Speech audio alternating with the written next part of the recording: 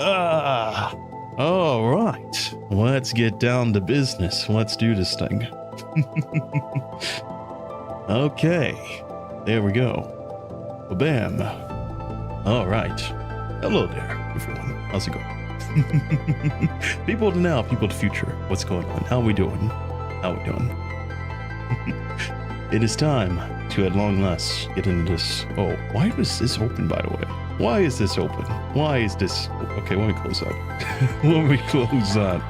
Oh my god. Not you. This is not your time. It will be your time tomorrow, but not your time right now. Anyways, it is time to get back to the PGR grind. Ooh, there's a long way to go, but I will probably finish it. Not today, most likely, but I will do my best. But hello, hi. My name is Ippos Flair, future Demon Lord, and it's time to get back to PGR. Oh, I'm a little bit late today. One, because I kind of slept in a little bit, but what's wrong with sleeping in a little longer?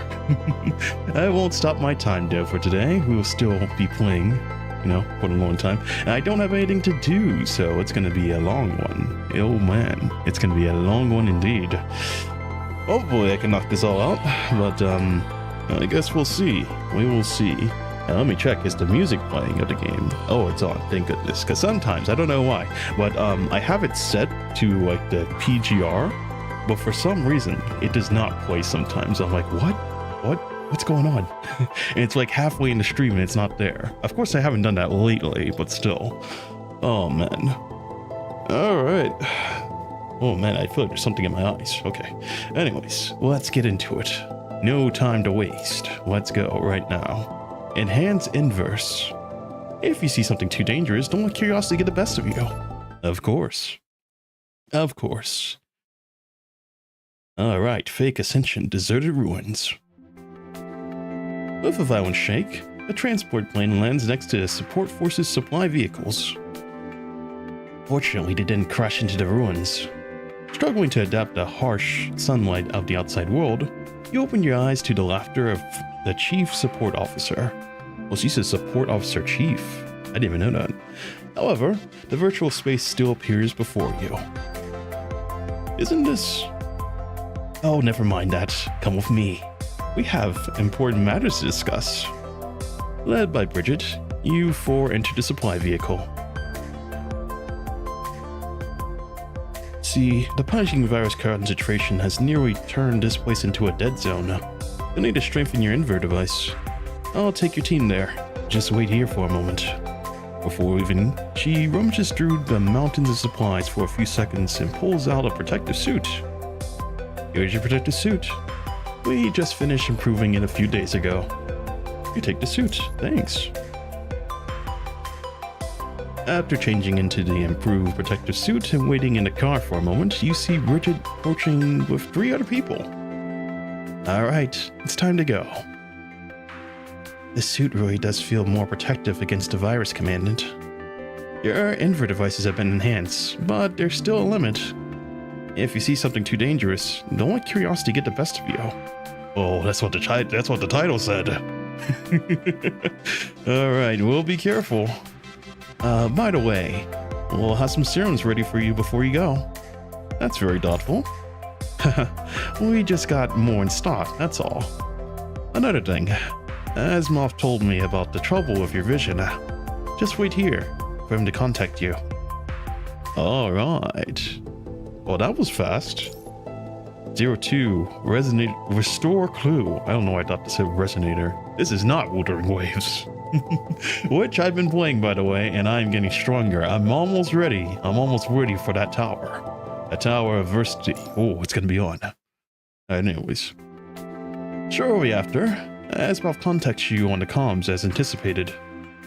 Hi, do your copy. I'm assuming you've disembarked by now. Yeah, just in time. Just finished enhancing the invert devices.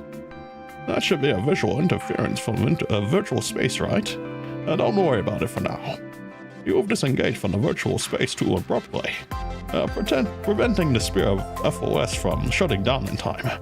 leaving in real-time virtual spatial data generation in your cognitions. Generally speaking, it shouldn't be too much of a hindrance. You've made a full recovery after a few days in the infirmary, but time is on the essence, and I don't think we can use it to our advantage. You going to try to upload the spirit of the vessel to synchronize with it in your senses. This should allow you to restore record and play back the special data you find. In other words, you can contact Gestalt's massive computing power with the security device, allowing you to perceive and analyze scenarios, connecting with entire systems, and even restoring similarly past events. Fantastic. We can restore anything we want? Oh, as long as it's fragmented data nearby, you can use the Gestalt to restore it. Including data has nothing to do with the leads. You can use key data from people and objects to display the information in the area. They come in any shape and they can be just names. However, you must capture the data first. By the way, since most people are dispatched to the surface, Babylonia is now short-handed. A new liaison officer will also take over. Wait, I'll connect you to him. It seems like we'll need to maintain the perspective until the end of the mission. Not bad. I'll filter out many useless information. Oh, it's Murray. Nothing strange about this, Lee. We can catch up once the crisis is averted. Now, let Bridges give you the security terminal that Asimov mentioned. Bridges smiles and hands over the package containing more than a dozen sophisticated cube-like devices. I'm sure Asimov has explained what these are for. You take the bag. This thing weighs a ton. The weight isn't been adjusted yet, so please bear with it for now. But as long as the secure terminal is active, you'll be able to investigate the area more easily. That's all we have to prepare for now. Any questions? Nope. I wish you all the best. Alright, team, let's move out. Oh, wait, weird enough. I better double check your protective suit. Oh, looks like everything is in working order. If you want to go into more dangerous areas later, you'll need to enhance it with a few mods. But don't put them on for too long. It'll take the breath right out of you, especially during vigorous activities. But I'm sure you're already familiar with the basics, unlike those rookie commandants. Forget basic safety rules in the heat of the moment. Well then, I wish you all the best. Alright, on to battle. Oh wait, no, not on to battle, more reading. Of course, that's the best part of the game. Reading. Not long after leaving the supply vehicle, you find the street covered with red spikes and pools of red liquid. What is it?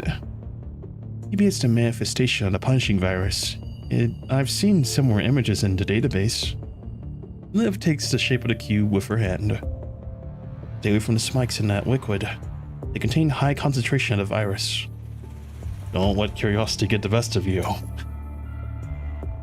These indicate that we are approaching the dead zone, so we mustn't touch them.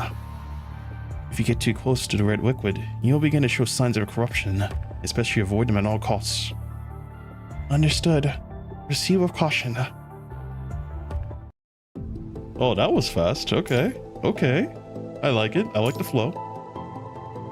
Alright, time to fight. Should I use the full team? I guess I should. We'll record faster if I do it this way. Alright, full team. A horde of corrupted has gathered in the area, but there aren't that many virtual projections appearing. Do we not have enough data? It's time consuming to extract from active corrupted, not to mention the sheer number of them. And we'll have to clear out a portion of them. Lucia points over to a group of rampant corrupted in front of her. These corrupted are blocking the street. Looks like we have no choice but to fight if we want to keep going. Alright, everyone, prepare for battle. Lucia grabs her weapon and takes a step forward, but Liv looks nervously towards the northern eastern side of the old street. Oh man, here we go. Liv, what's going on? After we pass through the old street, are we going to the business district? That's right. I just detected a high concentration of the punching virus there, but now it's gone. Is it moving, or is it something concealing no signal? While everyone deliberates over the issue, we receive a message from Bridget.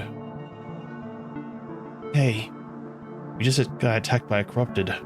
They destroyed the security terminal here. Are you all okay? Yeah, we're fine. And suddenly, the virtual spatial data in your line of sight begins to fluctuate violently before disappearing. Looks like our nearest security terminal was also attacked. What's up with one here? You take a cube out of your backpack and hand it over to Lee. Begin setting it up hastily. We've been spotted by the patrolling corrupted, Commandant. Alright, ready your weapons. Roger. I'm too fine. That's good. I need a little bit of a break, because I am messing up the lines now. We just started. Good grief. Too many corrupted here. We can't avoid a fight if we want to set up the terminal. I hit the skip. Oh god.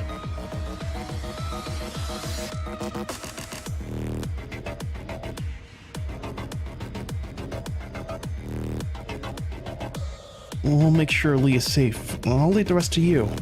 I got this. Oh, ow, ow, ow, ow, ow. So that thing actually does damage me. Check Lee. Alright. Alright. It's time to fight.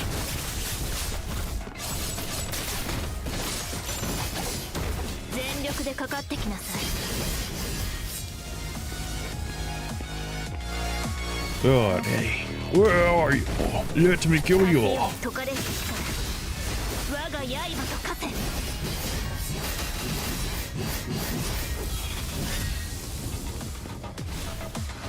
Defeat the incoming corrupted. Oh, we'll do more than that. Total massacre.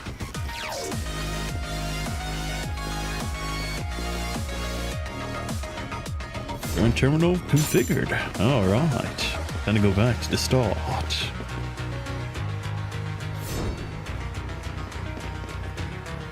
I should just installing a backup terminal here. Better safe than sorry. Alright, same thing again. Let's go. Who wants a taste? Who wants a piece of jam?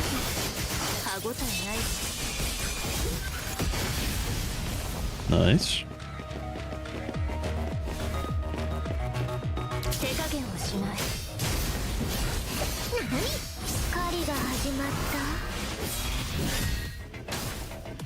More corrupted.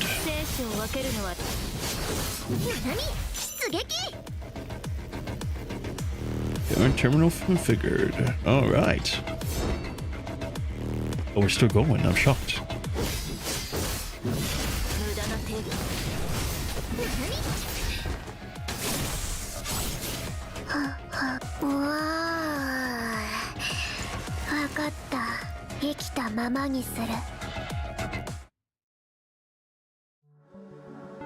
After finally putting an end to the danger, Lee finishes setting up the security terminal. Spirit of OS. Security terminal activated. Establishing connection. As the terminal signal reaches the full strength, the virtual projections begin to become more apparent. Sigh of relief. What the hell? There's a lot more corrupted than I anticipated. No kidding. I didn't expect to fight more than that. Just the two terminals, no? Why are so many of them gathering around here? Let's continue investigating the ruins here. There may be some clues. Before Liv can finish, the expression on her face drops. I've detected a large concentration on the punching virus 10 kilometers away. And it's approaching rapidly. With a size that big, we're going to be devoured. Is it coming from a high viral intensity region you detected earlier? Well, based on this path, it appears so. As Liv speaks, she quickly assembles the parts of the reinforcement mods. Hurry. Reinforce your protective gear, Commandant. Our enhanced inverter devices can still hold on no longer. Okay. Liv helps you reinforce your protective suit quickly, and a sense of suffocation weighs on your chest. How long can we survive in this level of high concentration of our protective equipment?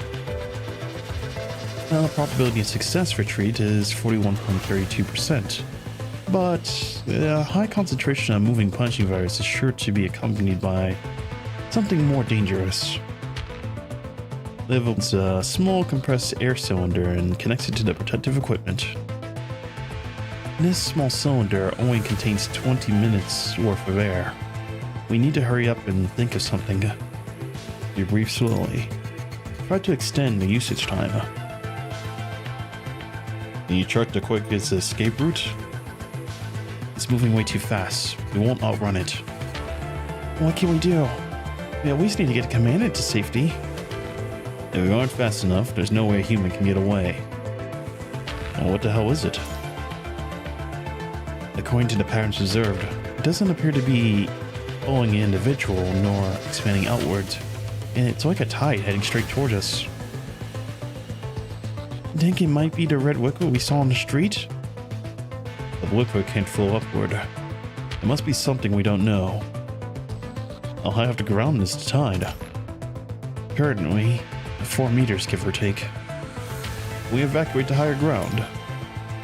Scanning for buildings over 4 meters. There is an abandoned hotel on the south-solid floors of the 2nd level. We can still reach a safe height if we head there full speed. Then let's go. The section of the ground floor has collapsed. I don't know if the stairs are still intact. Well, it's our only shot.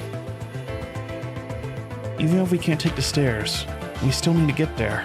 Even if we have to climb on the side of the building. Yeah, you gotta make ends meet. As Liv as expected, you arrive to find the interior damaged from an explosion. The stairs and the outer walls on the first 2 levels have also collapsed. To no one's surprise, the elevators are still out of service. Alright, let's climb.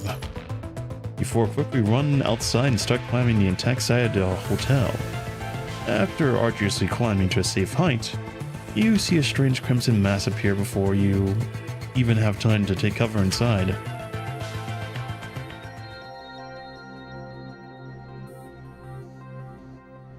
Is that a high concentration punishing virus?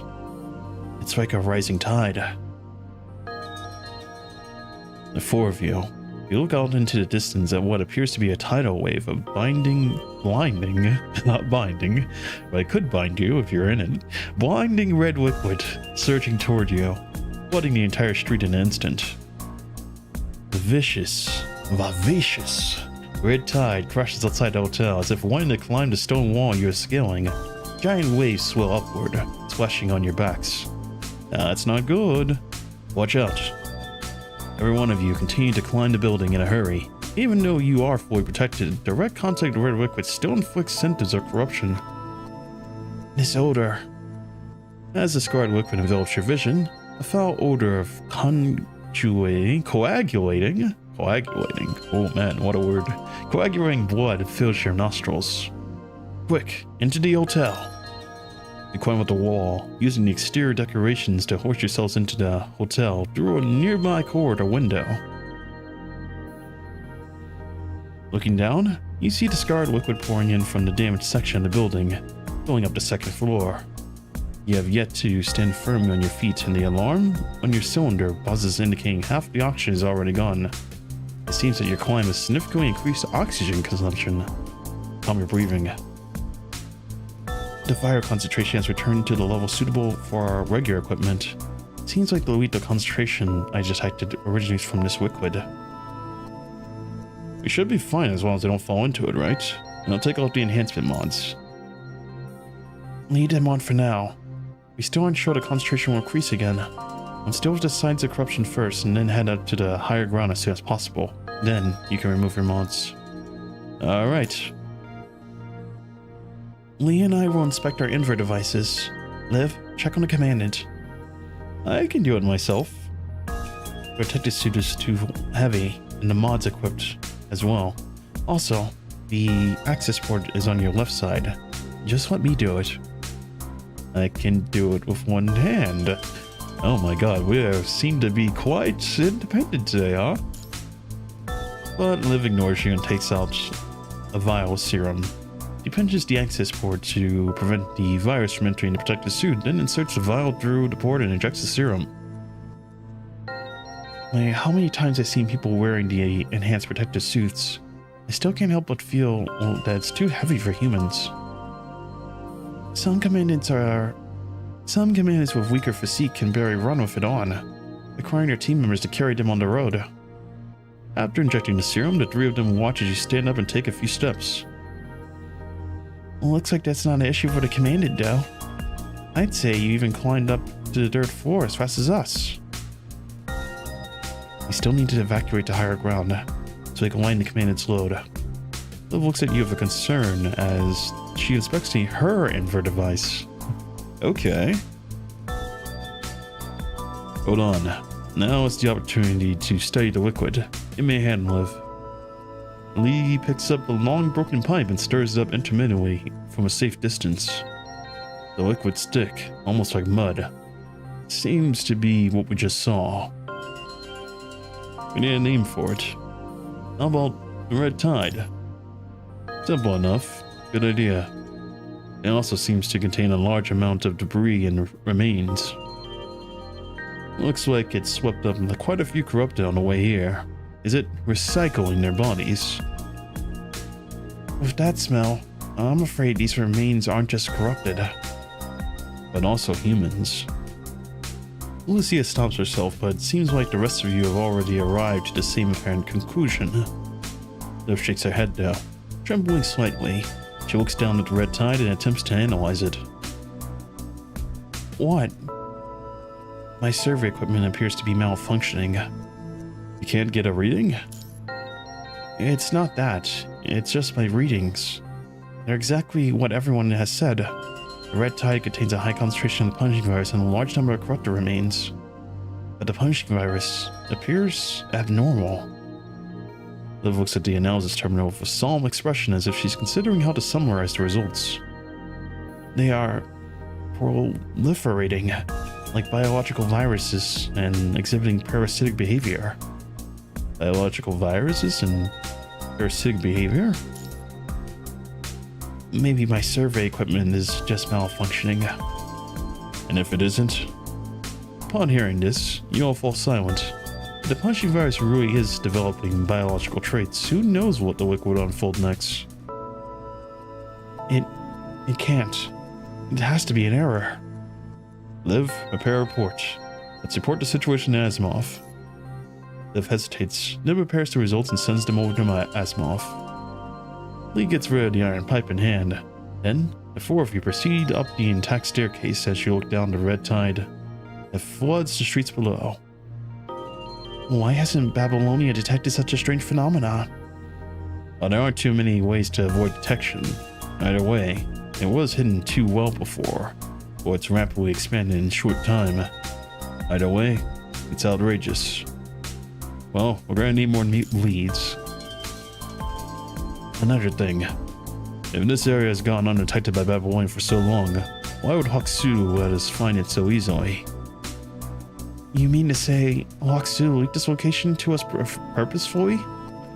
It's possible. What's Hokusui trying to achieve?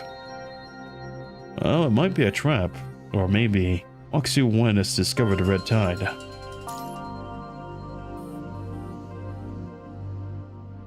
The four of you once again shift your gazes toward the Red Tide outside the window. Sunlight shines on the mysterious Scarlet Sea, casting a silver glow on the surging waves. The light glimmers on the Scarlet Tide. Like countless fetuses?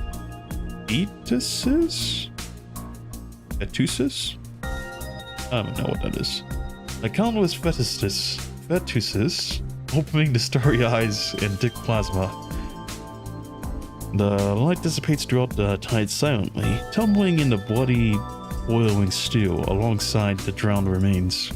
The four of you gaze into the Red Tide of life and death, just like how it gazes back.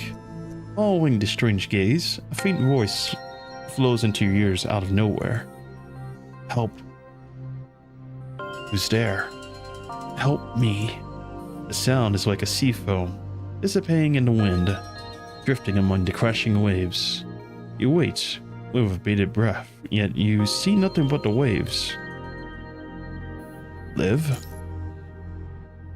Scanning the surrounding area for signs of life. Liv searches intently, but she sees nothing of the four of you. I haven't picked up on anything. Where is it coming from? As the four of you are lost in thought, the faint voice disappears without a trace. What was that? If the cry didn't come from the red tide, maybe it... Standing by the corridor window, but the rest of you, Lee shifts his gaze to the stairs. You mean it's coming from another floor in the hotel? Then let's check it out. On it. Alright, Crimson Tide. Ah, more story. Fantastic. Shades of the past. Looks like the Commandant must have been dead for over a week. Why? Or this Commandant? Not me. Not my Commandant. Another Commandant from another squad. Alright, climbing up the long narrow steps, you come upon a relatively safe area, finally allowing you to unload the heavy mods and emptying the air cylinder. You search all the accessible floors but find no one, only the rooms lying in ruins remaining unsearched. We need to think of a way in.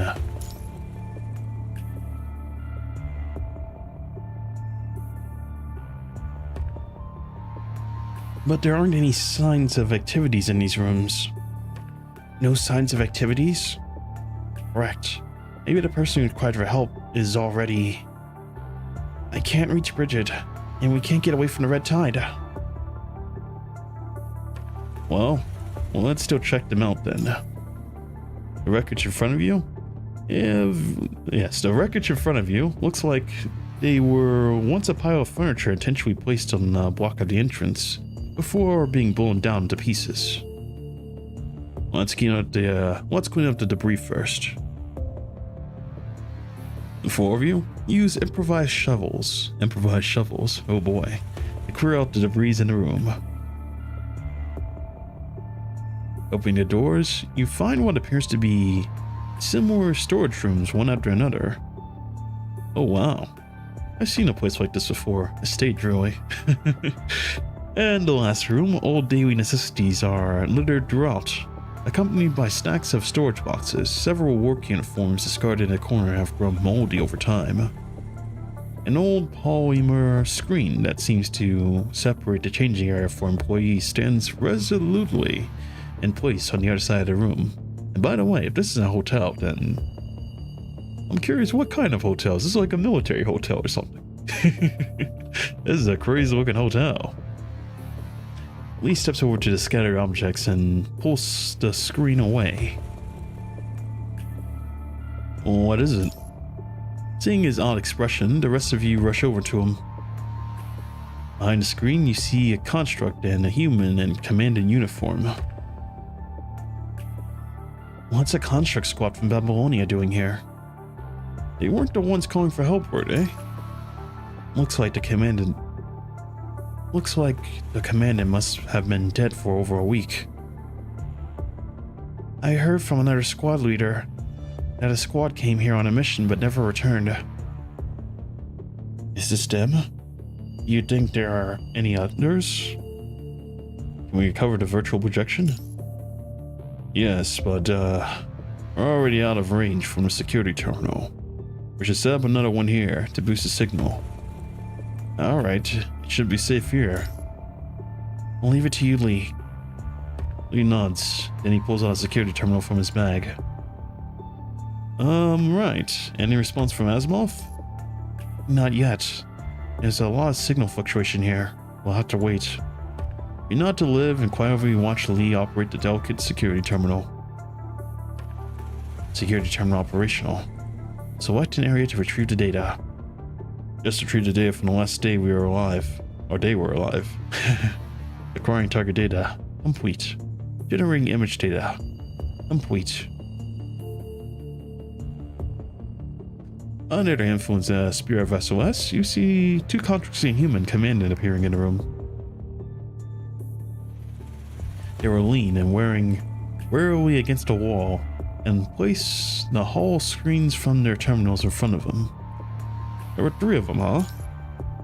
Looks like the other one wasn't here by the end. A dead commandant. Oh god. You could just say the commandant. God damn. The dead commandant. We weigh our coordinates to Coco. Have her meet us here.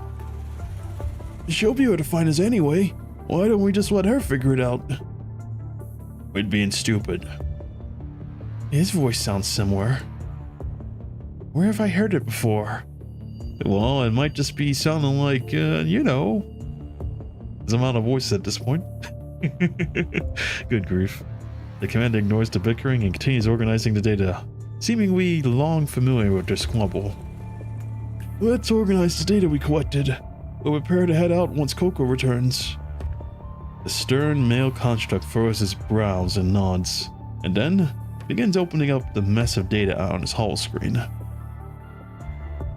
Boy, the blood-like liquid roller and I discovered nearby. It's showing signs of punishing virus evolving biologically. The last recon team investigating it has gone missing. Maybe they've been absorbed into it or something. The punishing virus? Evolving? And there's a squad missing. Absorbed into it. Oh my, everyone's repeating what they say. They sound like the commandant now. This information is one sentence. Well, the information from this one sentence is enough to fill the 4 of you with the same dismay as the 3 people in the projection. We sampled the liquid a few days ago, but now it's 3 times the size. It can cover an entire block now when it gushes out from the ground. Gushes? Does it still recede like a tide? I think rolling a fountain is a bit more accurate. There have been a few. That may have been true a few days ago, but now it's turning into a tide. It takes longer and causes larger cracks on the surface, but it still recedes into the ground. It must inform Babylonia of this news. The evolving punishing virus is a bad omen, not to mention that it keeps expanding.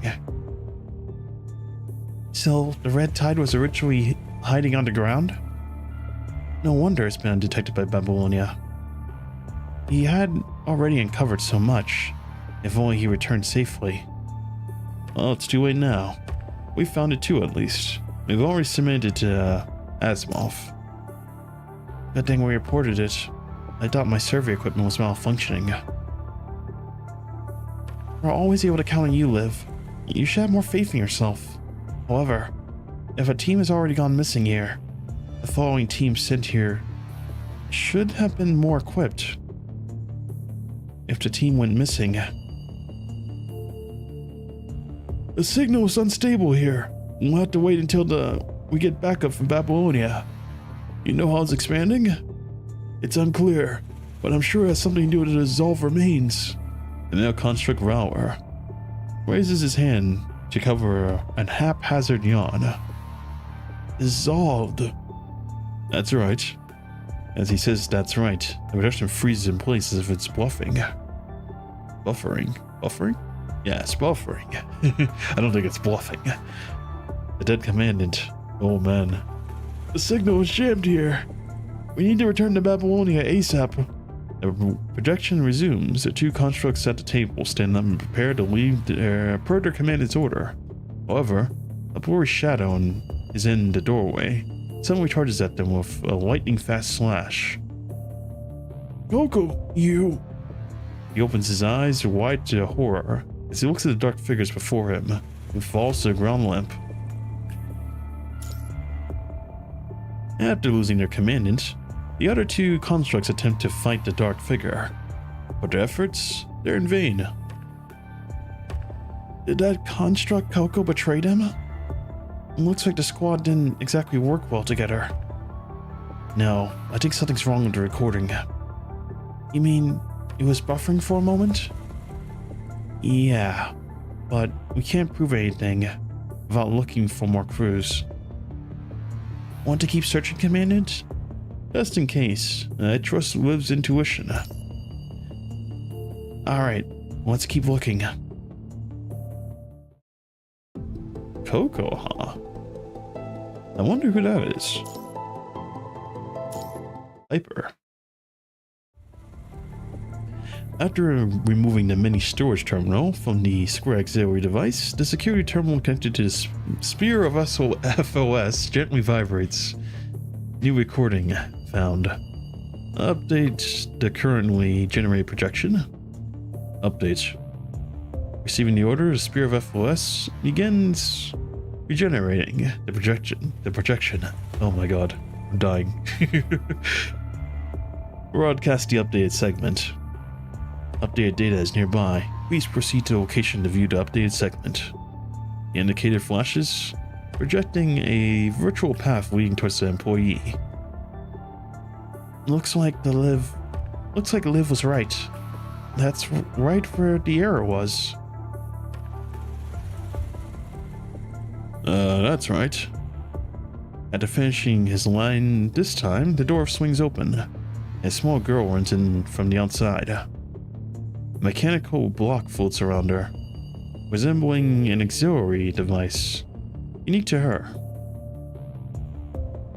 Oh, Coco's back. Let's get ready to go. Listen, I made a big discovery. What is it? I've discovered that the red tide retains consciousness of the dead that can speak. What? I found the mission commandant. Wait, what? I found the missing commandant in the Red Flood. The four of you, as well as the three projections, all look surprised. He kept calling my name and asking if I had seen her sister. That doesn't make any sense. What do you think it is? The river Styx of Hades? I didn't think you were gone all this time because you were out daydreaming. Their tease causes Coco to tremble slightly of anger. She stops smiling and bites her lip. The Commandant realizes their rude behavior and sighs, motioning to Coco to continue. Not only did I find out about the missing Commandant, but I also uncovered two other commonalities after I went asking around the other scavengers. Coco maintains a polite smile, but her voice has a solemn undertone. First off, the voices they've heard also come from those who died in the Red Tide, which is different from the river Styx. It's not like you can hear everyone who has ever died.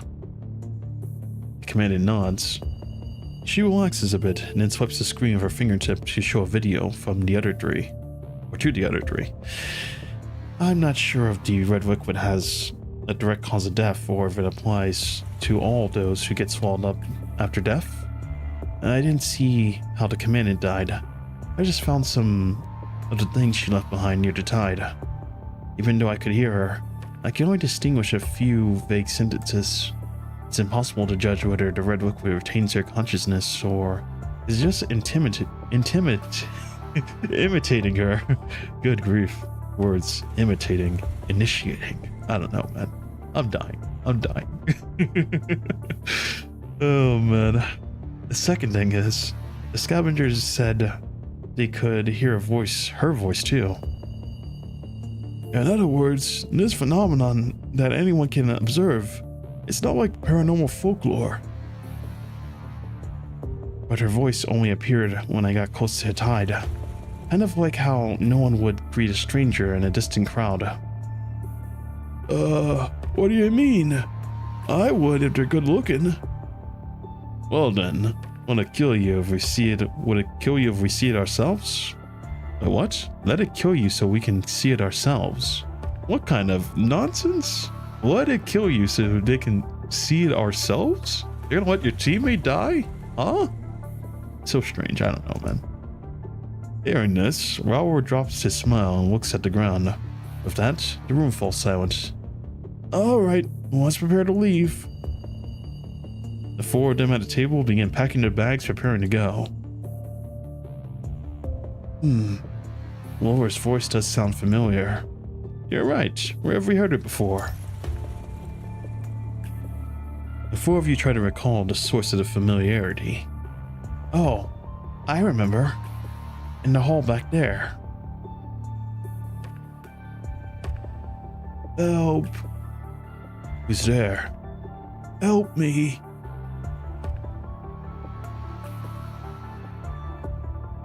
You're right.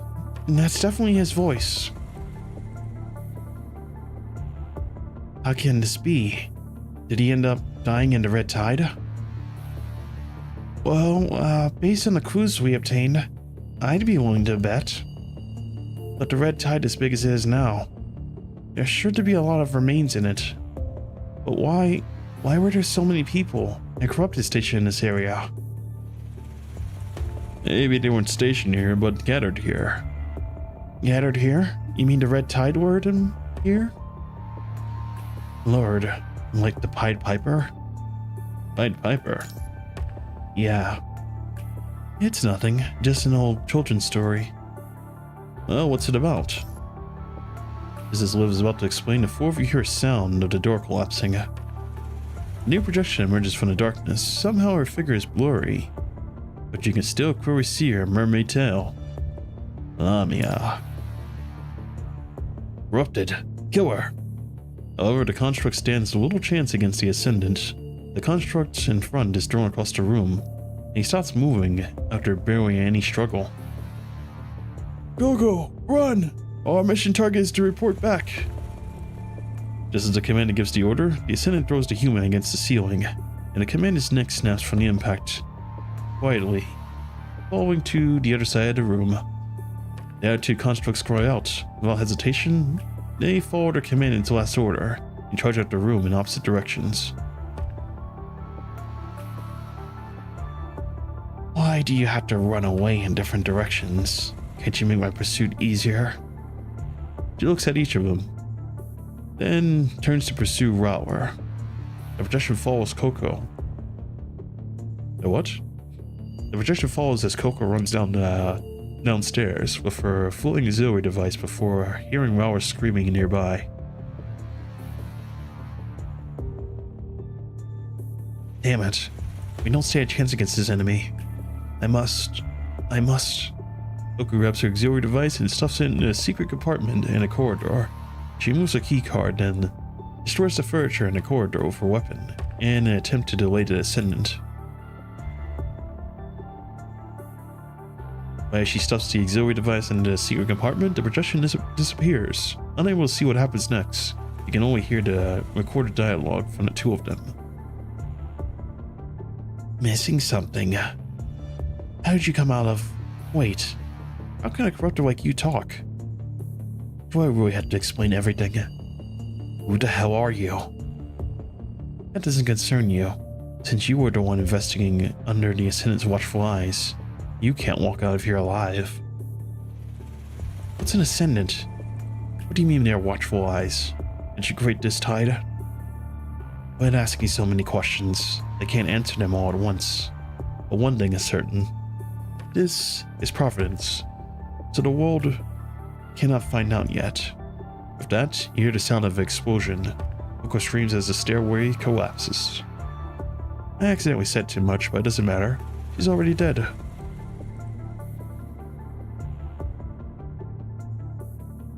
Lamia sighs and jumps down to the second floor, her scowling fading into the distance. How troublesome. Now I had to chase the other guy who ran away. But I'm sure he hasn't gotten far with that injury.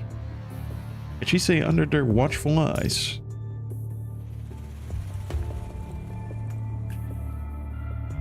If Hoxu is here, I wouldn't be surprised if the Ascendant's base is nearby. That may have been why Hoxu was brought us here in this first place. You really think that they're working together? What are you saying, Commandant? You mean Hoxu intentionally leaked the Ascendant's location? Oh, it's possible. At that moment, your comm indicators flash. Hey, looks like we're finally able to reach you. Is something going on? We lost contact for so long. I was starting to get worried. Not to mention, we detected a large red mass heading straight for you. We thought we were going to lose you too. I've been worried sick. Lose us too? Yeah, We're already losing contact with multiple teams due to poor signal, or because of that red liquid. Can you tell me what's going on? That way I can tell the other teams to stay clear. The red tide, huh? It's just like you said. What's most likely let Gestalt discover these coordinates. Since the Ascendants want to use the red tide, their base must be nearby. We need to give this target higher priority. What's wrong? Worried that your changing objective will cause issues? No, I also think tracking should be our priority. Agreed. I'll report the new target to the higher-ups. Hopefully they'll dispatch more people. But as you know, with the signal as bad as it is here, it's probably going to be sunset when we hear back. Continue with your mission. Based on what the others said, Hokusu is most likely at the Ascendants base. Indeed. Do you need help leaving where you are before you continue your investigation? Oh, that would be great. Alright, I'll dispatch a ship to get you. We'll wait by the hotel window, like Cinderella's carriage waiting for her at midnight. What? No, I don't think this is the time for that kind of thing. But, what's the situation with Babylonia? We haven't received any good news. At least we haven't heard anything worse. Seems like it's still roughly at the same altitude as when you first left. It's rising slowly, but it can't accelerate for a while, which means it's still in danger of being targeted from the surface. And the others? Well, as you know, most of the crew has descended along with you. Those that remain on board are scrambling to clean up. Regardless, this has been a slap in the face for some people. Some people? Those who got a little too complacent hiding in Babylonia. As long as matters on Earth aren't resolved, I won't be surprised if this happens again, and no one can guarantee that we will be so successful next time. Well then, we'll leave what's up there to the higher-ups. We got more pressing matters here. If we don't solve the problem here, Babylonia will still be in danger. Alright, I'm on it. Bridget smiles brightly, waves, and terminates the call. Guess we need to get to work. That we do. 07 hetero creature. The corrupted have started to develop biological traits. Simply calling them corrupted will be inaccurate. Begin the mission.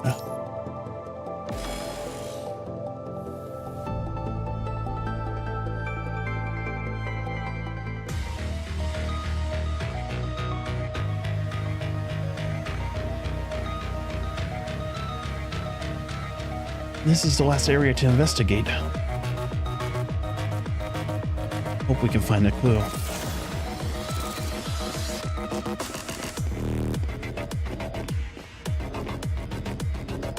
Well, I don't think we are, because everyone's dead.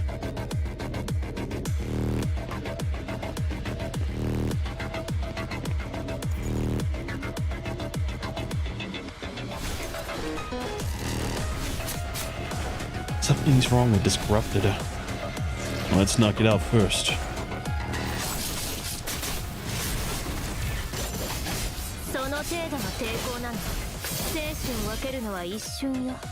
Position complete. Alright, let's grab this.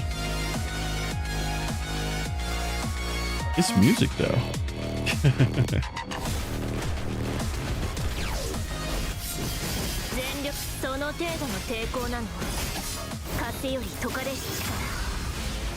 Alright, positioning complete. Let's keep moving. Advance to your Destiny terminal. Alright, more dead people. At least the tide has gone down, kinda.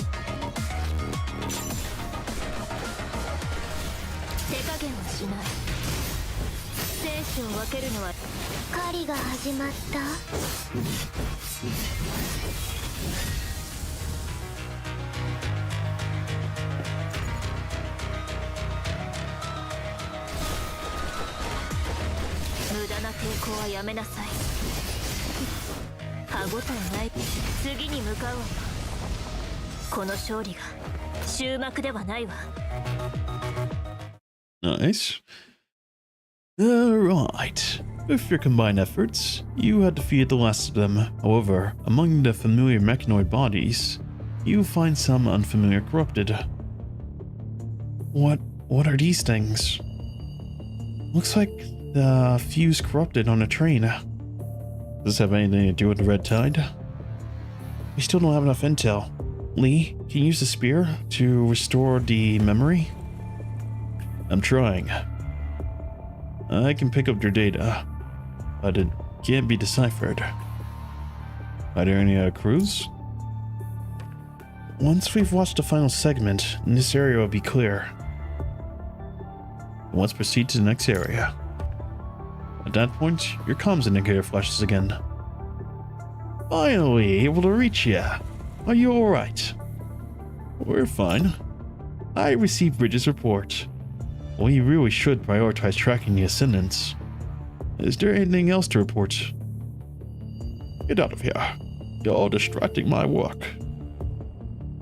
Sorry, I'll leave shortly. Why are you two together? We've lost contact for so long. I was starting to get worried. I noticed you sent a report to Asimov through the survey channel, so I thought I'd come here to see how it's going. Asimov, we've collected some new samples. Oh good, send them to me. We also found some new corrupted. If you don't mind, Liv. Not at all. After receiving the sample from Liv, Asimov furrows his eyebrows in contemplation, revealing an expression that you've never seen before. He stands up suddenly and runs to the other side of the lab as if searching for something. Then, you hear the sound of a cup overturning. I've never seen him this flustered. Looks like it's serious. After waiting a moment in silence, Asimov returns to the comms and his brows are still furrowed.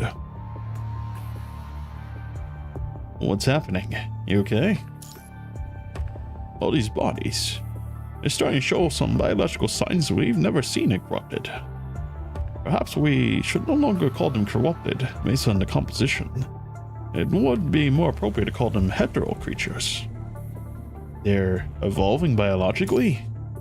Oh, correct. However, based on the intel you sent back, there are still a lot of unknowns.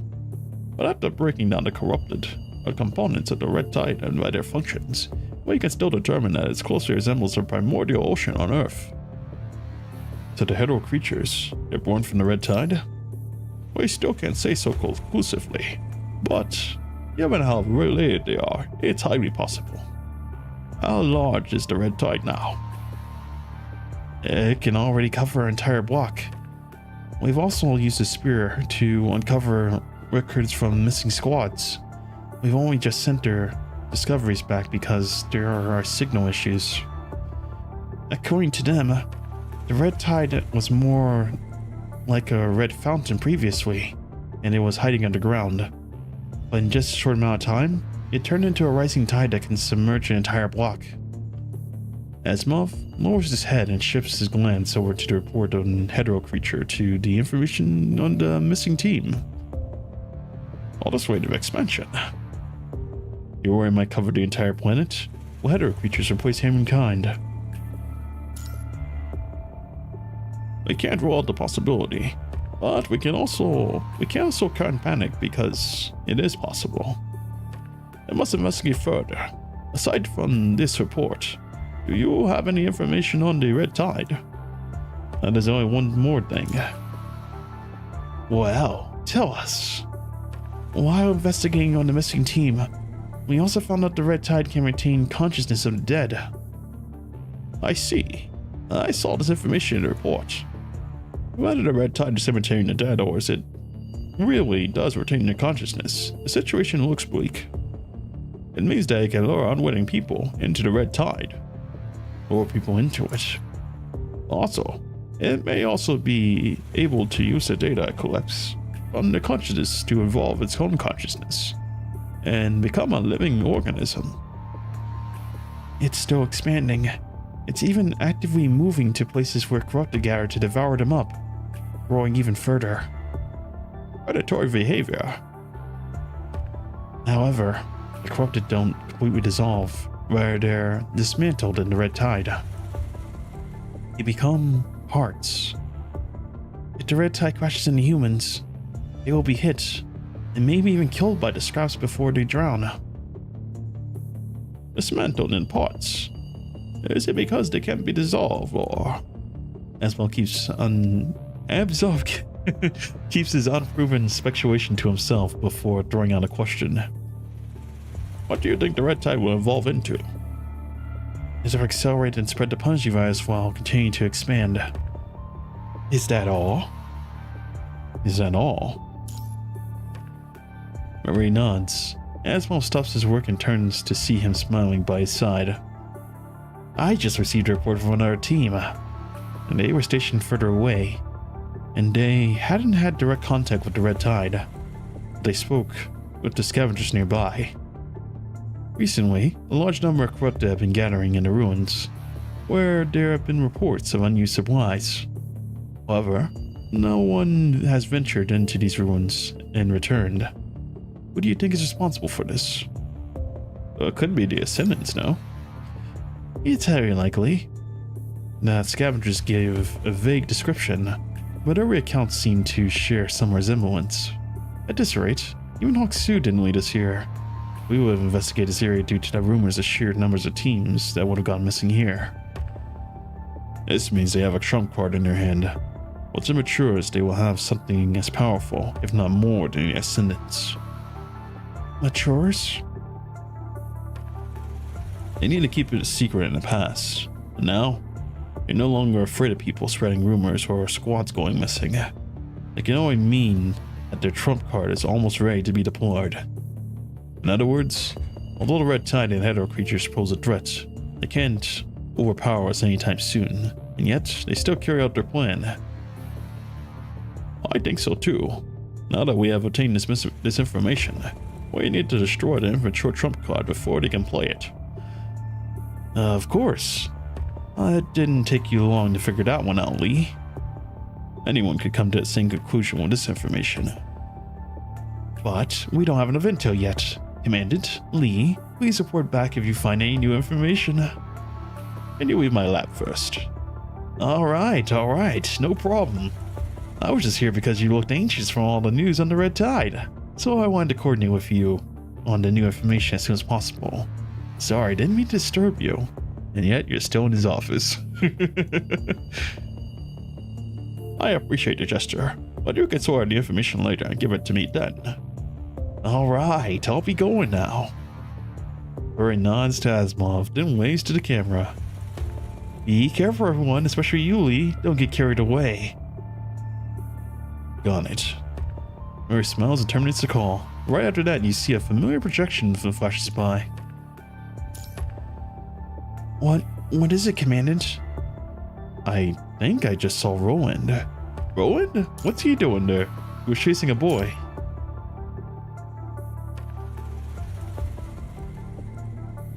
Oh, there he is. Following the direction of the projection leaving, you see Roland smiling as usual while talking to a boy. Who's the boy? The four of you all look at the boy, who stares at Roland angrily and appears slightly injured. They don't seem like they're companions. That's because they have distanced themselves from the corrupted at the scene. You only see them gesturing in conversation without hearing what they're actually saying. And suddenly, the boy angrily smashes his fist against a wall, forming a crack in the projected wall. His strength. It looks like the boy is a construct too. The conversation does not appear to be a pleasant one, despite Rowan's dissuasion. Wait, what? Despite Rowan's dissuasion. I don't know what that is, but okay. The boy runs to the end of the street out of sight and of the unwalking corrupted. At this point, the projections disappear. Let's go, Commandant. Dissuasion. How fascinating. Alright. 1 to 08, and we are halfway there. 50%. Let's go. Plunder and sacrifice. In order to survive, we have to decide what is to accept, and difficult as they are, that's the price. Alright. Well, I haven't seen this area since like the beginning of the game. After defeating the corrupted along the way, the four of you finally reach the end of the street. Gather the data, then pinpoint Rowan and the boy. The Spear of FOS. That's a weird name. I'm just gonna call it the Spear from now on. Every time I see Spear of FOS, man, I can't, man. Spear of FOS. That doesn't even sound very cool, honestly. Let's call it the Spear, man. Okay. I'm gonna hydrate.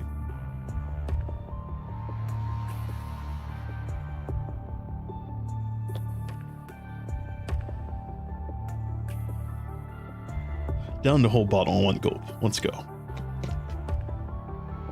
That almost reminds me of like when I was in high school, we dared like an old man. He was like, I think he was like 80 or something. He had like one of those big giant water bottles, and I don't know how we got him to do this, but someone in the class, they dared him to drink the entire gallon of water right then and there, and the guy actually did it. He actually did it. Man, how the hell did we get him to do that? That was so weird. It was like like those big ones, the ones like the weird handles. We got him to drink the entire thing in like less than a minute. That was insane. What an old man. Anyways, stretch a little bit. All right, generating image from the data complete.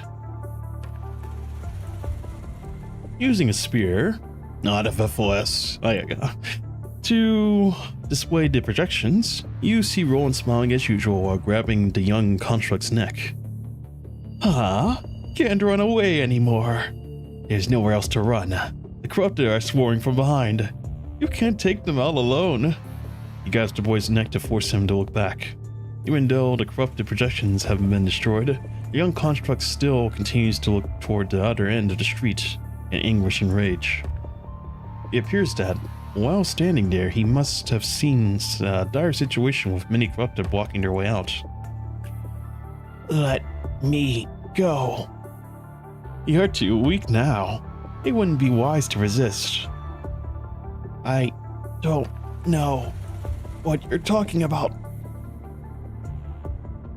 The pressure from his neck suddenly increases. His consciousness and voice slowly fade. Ugh. It hurts, doesn't it? Whether it be humans or constructs, life without ascension is so fragile. Let go. Oh? And why do you insist on resisting? Let me see the answer in your mind. A red current flows through Rowan's arm, and the hand is grabbed, and that of the hand that is grabbing the boy's neck. It surges into his entire body in an instant. As the corruption continues to rise, Rowan is able to easily uncover the data within the boy's mind. You. Relax. If you're not careful, I'll tear your mind to pieces. No, don't. I see. You were sold by your mother. Yet another orphan. Huh? I've seen many others like you all abandoned. They will all be Ascendant, then saved from the sea of their suffering. I don't need saving. But it seems you've been misjudged, misguided by what you believe is correct. You. Even though Rowan's words and corruption have filled the boy with misery, the young construct continues to struggle in resistance. You heard that she came here from other scavengers. Is that not why you applied to conduct a mission here? Are you using this as a way to find your family? But your memories of her were from long ago. Even if you see her now, you might not even recognize her. Mind your own business. Hearing the boy's response, Rowan shows an unsurprisingly expression of contempt, then throws the boy into the collapsed ruin, smiling. He slowly walks toward him. What a pity. After becoming a construct, your predecessor who took care of you, rebooted after seriously injured, was rebooted. Oh. Your predecessor who took care of you was rebooted after being seriously injured. She not only lost her memory data, but also transferred out of here. You're powerless in protecting her. That's why you lost. Without her, the other members will belittle you. Isn't that right? The young construct clenches his teeth, and tightly struggles as the corruption continues to take hold. You have nothing. However, it is because you have nothing that I can give you everything on behalf of the Ascendants.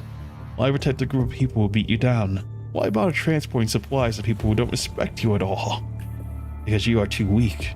If you had the power of an Ascendant, no one would dare to look down on you again. Your beloved predecessor wouldn't have forgotten everything from being injured so badly. Power of Ascendant? Yes, become an Ascendant today. Your hatred is your greatest gift. With your power as an Ascendant, you can wave a blade of revenge against the people you hate. Can I really? Of course. How will you do that? Just make it there alive. One grabs the young boy's hand and gives him coordinates. With this amount of corruption, I'm afraid. Roland leans down, whispering something in the boy's ear, and pats him on the shoulder. And suddenly, the deadly red current subsides significantly. Do as I say. The young corrupted stands there, looking at the hall map in hesitation. Roland leisurely walks away from the boy, as if appreciating the surrounding of destruction. Suddenly, a notification sounds on his comms. Yes, no problem. I just secured one. Where are you? Looks like I have to help you fill more vacancies. No matter. Those that are capable should be left to the bear the burden. Oh my god. That's why Ascendants around Miss Luna can come and go, and yet I still remain. After terminating the call, Roland's projection smiles and walks away. Next, I guess I should continue looking for seeds, instead of letting those unreliable Ascendant recruits do that. Did he say Ascendant recruits? Well, it was recorded a long time ago. I doubt he was talking to the ones we were familiar with that tone. But what did he mean by come and go? Thinking about what Roland said, he shifted your gaze back to the boy who's standing still. I can see the general direction on his hull screen, but it only shows an area. If he only had switched to navigation overview. But the boy does not switch to navigation overview. Instead, he just lowers his hand and walks in the direction indicated on the map. Well, at least we have a general direction. Let's go that way first. I don't know what happened to the boy. If only we could see his record again. Yeah, I'll keep looking out too. You worried about him? I can't help but pity him. But I also understand that there are countless teams like his. Liv puts her hand on her chest and clutches her fist.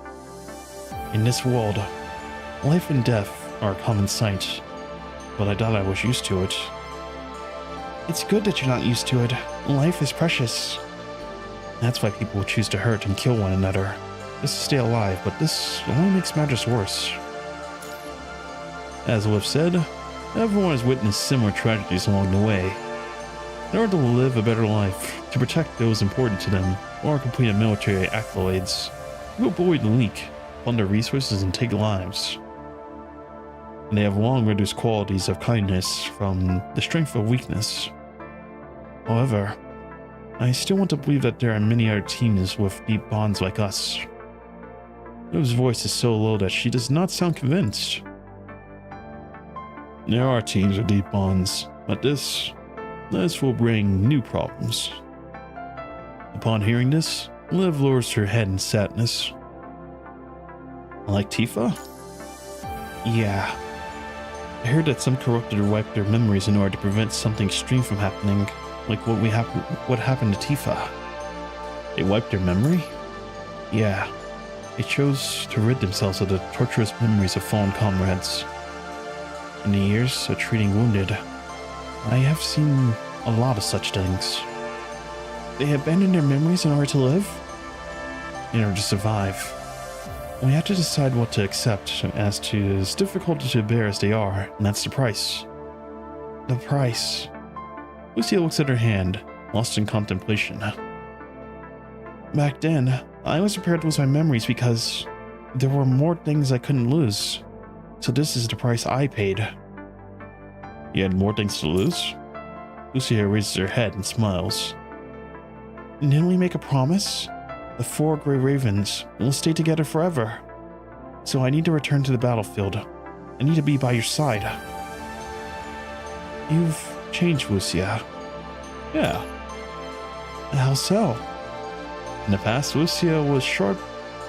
Lucia was like a sharp blade, willing to pay any price for a mission. But now, there is a gentleness to her, as if she has found a sheath for her sharp edges. You tell her. A blade that belongs in a sheath. For me. The Grey Ravens and Commandant have indeed became where I belong. I'm happy to be with you too. Grey Raven is the one and only home for us all. Although Lee doesn't say anything, the corners of her mouth raise into a faint smile. Lucia stands there next to the 3 of you. Although her gestures are still quite similar to those done before, she shows a sign of gentleness. As if aware of her silence, Lucia walks over. What is it, Commandant? You seem more gentle than before. That's because of the promise. I want to treasure and protect. That is why I'll no longer treat myself as only as a weapon. It doesn't matter that I might lose my edge. Now that I have something to protect, I will no longer stop fighting, like a sharpened blade in a sheath. Well, don't overwork yourself. Well, it seems that I'm lucky. Not only did I survive, but so did my precious memories. They're saved in my mind. Even though I need to re-familiarize myself with my memories, it's a very insignificant price compared to leaving you and everyone else, Commandant. Lucia. I will change it for the better. This fight will come to an end. Yes, I believe in you. She smiles bitterly, but her eyes shine with hope and conviction. Sitting at the base of what appears to be a mountainous feat, she is like a mountaineer, determined to climb the rugged path and reach a distant peak. Commander, I believe that this fight will come to an end too. Even when that day comes, the 4 Grey Ravens will always be together. Indeed. I never want to go through the trouble of changing teams again. Really? I heard it was quick and easy.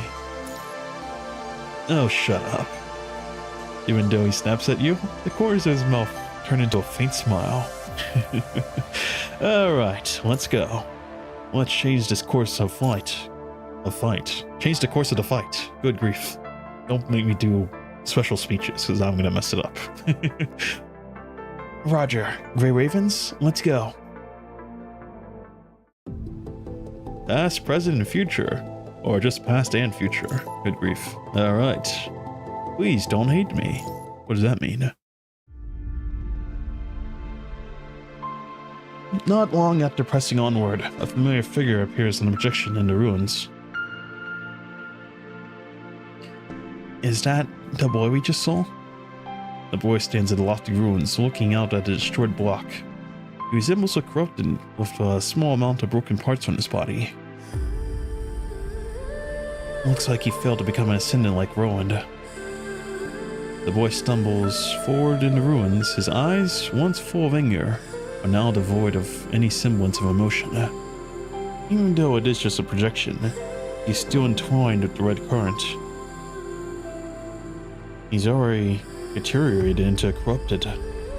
This must have happened when he returned to that place. But didn't Roland give him an invitation? Why would he let him become a corrupted? Because he was still required to make it there alive. Looks like he failed. The young construct continues to wander deserted ruins, occasionally looking at the sky and making some mechanical, meaningless gestures. Suddenly, a female scavenger stops by the ruins. Jet! Where the young corrupted hears a name or simply a loud noise, he turns around and staggers towards a female scavenger. How could you have turned into a... She begins to weep and takes a smushed piece of bread from her backpack, apparently handing it to the boy. Do you hate mommy? The boy is unable to respond, now that he's a corrupted, that is. But the mommy didn't hand you over to the Daedalus Corporation. Daedalus Corruption. Oh man, it would have starved to death. As she weeps, she becomes more heartbroken, but the boy does not respond. Instead, he continues to walk slowly toward her. I hear some soldiers say that you were here on a mission. I wanted to see you again. Saying that, she wept quietly. But how? How did you turn into this? While his mother cries, the boy hobbles toward her like a toddler, learning to walk. He steps on a loose brick and then slides down the ruins. Jet! Jet! The female scavenger hurries over to the boy to help him up and hands him a piece of bread. I'm sorry. It's all I have left and you can have it. He opens his mouth like a toddler. Eat the bread the mother gives him, but then bites her hand in the process. Ah! The woman releases a blood-curdling scream from the pain. It seems that she has not noticed, or rather cannot accept that her child has turned into a corrupted. No. Lou's outstretched hand falls helplessly to her side. The four of you know that there is nothing you can do that could change what happened. Even the scavenger touches her severed wrist, but then hurriedly gets up to run away. Why? Why do you hate mommy? I just wanted us to survive. I simply chose the best option, the best chance for our survival. I never meant to abandon you. One falls on the ground from the pain and severed arm. Too weak to stand, helplessly watches as her son approaches with each step. Mommy just... He thrusts his hand right through the mother's chest, causing blood to spew out of her mouth. She fights through the agony to say her last words. Mommy failed you. I wanted to make us a happy family.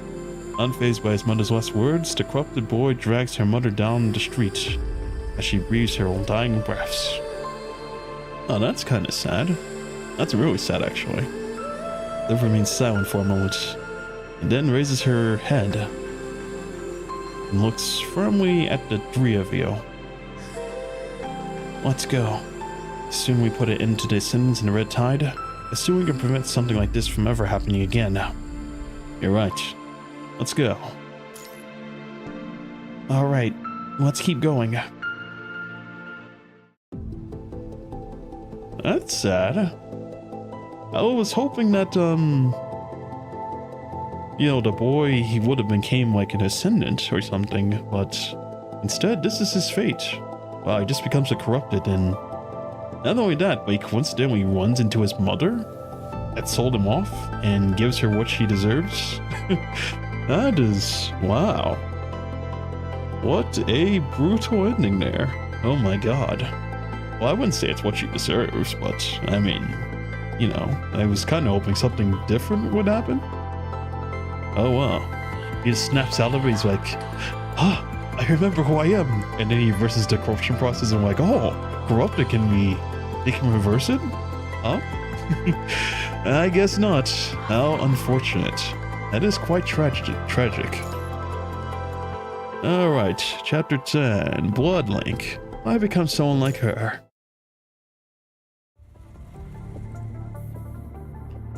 We're almost done searching the area, but we didn't turn up any clues. This is all we can see on the map. Where should we go next? Just when everyone's at a loss, a flustered researcher catches everyone's attention. Excuse me, have you seen this person? She pulls out a picture next around the scavengers. Oh, that guy looks interesting.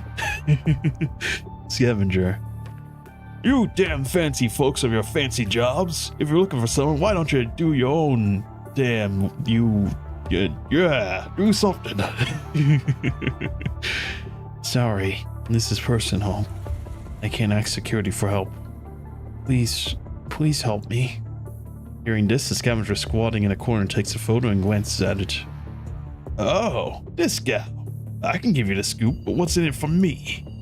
The flustered researcher reaches out a bag of compressed biscuits from her pocket and hands it over to the scavenger.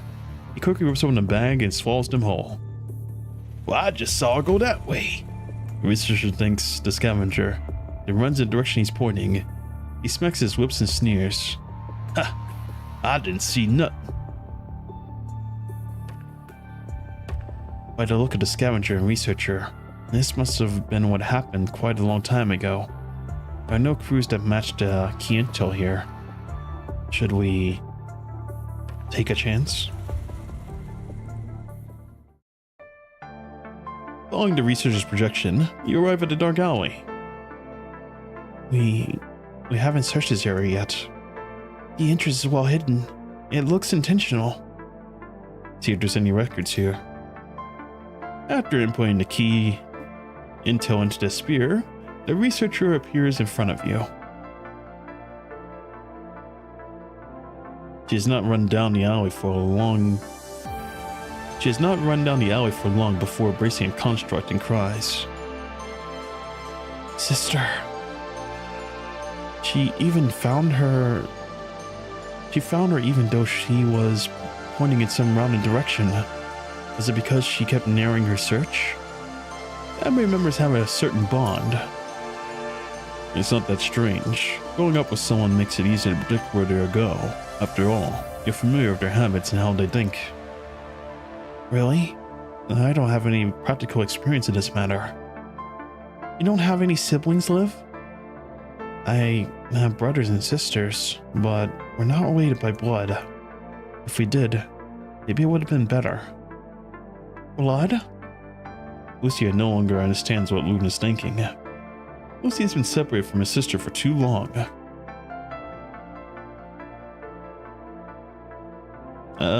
They're kind of about the same thing, no? At that moment, the construct in the researcher's arms turns around and gives a look of surprise. Oh, you're Leandrin's little sister, Angel, right? Oh, wrong person. It's you.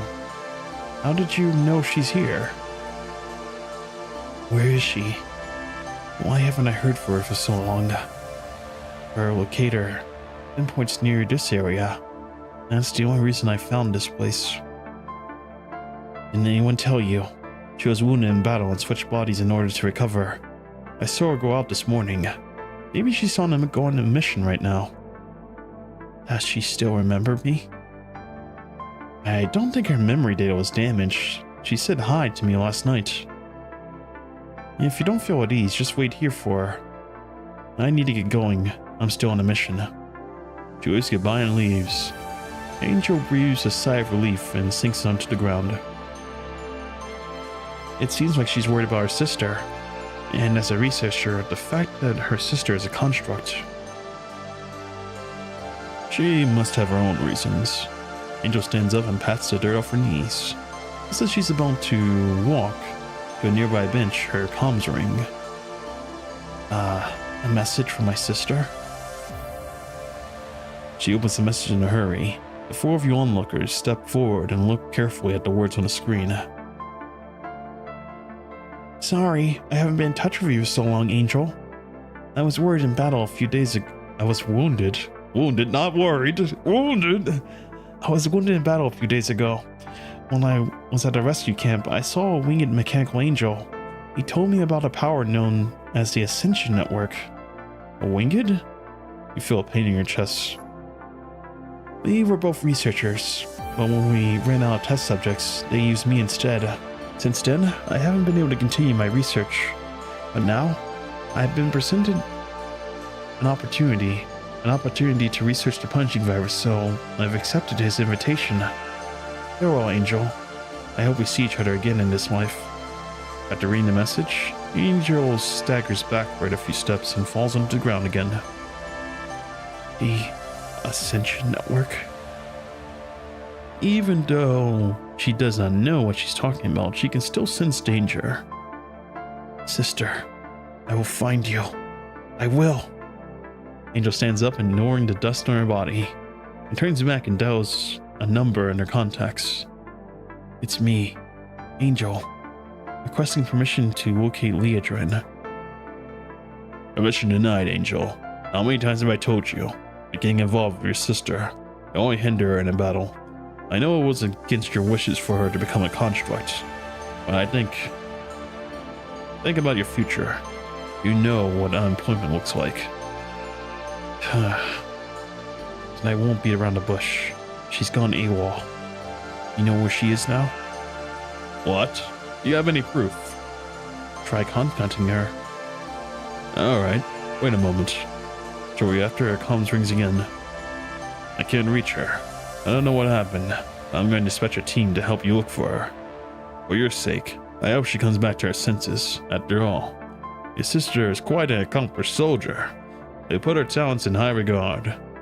Not long after terminating the call, the 3 constructs arrived by car. The car's navigation system clearly displays the coordinates of her destination. Angel enters the car and proceeds en route to the destination, quickly disappearing out of sight. Finally, looks like we have a clue. Looks like they went here. Let's get going, Commandant. On it. But do you think she'll be able to find her sister? Is this really the Ascendants headquarters? I'm afraid this doesn't look good. Liv clenches her hands and gives a look of sadness. Blood is complicated when you grow together. I thought I was going to say grow tighter. That's why. I don't know, man. Sometimes when I read stuff, I just try to predict what is being said next. But then I actually look at the word. I'm like, that's not tighter. It says together. I don't know, man. It's the same thing I get with like singing like songs. Sometimes when I hear a song, like the lyrics of a song, I can automatically predict what the next word's going to say. So, I don't know, man. I gotta stop predicting, because every time I predict what it is, that's what causes me to mess up every word. Blood is complicated. When you grow up together, it brings you closer to one another. But in times like this, it also pushes you to the abyss. Blood. This is the second time Lucia says the word. I'm sure she's still thinking about what happened to her sister Luna. Lucia.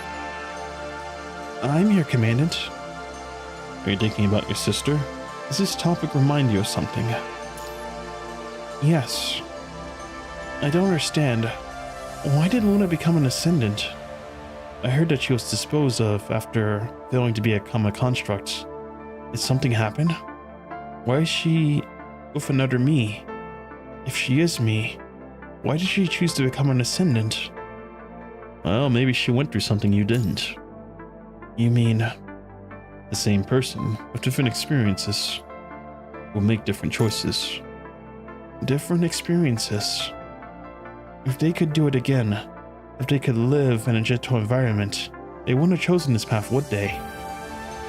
Oh, your choice is proof of that. If only I could know what she went through, I might be able to understand why she made this choice. But Lucia looks up and stretches her hand towards the distant sky. The sun hiding behind the clouds struggles to shine a ray of light between your fingers. If I find out from her memories that it was all a lie, and that my purpose belongs somewhere else, will I become someone like her? Maybe you will. Maybe you won't. If I really did, what would you do? I don't know. I'll tell you what, I'll find you. Hearing this, she places her outstretched hand on her heart. Her smile shows signs of doubt and bitterness. She and I are the same person. I shouldn't be surprised if we make the same decision. Do you really believe in me? Yes. I'm sure she would make the same decisions as you. You mean, if she had the same experience that I have, she would be standing here as a member of the Grey Ravens? Your affirmation does a little to assuage Assuage? Assuage? What are these weird words? Oh man. I think like a better word would probably like, your affirmation does a little to ease Lucia's worries. Not assuage. What does that even mean? I don't know, man. The writing of this game is so strange. Confusion of the unknown, fear of loss, and the possibility of parting her, uncovering the truth. All these worries cloud her heart, much like the sun above. Whatever happens in the end, I will respect your decision, Lucia. Thank you, Commandant. Lucia nods. Although the worries in her eyes remain, her smile widens faintly. See here, this is what I'm saying, of like me predicting like what it says. So like when I read this, Lucia nods. Although her worries in her heart remain, that's what I thought it was. But it's actually in her eyes remain. Her smile widens faintly. That's what I mean when I say I predict. And when I actually read it, I'm like, huh? In her eyes? In her eyes? Okay, whatever. She turns and leads the rest of you to the target location. Her pace continues to firm in conviction, and like a raven aimed at its target, she spreads her wings and soars into the cloud-covered sky. Ah, more story. I say, this chapter's been filled with nothing but story. Oh my god. It's not bad though, it's not bad. Chapter 11, continue forward, and we're at 71%, which means we're almost there to the end. Oh boy. Alright, carefully Liv opens the faded cover, and white petals fall out of her hand. The four of you follow the planned route out of the ruins and into an area interspersed. What a word, by the way. An area interspersed with abandoned factories. I already know the general situation. I'll contact you again if there are any new developments.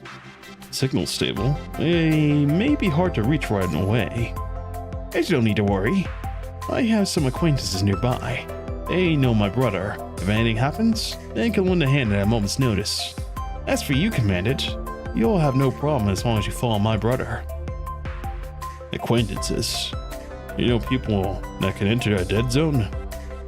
Well, a lot of people went in with the main force this time. Let's read about knowing a few of them. Exploring the ruins takes a lot of stamina with all the heavy protective equipment and safety terminals. That's why the Commandant can't operate around dead zones for too long. Lee, make sure the Commandant gets some rest. There's bound to be trouble. The Commandant needs to be at peak performance to make sure nothing bad happens. Ray smiles and says goodbye to the four of you, and then terminates the call. You've been fighting for some time now. You should rest up, Commandant. I don't have time. I can keep moving. Commandant. Liv looks sad, but she does not say a word. So, you continue onward. See, you see what I just did right now? He does not say anything. I said does not say a word. Yeah, the predictions, man. The predictions.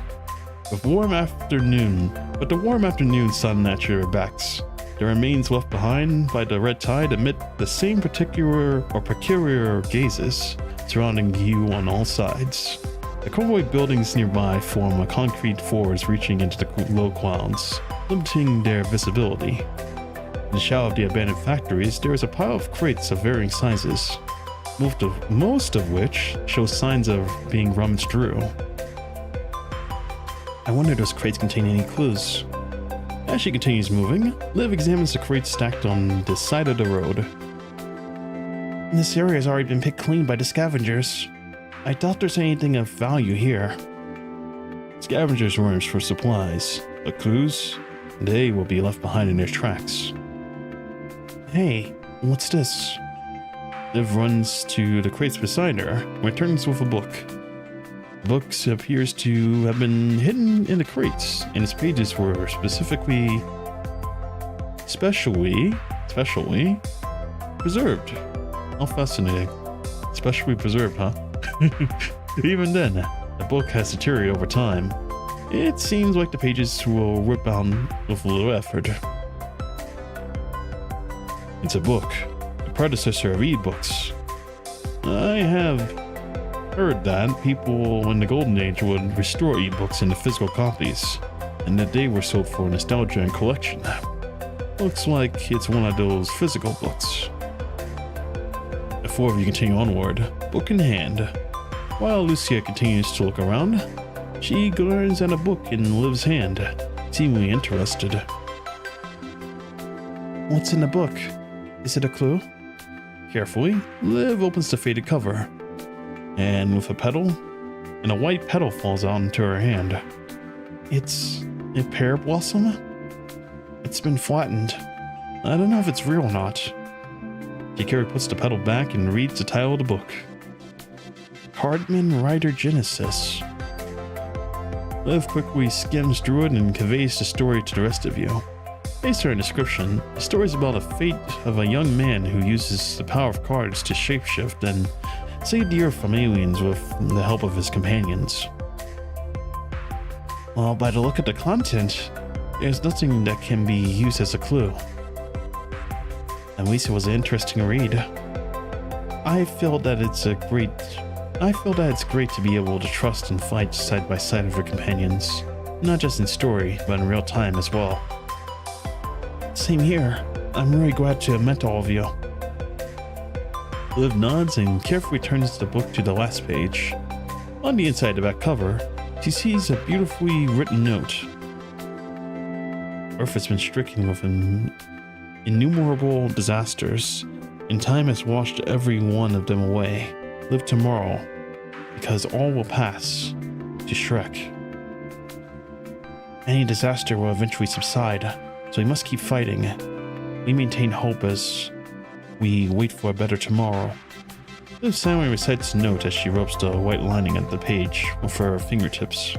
Suddenly, as if she notices something, she holds the book in front of her and carefully confirms her suspicions. Hey, looks like something's been covered up with repair glue. Puts the book into the sunlight, trying to see what's under the glue. Anything? Lucia leans over to Liv and sees a line written in messy handwriting under the patch. Don't scribble on those lines in this book. Don't scribble those lies on the book for me.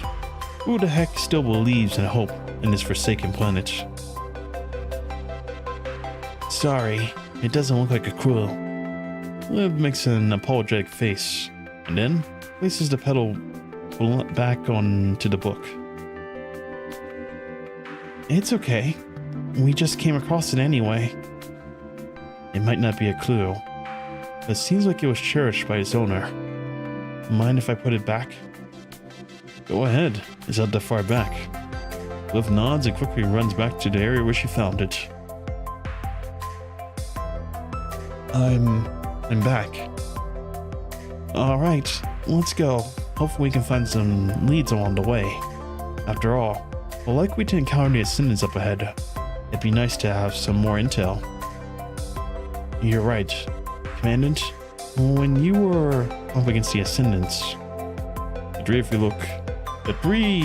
the other three look over anxiously, as if not wanting to recall their so-called vacation. Relax, I still plan on cashing in on retirement. Save that talk for when we actually return safely to Babylonia. The four of you fall into an awkward silence. I'm not sure if it counts as a clue, but Liv looks around at the surrounding area, lost in contemplation. But what is it? I've been here before. Really? You've been here before too? You too, Lee? I've been passing through here on a survey mission, but that was when I was still in Corona. Oh, it's been a while for me too. Is something from your past? Is it something from your past, Liv? What happened? She nods. It was before I was a construct, back when I was a medic. I was ordered to come to rescue people here. He points to the southeast. Over there. I'm sure it's already completely destroyed. At the time, our retaliation forces were overwhelmed by corrupted. Most of the soldiers were ordered to evacuate. That would have led to even more casualties, so I stayed behind to heal the wounded until the constructs arrived. But seems like this place has left quite an impression. Has it? It really has. It was because of the incident that I became a construct that has allowed me to help more people. Look what I'm doing now. Because I helped everyone, I was able to join the Grey Ravens and be with you all. But I'm surprised Lee came here on a mission as well. What about you, Lucia? Have you been here before? If that's the case, then I think fate has brought us together. Well, that's this question. Lucia lets out an awkward expression. This place looks familiar, but I can't recall why. Maybe you lost some of your memories when you changed frames? Back then. No, I rechecked. Lucia's mind doesn't suffer, or didn't suffer any memory loss, and her memory data was stable. Lucia didn't lose any of her memories when she was transferred in the Bloom frame. Maybe it's just deja vu? Deja vu. You probably have seen something similar. That's why you think it's familiar. But I don't have any memories of a place like this. Maybe you lost some of your memories before you transferred in the Bloom frame? But then just... huh? Think now's the time to tell her? Thinking over the issue, Lucia opens her mouth hesitantly. Well, now that I think about it, some of my memory is a bit hazy and abnormal. That was the former Grey Ravens before I met you all. She sighed softly, unsure of how to continue. Actually, you tell Lucien about Hasten and Asimov, but they said before you all left. You mean they have hidden memories from me? I can authorize you to access the memory. Lucia lowers her head in contemplation for a moment. I trust your decision, Commandant. We should prioritize the mission. Time is of the essence. Also, I still have some things I need to confirm. It's fine, Lucia. Don't worry about whether or not you've been here with the others before knowing the Commandant. From now on, the four of us will be on a mission together. Alright, thanks. I'm not worried about this, but you're right. No matter what happens in the future, the Grey Ravens will always be together. Oh, wow. We will still be continuing. All right. More story. I wonder what this is like for people who don't read story. You just you get in and you just hit skip. You get in and you hit skip. You get in and you hit skip. You're like, oh my god, I'm still skipping. You get in and you hit skip. Oh my god. There are more traps ahead, so be careful. Full of thorns. Walking around the designated route, the four of you walk cautiously among the dilapidated ruins. This place looks completely different from what I remember. How long has it been? Really? For me, this place feels more familiar, but I can't remember why. Maybe you came here too, Lucia. Maybe even more recently than me. Does this have anything to do with my suppressed memory? Lucia lowers her head as she contemplates the problem. Watch out. Liv stops her right as she's about to step on the loose stone tile. Looks like there are still traps around here. Liv briefly steps on a random stone tile, causing the broken tile to fall into a pit, and looking down into the pit, you see that the bottom is covered with red spikes. If someone had stepped on that, they would have fallen into the spikes. It looks like there's no way around the collapsed road. Let's find some materials to build a makeshift bridge. You nod. Sorry, I was being careless. Looks like there are still traps all over the road. We'll need to be more careful. Yeah, you're right. Be on the lookout for a surprise we can use to get around the traps. Let's go, Commandant. Well, that was quick. I think this might be the final. We were here. All right. So whenever I see like the red asterisk looking thing, that usually means like it's the final. All right. Oh, I'm playing Plume. That's cool. You input the data on the Ascendants into the spear. This time, generating projections at Alpha and Luna. What were they doing here? We're approaching the Ascendant's base. It's not that surprising to see their projections. Next up probably won't be the projections, but the real deal. Then let's check it out. Who knows? We might be able to collect intel. Before we quickly approach the projections of Luna and Alpha, had you not known who they are, you would have assumed that they were two ordinary sisters going for a walk. Luna, you're finally by my side, sis. She smiles at the other projection. The latter remains silent. You want to know why I became an Ascendant? I do. In the beginning, I wanted to live. But in order to see you again, in order to survive, something changed. He always saw me as a threat and needed to be destroyed. Once I was labeled a threat, it wasn't so easy to live. It wasn't so easy to live. It came at a cost. Was that the same for you, sis? In that question, Alpha stares at the palm of her hand in disgust and clenches her fist as if trying to crush something. Lucia fervently gestures over, but she is far more gentle, as if to hold on to something precious. You want to go back? I would still have some foolish hope when it had never happened. What happened? This is where they...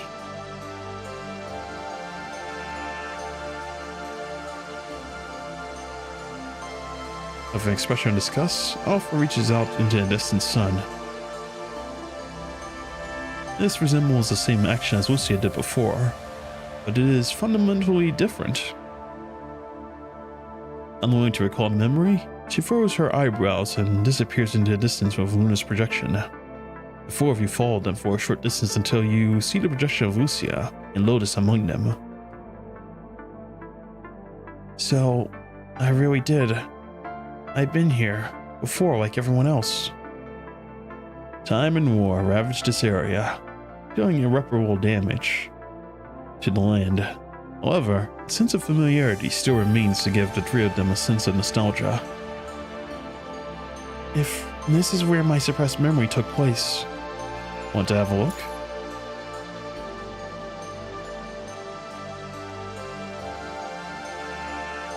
I would still have some foolish hope that never happened. Echoing Alpha's words, Lucy is silent for a moment. I'm really grateful to be with everyone, even if this grateful feeling, according to the other me, comes from my ignorance of the truth. But now, no matter what I was born to do, I'm sure your conviction and tenderness would steer me once again into the right direction. So yes, I'm sure of it. She affirms herself quietly. Before the gap in my memory, I was a member of the previous Grey Raven team. Now it's before the three of you were part of the Grey Ravens. Even without Luna by my side, I was still committed to fighting for Babylonia, for humans and my friends just like I am now. But something happened during that gap in my memory, causing Alpha to walk down the path she's on. And that's why I can't give you my promise. I can't imagine what will happen after I remember. But Lucia I know doesn't like to run away. Yes. And also I told you. No matter what happens, I'll respect your decision. Commandant. She looks up, her smile returned. Let's get going. Let's see what happened to me. Oh boy.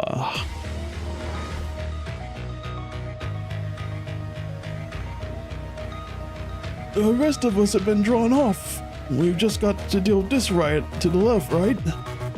Affirmative. Let's take down the riot model before Hero comes back. Then sweep and clear out all the corrupted elements. 5 by 5. Let's go, Merle. Go right, I'll go left. Alright, I get help. Let's go. I don't usually see these guys around.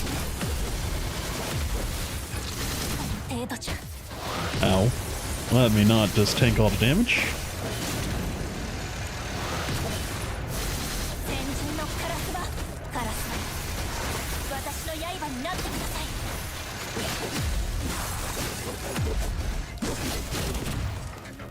Ow.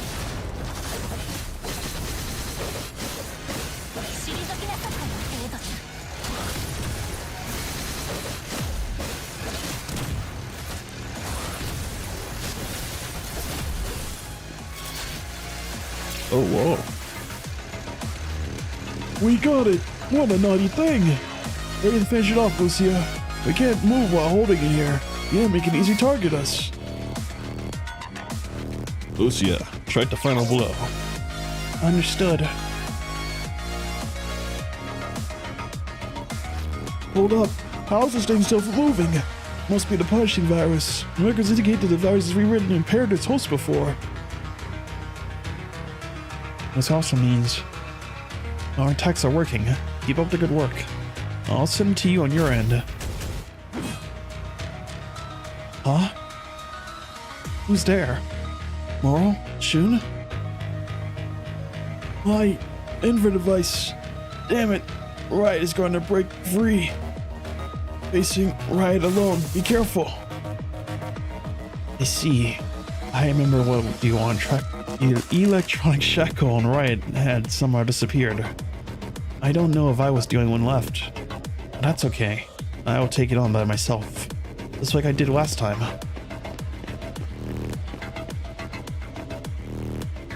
No, Alicia. You have us now. I can't maximize the efficiency of your fight alone. Well, there are teammates around. Thank you.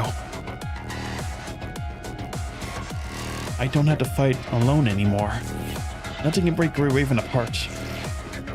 Alright, let's go.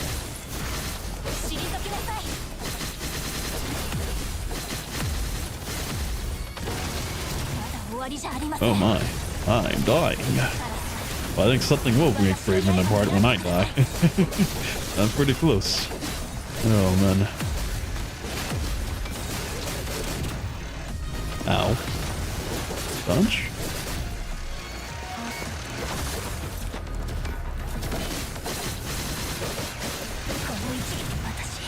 Severe damage taken. Oh my god.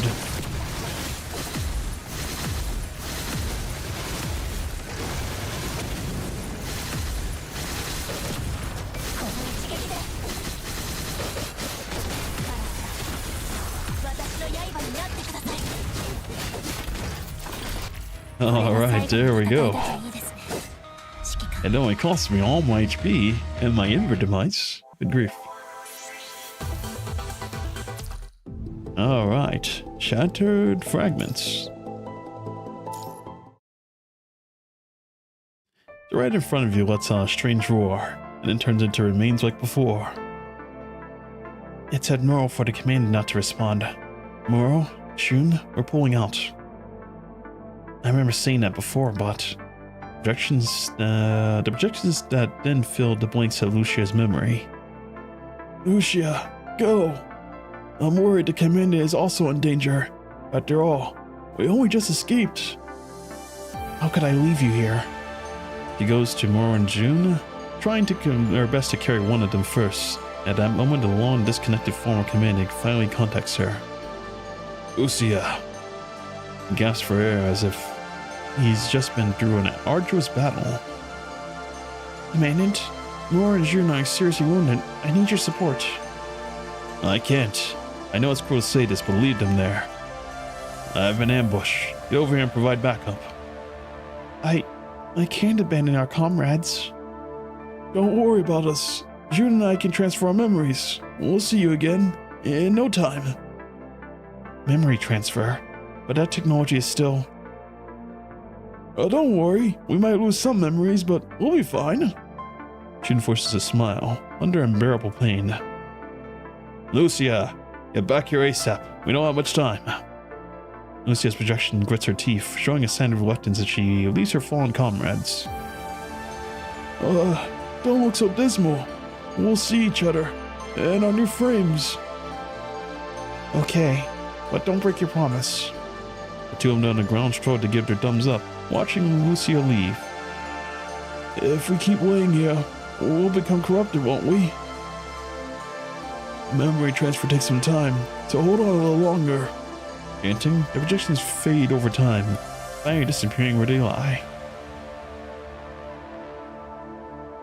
Remember anything? Lucia shakes her head. Even though she saw a projection, she still cannot recall any relevant memory data in her mind. I've seen them. That confirms what the Commandant said in the incident. It really did happen here, Ethan said. Now that her frame contains the data of Alpha, maybe it's time she has her full memories back. Nico have held part of it at first out of concerns. We believe doing so would benefit our ongoing fight. But that only solves our immediate problem. The longer it's held back, the easier Lucia gets a little confused and doubt. I believe our bond with Grey Raven can keep her from crossing that line. Well, I've sent the access key to your terminal. It will allow you to use a spear to access Lucia's deep mind. That's where Alpha's memories are locked. You should know what that means. It's up to you to decide when to use it. Oh, so that's what they gave us back there. Well, I kind of had a feeling because they did say before, you know, that we have our memories locked and we know about it. So that's what they kept them in the room for in the last one. Let me get this. There we go. As I am about to sneeze. Good grief.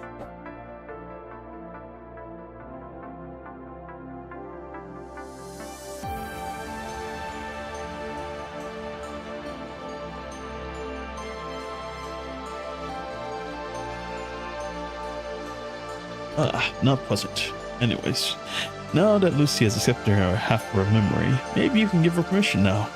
Lucia, as you proceed to persuade her, you receive an emergency notification on your comms. Any issues? Nothing so far. I noticed that you've been in the same location for a while now.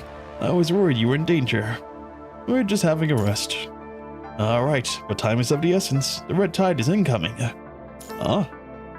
Evacuate the premises immediately. Bridget should be nearby, so she should be able to give you a ride. Oh, now's not the time. Tell her next time. After receiving the information, without further ado, you terminate the call and quickly proceed to the designated entrance. Oh, we didn't tell her. But this chapter is complete. Oh my god. At long last, I completed this chapter. Good grief. This has been a lot of reading. A lot of reading. A lot of also little gaps. My analysis on the chapter, this one. I mean, it's better than the last one for sure. A lot of vivid details of like multiple things happening. It kind of makes sense why we went through it all, but overall, I just kind of think a lot of it's kind of a filler in a way. A lot of filler in this one, because we use the memories of like other people to pinpoint the direction to the Ascendants base, which that part makes sense. However, there's a lot of like, I don't know, stories in between for like other characters, like plunder and sacrifice about the boy, and the boy's like his imminent demise. And I guess that teaches the team Grey Raven the lesson, you know, that overall camaraderie and like, you know, teamwork and such, but at the same time they're also like the power of like blood, which I mean does make sense. It does make sense and it does flow together. But overall, it's a lot of reading. Some of it I won't even remember in the future, like this one with the boy, and also like the researcher, because I know the researcher was about to go find her sister, and that part is still missing. It doesn't fully make sense where they were going to. What happened to the sister after she went through like the Ascension network? That part is still a mystery. And maybe the sister's dead, but I don't know. But that led us to like where we are right now, which makes sense. But overall, I kind of hate that like we had to go through all that in a way. I wish it was like a little bit shorter, that they could condense it down a little bit more. But overall, not bad, not bad. The story did make sense, you know. But anyways, I will do another one because I still have time. So let's do it. City of Fakes. But before this, actually, let me go see. Do I have any dorms done? I think I do. Let's go grab this. The chores have been completed. Very good. They will go back, and I think commissions still are taking a while. Yes, they are. They are taking quite a while, so I'll have to wait for that. What's up with the guild? Ah, this over here. Rabbit. Alright, good.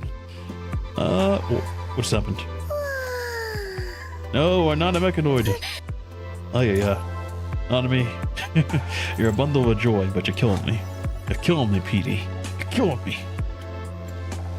Alright, anyways, on to this. Shadow Companion. Let's do it. City of Fakes. Brave and Fake Ascension, Shadow Companion.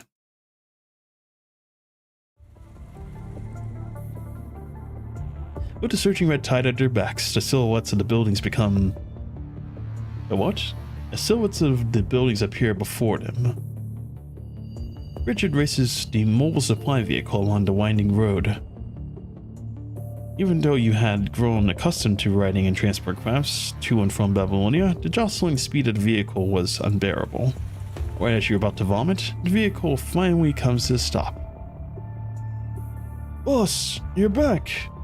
We're finished setting up the terminals nearby. Alright. We're good to go as well. And did Bridges always have glasses? I'm pretty sure she didn't have the, shades. Oh, there we go. Now the shades are gone. Okay. I do like the look though. The shades looks pretty good. After jumping out of the driver's seat, Bridget takes off her sunglasses and smiles brightly. Oh, they're sunglasses. Are sunglasses and shades the same thing? I feel like they are. Hey, Commandant, you alright? Good thing I got you before the red tide did. Hey, why are you covered in sweat? I'm good. I wasn't expecting you to come rescue us. I finally found a route to transport supplies to a temporary base. I didn't expect to run into you. By the way, here's the results from the support forces survey of the area. We found something very interesting, maybe this target that we're looking for. However, with our equipment and abilities, we can't track them more accurately. Fortunately, the red tide doesn't appear to be spreading this far. We'll leave it to you for in-depth investigation, Grey Ravens. The support force will be responsible for cleaning up the nearby corrupted to ensure your investigation is not disrupted. I'll leave it to you then. Bridget waves and then salutes sternly. We're on it. Proceed with the investigation. According to the GPR survey results from Bridget, by comparing the coordinate data from left by Hawk-Su within its coverage, our target should be in an abandoned city less than 2 kilometers from here. We displays the radar imaging and topographic data on a holoscreen. City 75. Records show 600,000 residents had to evacuate during the post-pandemic age after the failure of the central purification filter. Since then, it has been left abandoned. I didn't see this coming. There's a huge cavern under the city. Well, it's actually a military underground fort set up in case of nuclear war. The buildings on the ground level are used as the front. There were never any residents here to begin with. The content of the official fort or report is forged. It's not that it was abandoned, it was never even occupied. They probably didn't expect that the underground fortification setup in response to the war would eventually become a hotbed or the spread of the punching virus. However, the information obtained through imaging is a little too little. It's too little, man, to determine the exact scale of the cavern. At present, the scale was quite massive. Niv, you can form the coordinates of the entrance. Attempting to survey potential routes, but I'm receiving strong electromagnetic interference. After all, it was designed as a military refuge. I won't be surprised if they install anti-reconnaissance measures. We speculate that it's likely to be the Ascendants base. We need to be fully prepared to infiltrate enemies' home. Well, so far, we haven't detected any Ascendant activity that could reveal their whereabouts. The Fox-2 coordinates really do lead us to them. We still have ruled out that it might get trapped. That being said, recording the data is still worth the risk. Well, we still have to find the entrance. We do. Alright. Oh, more reading. Alright. It's no surprise anymore. I'm going to find one chapter that's like all just black boxes across. I'm like, wow. And this is...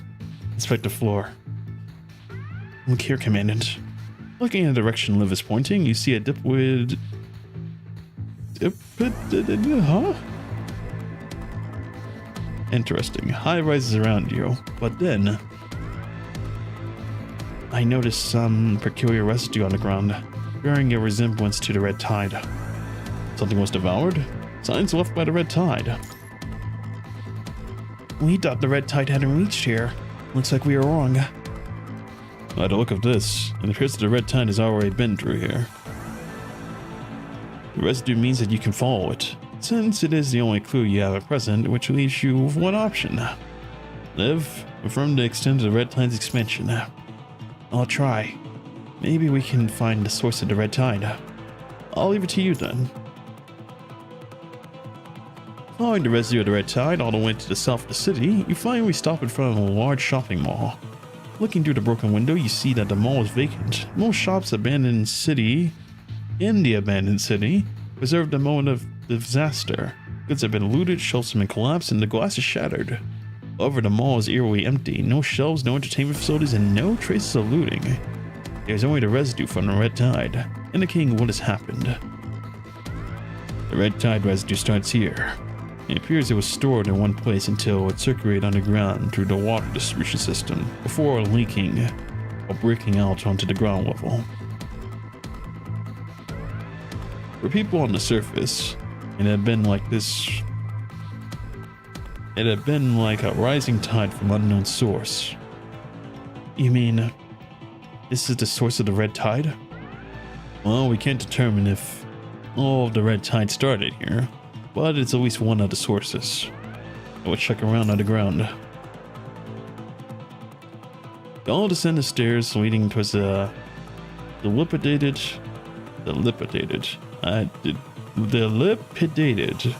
What an interesting word. Parking garage two levels underneath the mall. The emergency indicators are still on, leading into a corner of the garage like a silent guide. Found it. Looks like an ordinary entrance to a bomb shelter. We still need special authorization to open the lock. Seems like this is no ordinary shelter. The authentication system or mechanism looks obsolete. Looks like we opened it by brute force. Hence the breaching charge Bridget said we might be able to put to good use. She gave it to us before we left. I didn't think we needed it, but let's get this over with. Breaching the door, Commandant. Stand clear. You hear the sound of gears turning. A door slowly opens. You see an ordinary bomb shelter corridor extending into dark unknown. Prepare to enter. What's the punishing virus concentration? Readings indicate that the concentration is the same as on the surface. We can handle it with our enhanced invert devices. Actually, it's even slightly than the above ground. If the concentration is at this level, there should be no problem for a Commandant to enter. Well, that's unexpected. I don't know why, but if they've rolled out the red carpet for us. However, I detected a burst of abnormal energy on the ground. It was just a split second, but it's incredibly strong. Is it Huaxu or an Ascendant? No, the Huaxu Luna got is only a key. There's no way it can contain such a huge amount of energy. You mean there might be a giant hetero creature down here? Correct. Be careful, everyone, especially you, Commandant. Don't take off your protective equipment. You have any serums or enough serums? Yeah, we're stocked up. Alright then, proceed with caution. The welcoming ceremony. Alright.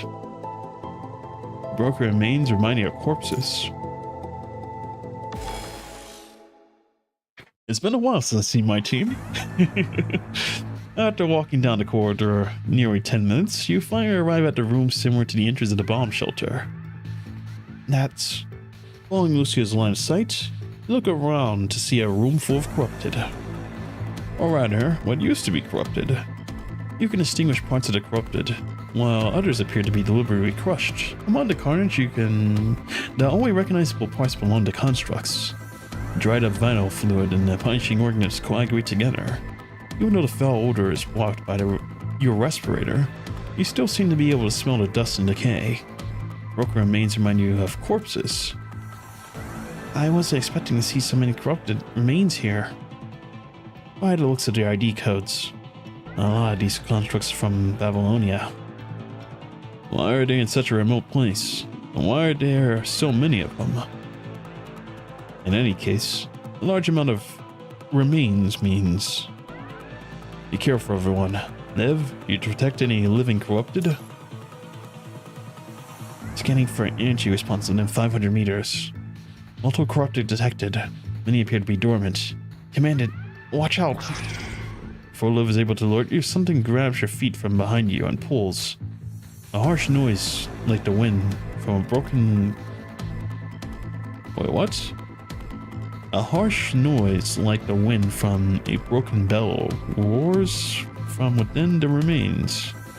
How fascinating. When fire, think of a way to free yourself. Without hesitation, you raise your hand and shoot in the direction of the sound. After a dull thud, the corrupt underground stops moving. The red light among them remains flickers twice before returning to darkness. Damn it. After the corrupted in the front fall silent, the surroundings remain gradually light up with red light. You hear the grinding friction of metal from all directions. You find more than a dozen corrupted climb out of the ruins. These aren't just obsolete models. They came up with defense mechanisms. They're older than I thought. Commandant. Reload. Alright, let's deal with the problem at hand.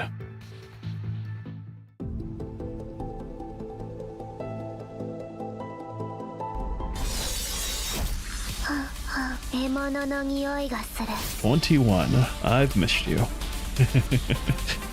Alright, prepare for battle. Wait a second. These corrupted look strange. They're surrounded by a drone or something.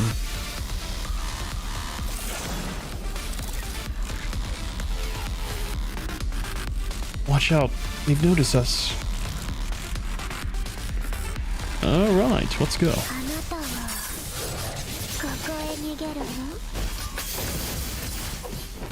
その程度の抵抗なの。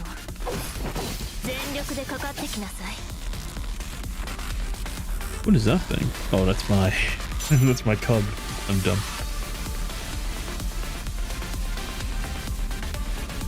You're attempting to capture data from the drone. Capture successful. Filtering valid information now. Meanwhile, let's keep moving. Into the underground facility. We'll need to cross the platform to move further. Advance further. Let's see, any secrets? What are these? I can't break those. It very much looks like I can break that. Although, this game doesn't really have much breakables in it.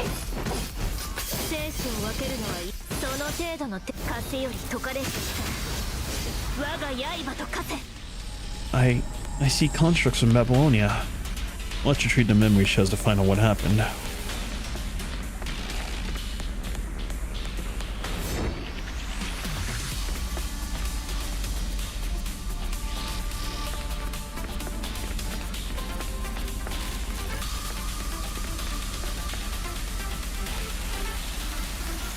No, we just have... we should have sufficient data to recreate a projection. I wonder what they have seen and been through.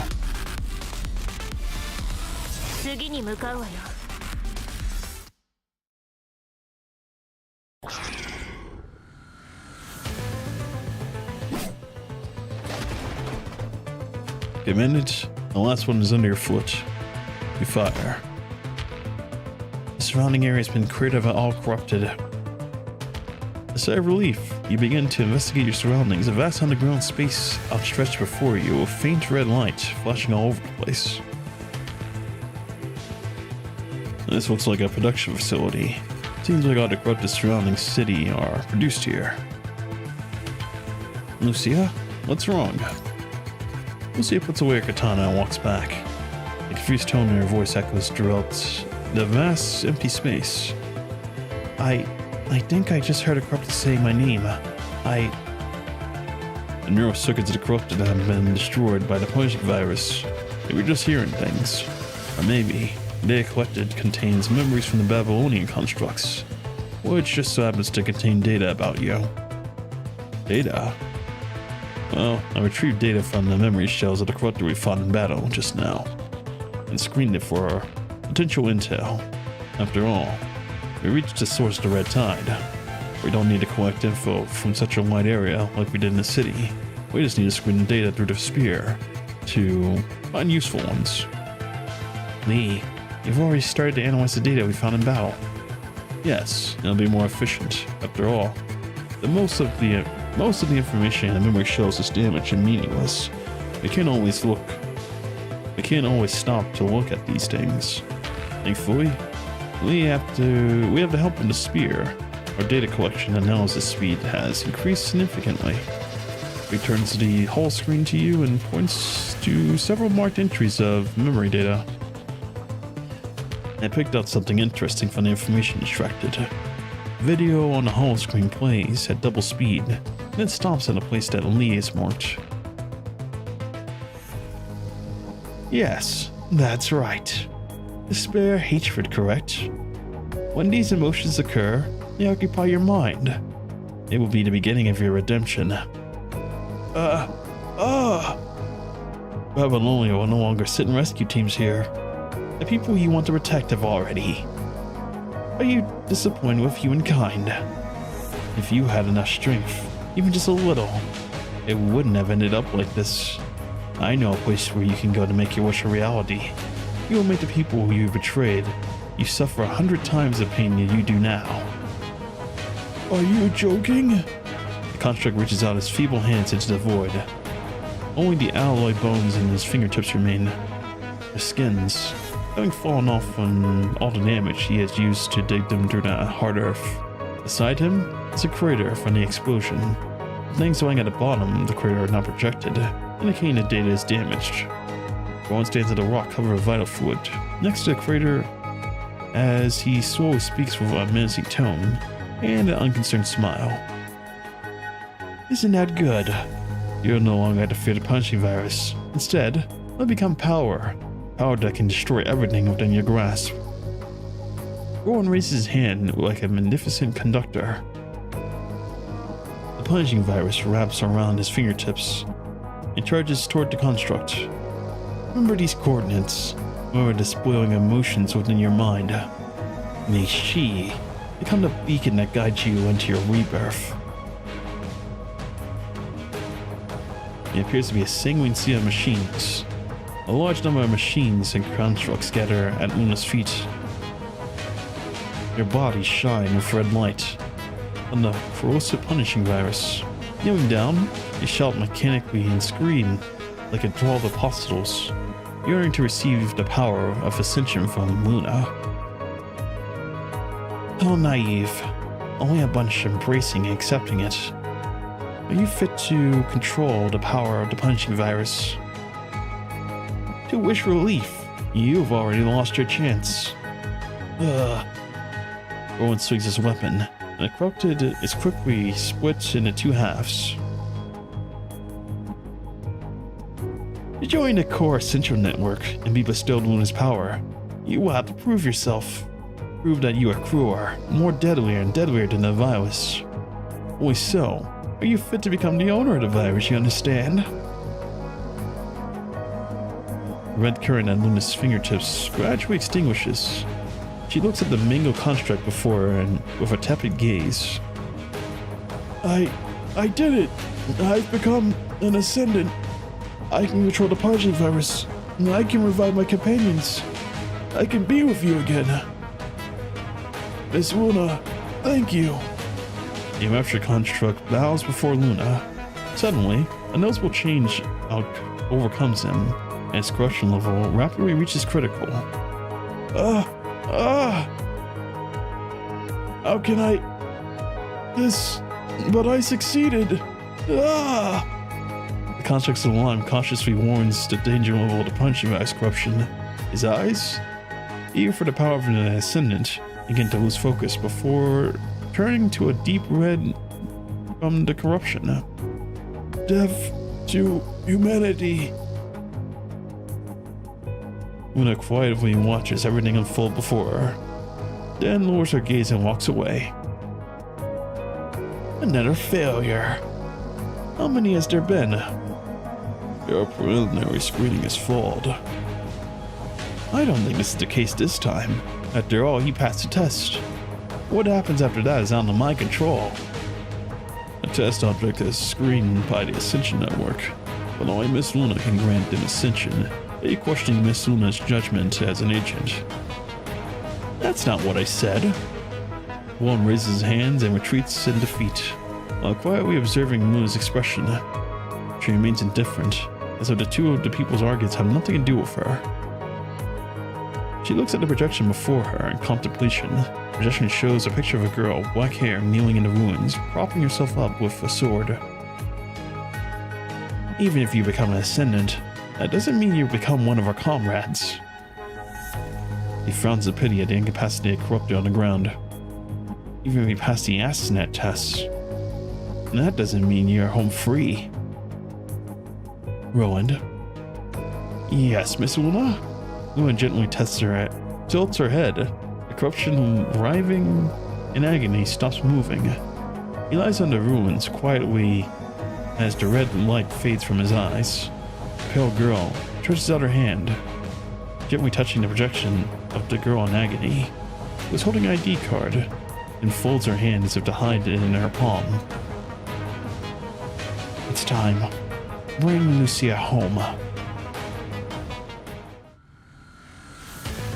Luna. Seeing Luna's projection, Lucia's hand clenches at her side. In other words, the remains of all corrupted here are just the failed results of the Ascendant tests. The corrupted thirst for power and fight for favor, scream in agony as they lose their minds. Even after the playback is over, their harsh screaming still echoes in your ears. I can't bring myself to imagine what Luna went through to become an Ascendant. Lucia? You put your hand on Lucia's shoulder, who approaches and gently holds her hand. I understand. Now's not the time to think about it. Lucia's eyes return to their momentary doubts, to their usual resolve. She looks over at you and smiles. Lee, is there anything else about this info that you've concerned? What? I don't know what I just said. Lee? Well, judging from our current level of intel, the ascension process is probably composed of 3 stages. Corruption, qualification of testing, then the ascension from an agent. So only Luna, who is an agent, has the ability to ascend individuals corrupted by the punishing virus. The question is whether Luna is the only agent. Shu and Shom. I don't seem to belong to Luna's forces. But who made them Ascendants? According to the number of Ascendants in our intel, and the number that remains here in the ruins, we can estimate the success rate is 100%. Seems like it's not going to be that easy to become a Ascendant. No wonder Rowan is running around trying to find new recruits and sending them here. And we don't know if there are any more Ascendants left unaccounted for. Moreover, the Ascendant repeatedly tests Ascendants.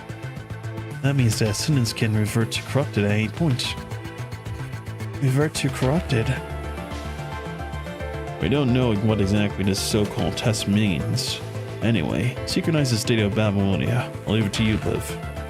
Perhaps Luna is hiding here. If my deduction is correct, we are going to need backup. Got it. Okay, so that's how it goes then. So they, quote unquote, how it goes is like you do the test that Rowan gives you. Well, I mean, I guess it's not just Rowan, it's probably like the other Ascendants as well doing the job. He finds like people that are like on the verge of death or whatever, and like about to be defeated. And he's like, oh, if you wanted to prevent this, all you need is the power of the punishing virus. You could become an Ascendant. You could be like us. Sign up today. And then he tells you, and then you go, oh, the promised glory. Oh, sure. And then you go over to the destination. And then when you get there, you get to pass the ultimate test, which is like a battle royale or something. And after the battle royale, if you're the last one standing, Luna comes up to you and says, oh, okay, let's see if you truly are the man. You're the man or the girl or whatever. And then she gives you the agent. And then the agent, if it projects you, then you're dead. That's kind of crazy, no? I don't know. I guess like the other question is like, how did Luna become an Ascendant? Who's the original, the prime, if you will? I guess I'll find out eventually. Alright, 04, let's go. Since our guests have arrived at the door, there's no reason not to entertain them. Oh, they know. They know. City 75, core area of the underground cavern. A whole map in front clearly shows red dots moving around the city. Based on the distance, it's obvious they are closing in. Should we annihilate our uninvited guests? That won't be necessary. Miss Luna, it is the Grey Ravens with their human commandant. I know. Are you not going to take action? If they found this place, that means... Luna stops mid-sentence and smiles silently. Where's Lamia? Well, she's not on a mission. She must be slacking on the job. Oh, really? Since our guests have arrived at the front door, there's no reason not to entertain them. Rowan, welcome our guests. Roger. Sister? Yes. Take Waksu out of here. Understood. Alpha and Rowan proceed in their opposite directions, and Luna looks at the hall map and extends her hand out at the approaching red dots. Maybe you understand what you remember. How despicable and selfish humans truly are. Lucia. Oh, wow. It's like a small little... You look at the side Ascendants. Alright, but the side Grey Ravens. That's a nice feature. I always like that. Since like they introduced it first in like chapter 12. Wow, they're doing it again. That's really cool. Really cool. I like it. Unexpected support. Then let me be your mission support from now on. Alright. City 75, platform of the underground cavern. Lee and Lucia are counting the remaining serum and ammo on the entry platform in cavern. Liv is attempting to sink there into Babylonia. She looks unsure when she opens her eyes after a while. Communication disconnected. What do you mean? There's a massive signal blockade. I can't reach Babylonia. Our communication with Babylonia appears to be cut off since we entered the underground. Try to restore the communication. Try to activate the backup communication link. I'll give it a shot. After backup communication link, searching eligible contacts. Error. Success. The screen flashes a bit due to the unstable connection. Then a figure appears. This is Grey Raven. Please respond, Babylonia. Lee, are you alright? Murray? Everything's fine. We arrived at City 75 in the underground cavern. This place is... Thank goodness. I finally got through. Babylonia's position radar suddenly lost track of your signals about 20 minutes ago. Everyone was concerned. Ray's face is marked with a troubled frown. His voice sounds glitchy, and his reaction is delayed due to unsteady connection. Brief him on the situation. I see. Ray made sound for a moment after listening to your explanation, and then breathed a sigh of relief. You must have looked into this time, Murray. Something must be blocking the signals on a large scale. We had to rely on backup communication links. To be honest, I'm surprised we were able to connect it in these circumstances. Well, according to the information Liv synced in the ruins, this is a site where Hawksu's key is held, correct? Lee nods in agreement. Well, in that case, there's a strong likelihood that you will clash with the Ascendants. I would have advised against diving straight away and without adequate intel and a good connection, but it would be difficult to call reinforcements in the event of an emergency. But it is a matter of urgency. I believe in Grey Raven, though. Commandant, you're even more dependable than before. It's no surprise that Lee trusts you more than he shows. Ray smiles resignedly. Why? Is he talking in third person? Strange, man. Ray, do you remember the gravitation detector you gave me? You mean? I'll use it to trace our route, and overlaying the factory plan to form a topographic map and sync it with you. The vacuum comms has a limited amount of bandwidth. I'll send you a new topographic map every 5 minutes so you can monitor the en route and overall layout of this place. As before, you can confirm the receipt of the message by sending me a feedback. Well, alright. That might be your mission support from now on. Raid maintenance complete. Commandant, let's keep moving. Let's go. Roger. When I first heard that, I thought that that's not Murray. It could be someone just like hacking the signal. And I might be wrong about this. I don't think it's Murray. It might just be that someone else. I don't know. Could be Roland or something. Playing as like Murray or something. Because they do have that type of technology. That might be what's going on here. I might be wrong. Anyways, we'll see. If that actually is Murray, then I mean, fascinating, I guess. Because I don't think they should have signal down here. No? The ring-shaped underground facility consists of different sectors that serve different purposes, including the living area, and the armament area, and the industrial area. That's a lot of times to say area. I think I said like 3 times. All of them are built encircling the core area. That's another area. 4 times now. And form the blueprint told us. Each of them consists of a pathway to the core. We've entered through area B 5 times, which has been designated as the industrial area. Okay, I'm just gonna stop counting now.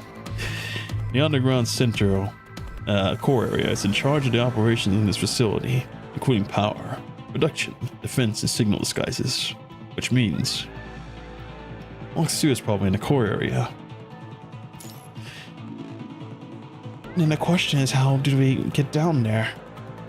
Following Lucia's gaze, you find the industrial area in front of you, obstructed by multiple platforms, each requiring unlocking a connecting passage before you can reach the bridge. It takes you to the core. Any thoughts, Lee? Lee does not answer. Instead, he tries to activate the operation console on the platform. Of course, it doesn't work. It requires special identification for platform management. We can always try and brute force for the encryption. It will cost us a lot of time. Oxu's message might be gibberish, but it was sent adhering to Babylonia's guide, a rescue request on an emergency frequency. It can't be a coincidence. The message was a clue left for us, and it was authorized by Luna. Having not heard from Hoxu for such a long time means Luna has discovered what's going on. We're running out of time. Lee, Commandant, please listen to me. If we use a spear to examine the access history of these operation consoles, maybe we can find a way to open the passages. Asimov's never mission is capable of that. It's a restricted function, only available to the highest clearance level, but I'm unlocking it for you temporarily. You have the highest clearance level? As my brother said, this isn't time for protocols. I'm sure Hasty will understand. Let's leave it to me. Or maybe that actually is Murray, because he does have like the key for the highest clearance. I remember that from the previous chapter. I never thought he could really access the history of a control panel. Well, he managed to visualize the controls panel's past usage. Did it help? It did. Good job. That's a projection of Roland. I'm about to find out your secret. Luna, I'm afraid that. fall in.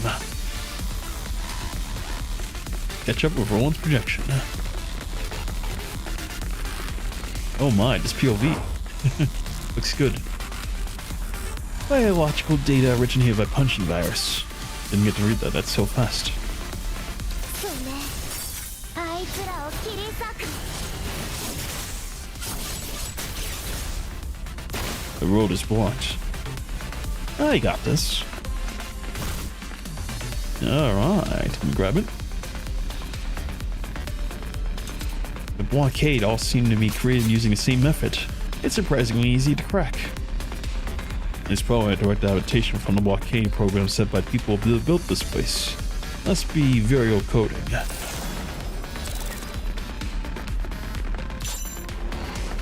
この戦い私を楽しませてほしいものね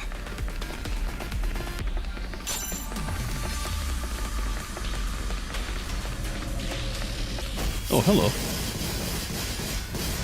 その程度の抵抗なんだ風より解かれる力我が刃と化せ Over there. It's Gabriel. The Ascension Network is the only way out. Go toward the host of absolute power. It's really is awkward walking in their base. Like this. It's like we're in the wrong place.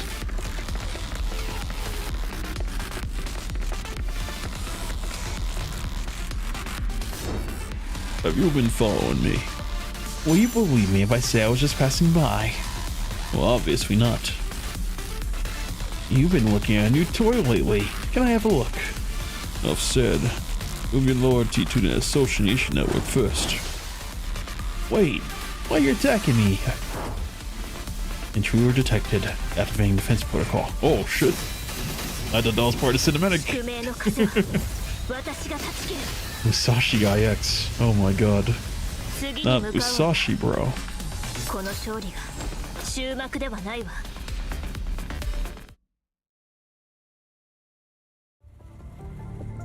Initializing virtual recreation. Any spatial recreation.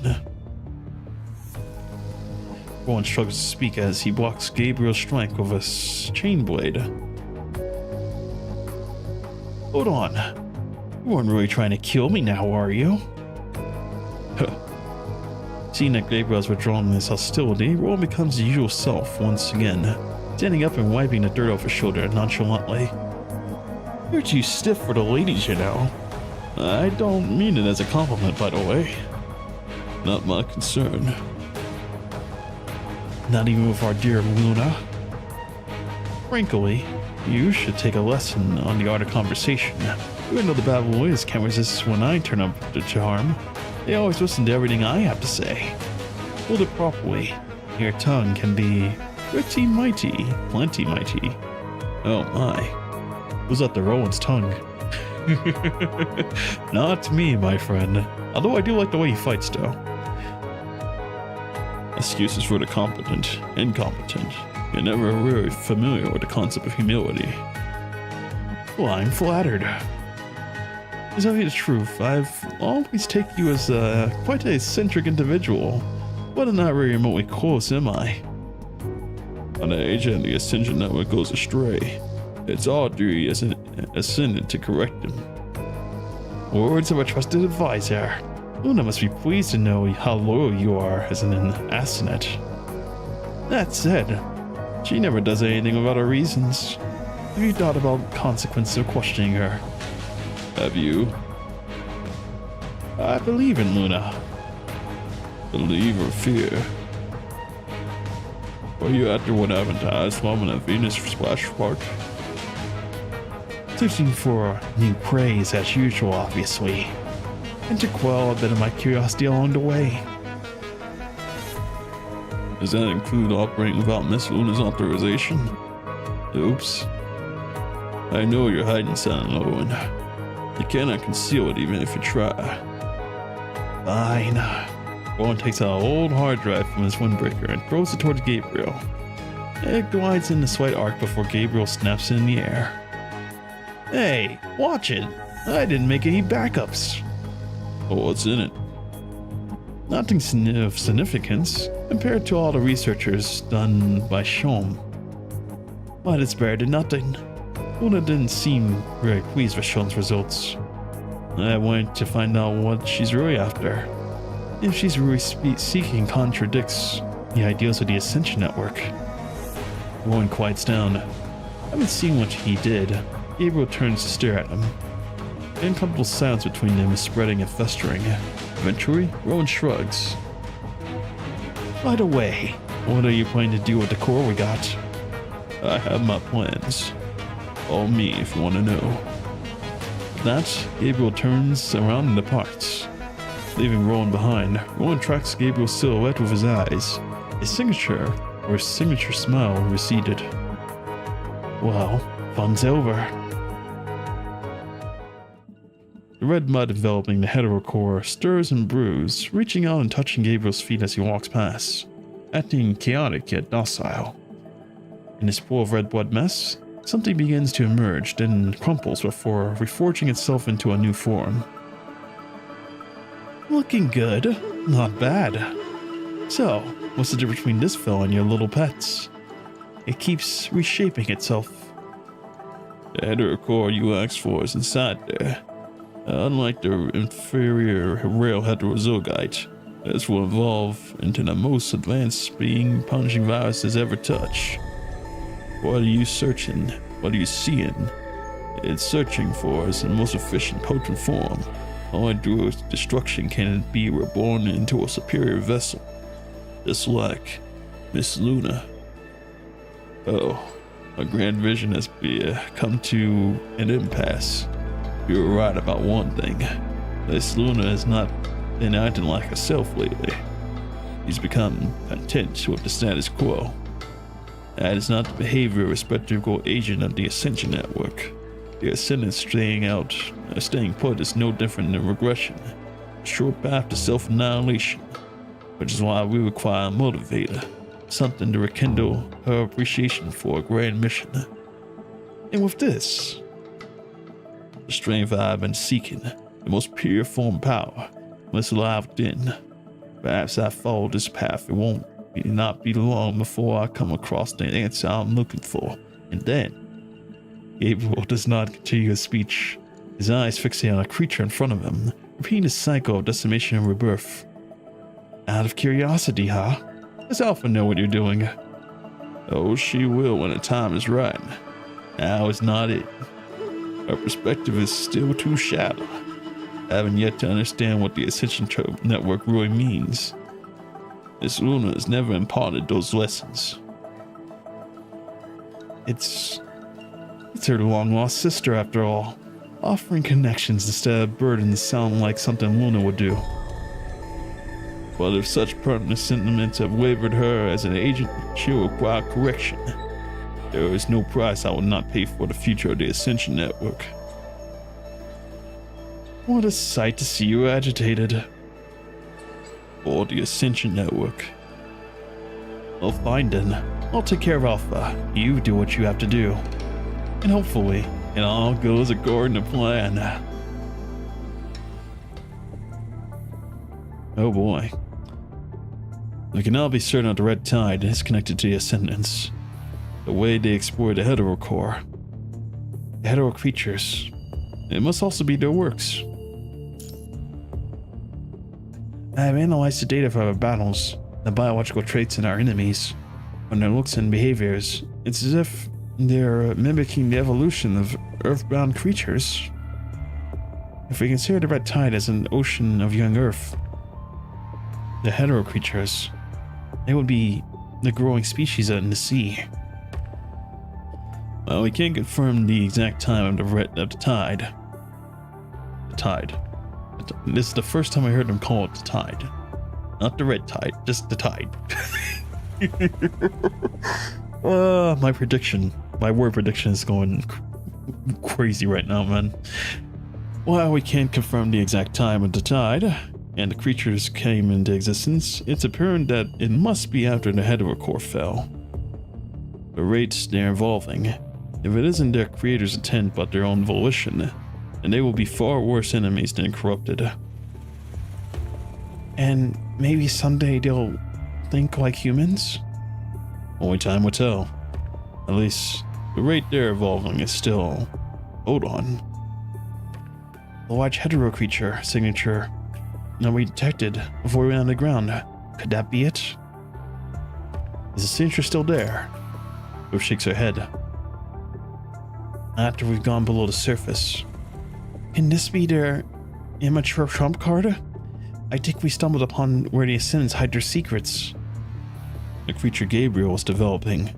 In reply, the replay has connected with a large number of hetero creatures. I'm starting to feel like everything's going too smoothly. Even if it's a trap, the casualty from the red tide is already too high. If the creature is let loose, we have to stop it here. We need more concrete intel. You're right. No time to hesitate. Another thing that concerns me. Gabriel seemed to be planning something with Rowan behind Luna's back. I can't figure out what they're after. No way to know with the information on hand. However, it's clear that the two of them are starting to question Luna, as where they'd betray her. Lucia? Betray? Something lingers in the periphery of her mind. Lucia cannot grasp what it is. An undeniable, unignorable rage and desperation simmers and roars, its origin escaping Lucia.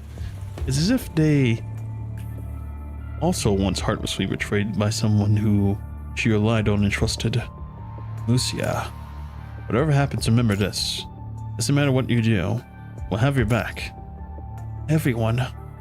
Just like you always had ours. I understand. Thank you, Commandant. Lucia looks down at her sword-wielding right hand. She tightens her fist slowly and firmly, the way one would hold something dear. By her side are companions who always support her, and a Commandant who unconditionally believes in her. Lucia, who she is now because of what you've all been through. But Luna has been alone since back then. All right. So it looks like they got a little secret going on. They're building something, although I don't know what it is, but we will find out soon, I guess. Well, all right. Side Ascendants. 07 tests. This is another test of yours. Sounds like Roland. I don't understand, Miss Luna. What do you mean? Your goal. You've always been contemplating excessively. I worry that I will cloud your judgment. You've overthought it, Gabriel. Luna appears to be uninterested in the topic, simply sitting on a chair with her eyes closed. Why are we not destroying the Grey Raven straight away? If we do it here, we won't even get our hands dirty. Because there's something I want to show Lucia first. Similar to how you've been chosen. Only the most extreme emotions and rawest desires will shatter your pretense of falsehood. This is the only way Lucia will truly return to me, before she is betrayed by the Babylonians again. But you do not believe that the Grey Raven Commander will do that? Not necessarily. What will you do if they do not act according to your plan? Or is it another test of yours? Gabriel. Luna does not move from her seat. She opens her eyes. Her head tilts lightly. And without altering her tone of voice, Gabriel can feel a stifling pressure that surrounds around him. Why would you think that everyone of my decision requires your approval? Well, I would never. As a devotee, I merely wish to rectify any uncertainty of yours. Alpha reaches the other side of the core area, where Hawk-Su's key is stored. Sensing her presence, Hawk-Su wakes up from the idle stare. Identity confirmed. Alpha, level 1 clearance. Operation restrictions lifted. Luna asked me to get you out of here. Before that, I want you to confirm something with me. What you answer will determine where you end up. Bring up to date on the battlefield with ARU. I'm afraid I do not understand why you are asking for this information. All these unnecessary battles and punishments were never needed them to prove her strength. She can get anything she wants with a wave of her hand, and yet she did them anyway. You've been feeding her information that would make her react rashly. To the humans, her behavior are no different from declaring war.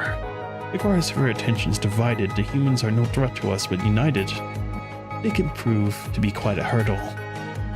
We shouldn't have shown our hand so early or wasted time on something so inconsequential, but you brought these troubles to our door anyway. Aksu, let me ask you one more time. Where does your loyalty lie?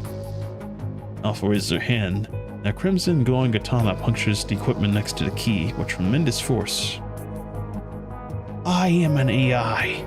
Violence and threats work on humans, and they are meaningless to me. On my analysis, not the personality of the given order giver, the actions carried out during my battle of the ERU lie beyond the established norm. So you're loyal to your master. Good. Alpha takes her blade and points it toward Haksu. And we've got everything we want from you. Do you really think Luna wouldn't notice your tricks? You decided to terminate your branch after being severed from the root server. I shouldn't have left behind any data, not to mention the crucial information that allows Babylonia to track us here. You think you've done a good job covering your track? Still, you brought her to me. I won't be letting her go so easily again. Lucia. Naive, weak, gullible. So willing to be someone else's weapon. And she has the audacity to be proud of it. I wonder if you'll still be able to hold your belief once you find out the truth. If you insist on taking this path, then allow me to stop this domino of mistakes once again for all. Grey Raven has already reached the platform entrance, heading towards the corridor as you wish. Very well. Let's complete your final mission, Waksu. Waksu's final mission. Oh boy. Alright. Act 2, side Grey Raven. 08 question.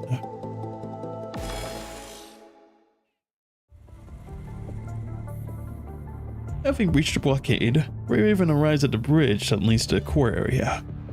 The wide span of the bridge extends forward indefinitely until it reaches into the darkness that hides the enormous structure, the destination of this journey.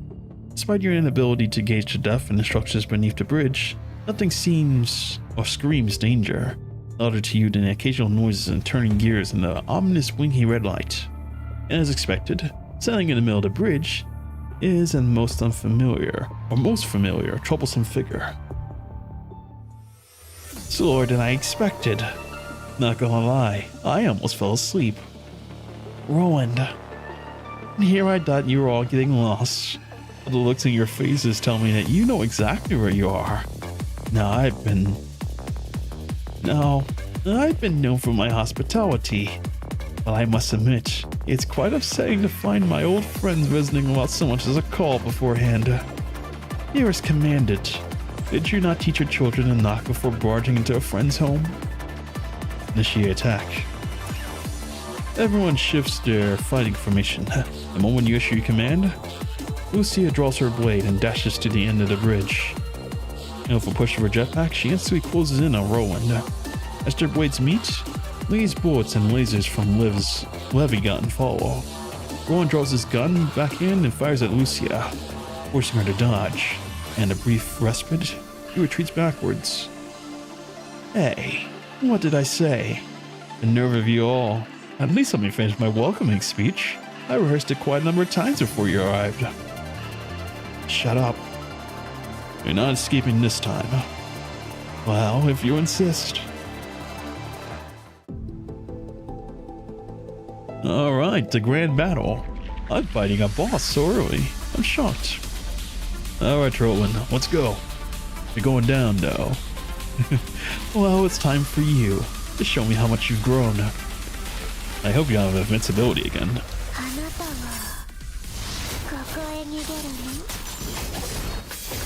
Is that all? Don't disappoint your old friend.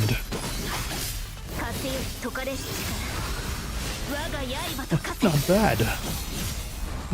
I see it's about time. I didn't even get to use my ultimate ability. Wait a second, bro. Commandant. A bomb explodes less than 5 meters away from you, and Liv immediately opens a protective field. Rowan opens this opportunity to fall back further to the entrance to the core area. Despite his unrelenting attacks from the Grey Ravens, his reaction has been nothing short of a walk in the park. This guy has been hiding his true strength. Well, I'm flattered. I've always believed that being environmentally friendly is a virtue. So it's important to win fuel efficiency. Now I see you are treasure guest Miss Luna. I can't just let you kick it before she achieves her goals.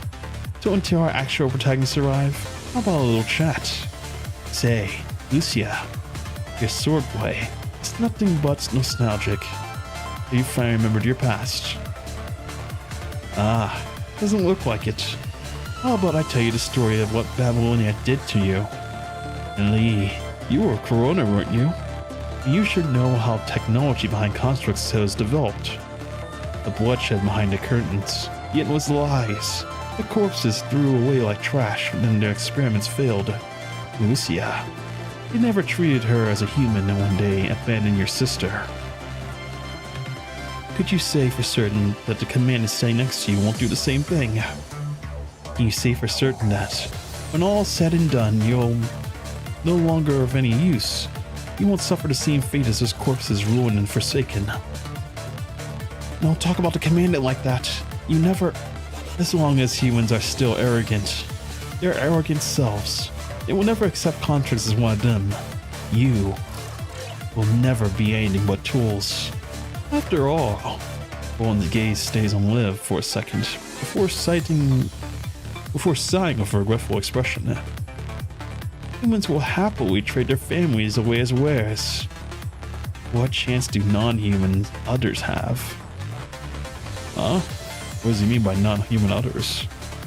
No. Humans and constructs are the same. And all humans are so despicable.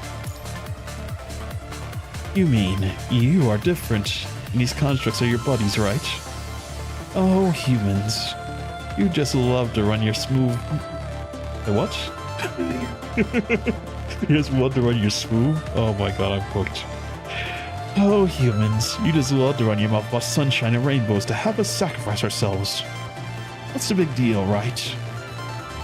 When you can just write their memories and go, here we go again, waking our tails. All pretty words, simply because constructs are still useful to you.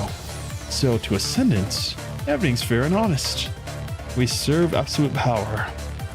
We are only absolute power, and when we unite, we'll create a world of humans who are... What? We'll create a world where humans are the ones to go extinct. Enough with that. Fine. After all, I know you won't listen. But if you're commanded actually to kill your sister now, will you be able to do it? Will you really put that blade of yours in Luna's heart? Despite his mocking tone, Rowan's eyes fixated on Lucia, his gaze unwavering as if he's indeed waiting for an answer. Lucia turns away, ignoring his question, before raising her katana toward him again. Is that so? Let me rephrase. Facing your closest family who stands opposite of you. Her hands soaking in blood. Do you... Rowan's piercing words are suddenly interrupted by a deafening noise. The bridge immediately sways from an enormous quake, seemingly originating from a massive explosion. The noises? But then the quakes do not stop. Instead, they come in waves accompanied by a blinding light in the core area. What just happened? It's from the core. A huge spike in energy wave in motion, and a punishing virus reaction. Protect the Commandant. Gabriel. Roland's expression briefly shifts for a second, and then he turns and bows to you all. Our friendly conversation must be cut short, apparently. We'll speak again, Commandant. He throws a stun grenade at you, before swiping the operation terminal at the bridge. The bridge slowly raises behind him, pulling back toward the core area. We'll never get that bridge before he raises. Leave Rowan to me. Lucia, Liv, take the Commandant to the other side. I'm on the bridge before it's raised. Attack Roland. Sorry, I can't let you through. Lucia draws her katana and swings at Roland, only to be kicked by a chain blade. And blocked by a chain blade. Liv shields you from all the bullets before shooting the axle bearing on the bridge for a levy gun. But that still fails to stop the bridge from drawing back. Before the bridge is fully withdrawn, Roland utilizes the tension of his chain blade to launch himself into the core. Damn it. He got away again. Well, based on what Roland said, Luna really is in the core area. On the other side of the bridge, rushing further into the core area, Roland looks knowing... Wait, what? Roland looks knowing as he sprints in haste. Damn it, Gabriel. Why are you proceeding already? Have you figured it out? He's probably not going to do anything to Luna, but I might have underestimated how crazy he's gotten. Where are you heading? To find Luna.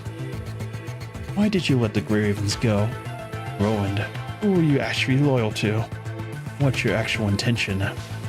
My intention has been pretty obvious since the beginning. Alpha narrows her eyes to Roland's ambiguous answer. You've lost Luna's trust. I won't let you near her again. And once I've dealt with her troubles, I'll deal with you. With that, Alpha turns and sets off in the direction of the explosion. Instead, catching up to her, Roland just stands there and laughs. Are you mad? You're her sister, and still, you have no clue what she wants. Have you even tried to understand your sister nowadays? Like how she has mentioned anything that you haven't paid attention to? And have you considered the true nature of the Ascension Network? What are you trying to say?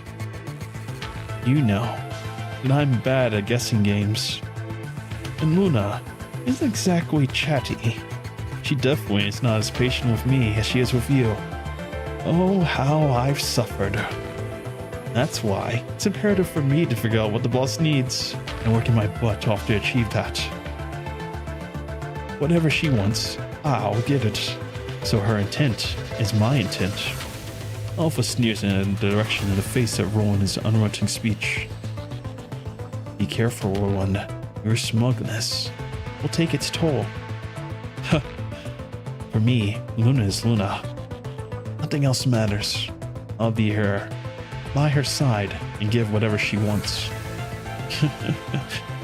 And do you know exactly what she wants? Maybe she doesn't even know it herself. Silently, Alpha draws her blade and strikes toward Roland. Oh boy. A little bit of back and forth going on between them. I wonder what's going on. Oh, whoa, whoa, whoa, whoa, whoa. Whoa. We gotta do Fury of Agent. Oh boy. We are playing from the other perspective. Side Ascendants. Let's see it. The weak points of your final plan. I must say I'm disappointed. Oh, must be her against Gabriel. Alright, let's see it.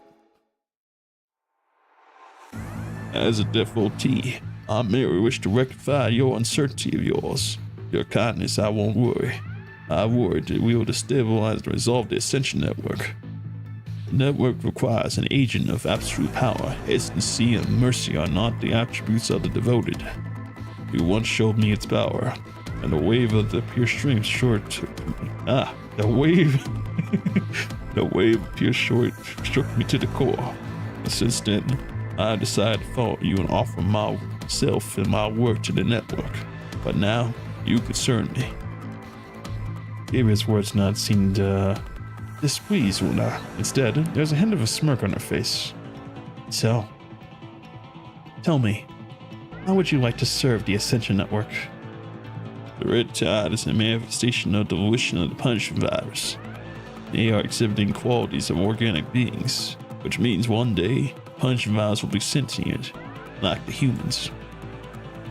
All I'm doing is propelling this process and ensuring that even when conscious hetero creatures will stay and be used to us. Several of the creatures slither by Gabriel's feet, gently nuzzling him. almost like they are trying to please him. They are obedient, and they will be greater assets than the corrupted. With the red tide and these puppets, corruption will spread throughout the world in no time. And once Babylonia is gone, nothing is going to be able to stop us. That is why I prepared the first step of our plan, using Huaxu to just start, bringing down Babylonia by force. Should Babylonia and the humans' last hope fall, they will be able to execute our plan much swifter. It's a shame then.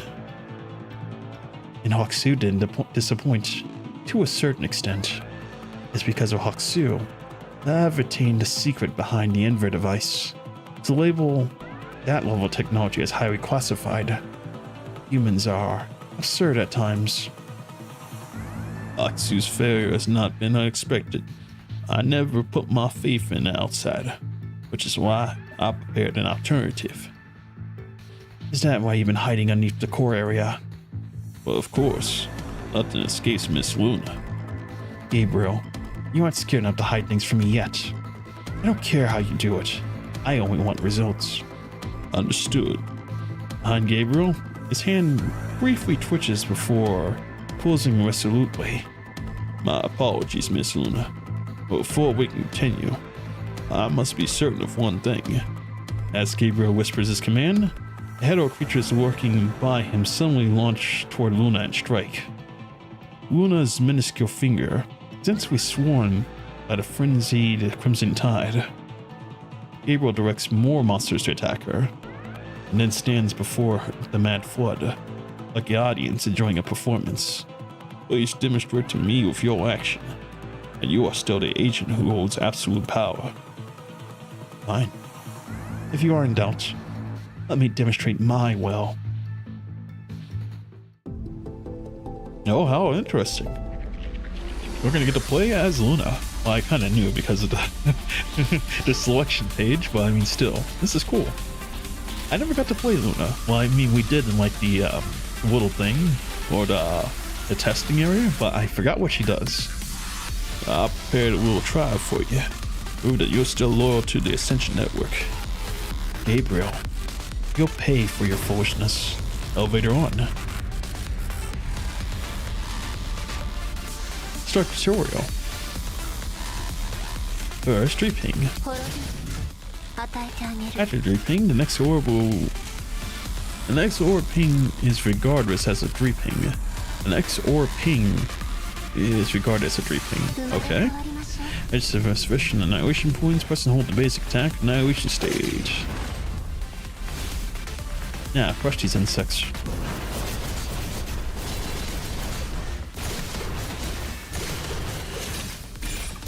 Please. Alright. Ooh, I get to pick a direction. Well, I'm already over here, so let's go.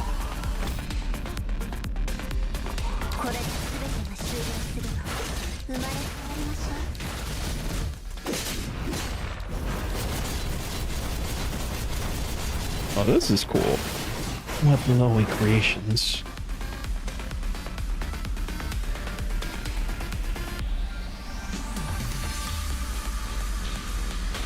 This is pretty cool.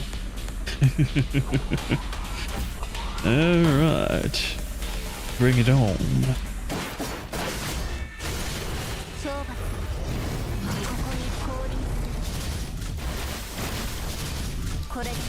This is all you got. Oh, they went down pretty quick. No, I guess it's because it's obviously like a tutorial, but still. Magnificent. No wonder Ascension Network chose you as the agent. This overrun power of yours. Show me more of it.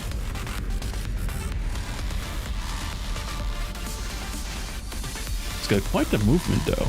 She just flies. Though she doesn't just fly in this form though, she flies in the Oblivion form too. So, yeah, pretty cool. Pretty cool. I do feel pretty almighty just by flying around.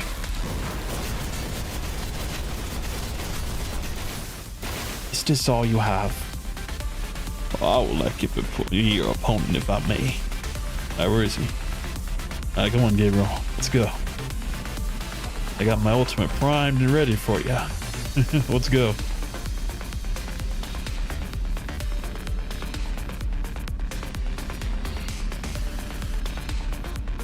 Punishing descends. Defeat Gabriel. Here we go. Down in one hit. Oh my god. That's so cool. I like how the blades just like fly around here and like the ending animation. What follows is a one-sided massacre.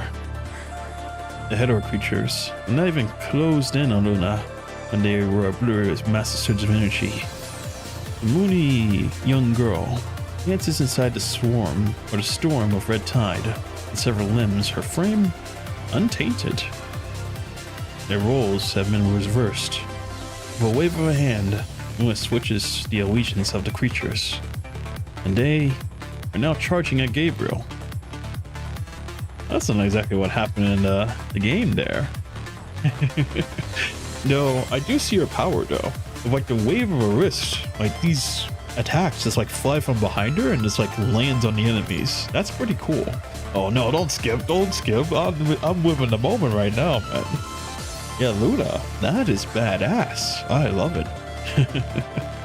Oh my god. From like her walk animation to like the way she attacks as well. That's really cool. And like every 3-ping automatically gives you a free 3-ping. That's insane. Wow, I don't know any A-rings that do that at least. But wow, she's impressive. Very impressive indeed. Or any S-rings for that matter that I played recently. I don't know any that like just turn like the next 3-ping into like the next 3-ping. And I guess there's also the Matrix dodge, which is pretty cool. And then her ultimate is like a dome of destruction. What the hell, man? Well, she has the ability to turn other creatures to go fight them? That would be pretty cool if you could do that in a quest. But anyways, if these weak winds are your final plan, I must say I'm disappointed, Gabriel. Gabriel's body is skewered by multiple spikes. One by the punching virus. Murky vial fluid from him drips down the spikes, devoured by the hetero creatures remaining at the ground. Knowing the difference between their power levels, Gabriel uncontrollably kneels. Luna drifts down from the air before Gabriel, her expression filled with pity. She leans down and touches his face. Even though Luna is not lowered any punishment, Gabriel understands that he has already lost her trust. In an attempt to demonstrate his last remaining loyalty, he succumbs and bows before the alabaster girl. This is not all. There is still one more card up my sleeve. An ultimate ace. Well then, tell me everything.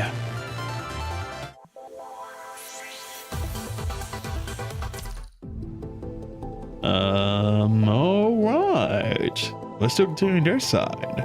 10, Master of Ceremony. Miss Luna, this is my answer to your question. Are you okay, Commandant? I'm fine. Roland's stun grenade has not dealt any actual damage. It seems like he only meant to stall your advances. The road to the core area is blocked from the inside. There's nothing we can do on this end. At this distance, no way we can cross without any flight equipment. No use waiting here then. Let's return to the surface and see if the support forces brought any equipment we can use. Can't believe we got away again. What exactly is he after? Understood. Then let's retreat for now, Commandant.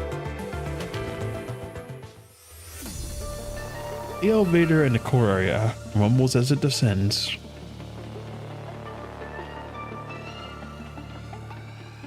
The abnormal fluctuation of her energy of her frame was most obvious during the last battle. Oh wow, look at this CG. I wish I could get a full look at it, but there's no way to make the dialogue box go away. But wow, that's Gabriel, huh? I always thought he was wearing like a black mask or something. I guess it's just a white one then. Hold the top hat though. And that moon over there. It looks like she's expended a little bit too much of her power or something. Maybe it's just a CG. I don't know. Anyways, it happened before, and it has been getting more frequent. Although it has yet to cause any real problem, Luna did come across a moment when she could not control her power during their fight. She frowns, quietly inspecting her frame, unable to comprehend where the abnormality where the anomaly originates. Meanwhile, Gabriel stands silently behind Luna, observing her. The elevator stops at the bottommost level, and Gabriel moves his hat and holds it in front of his chest, and raises his other arm. With his graceful showman-like gesture, the darkness parted like curtains on a stage, slowly revealing that form, the form that has been hiding in the dark. Oh, this is for the Ascension Network. Miss Luna, this is my answer to your question. You still didn't show me what the answer was. Okay, whatever, man. Cross the bridge, 11. The suspense, bro. Rudder is out of sight. The support force is always working. Alright. Seeking a way to cross the bridge, you return to the city ruins outside, where the support forces establish a temporary base of operation. Oh, that quick? We ran into some troubles. You need any help? So, you informed Bridget about what went down at the bridge.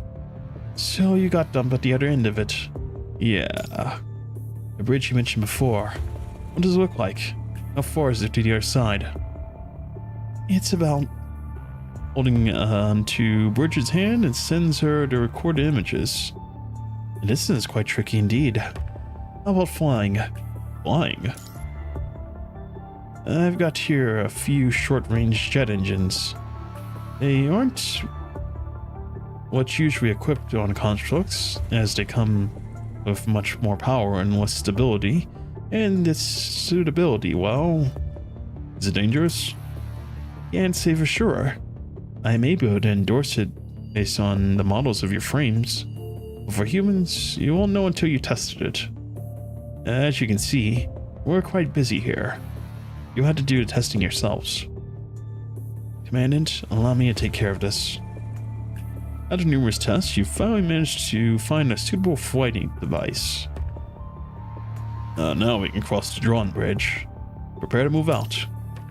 Hold on. The place you're heading is much further below. The return trip's going to be difficult. So take more supplies with you. Gears, consumables, everything, just in case. Which will lead you to heaps of supply crates. I told you folks to grab the most suitable resources for y'all. What?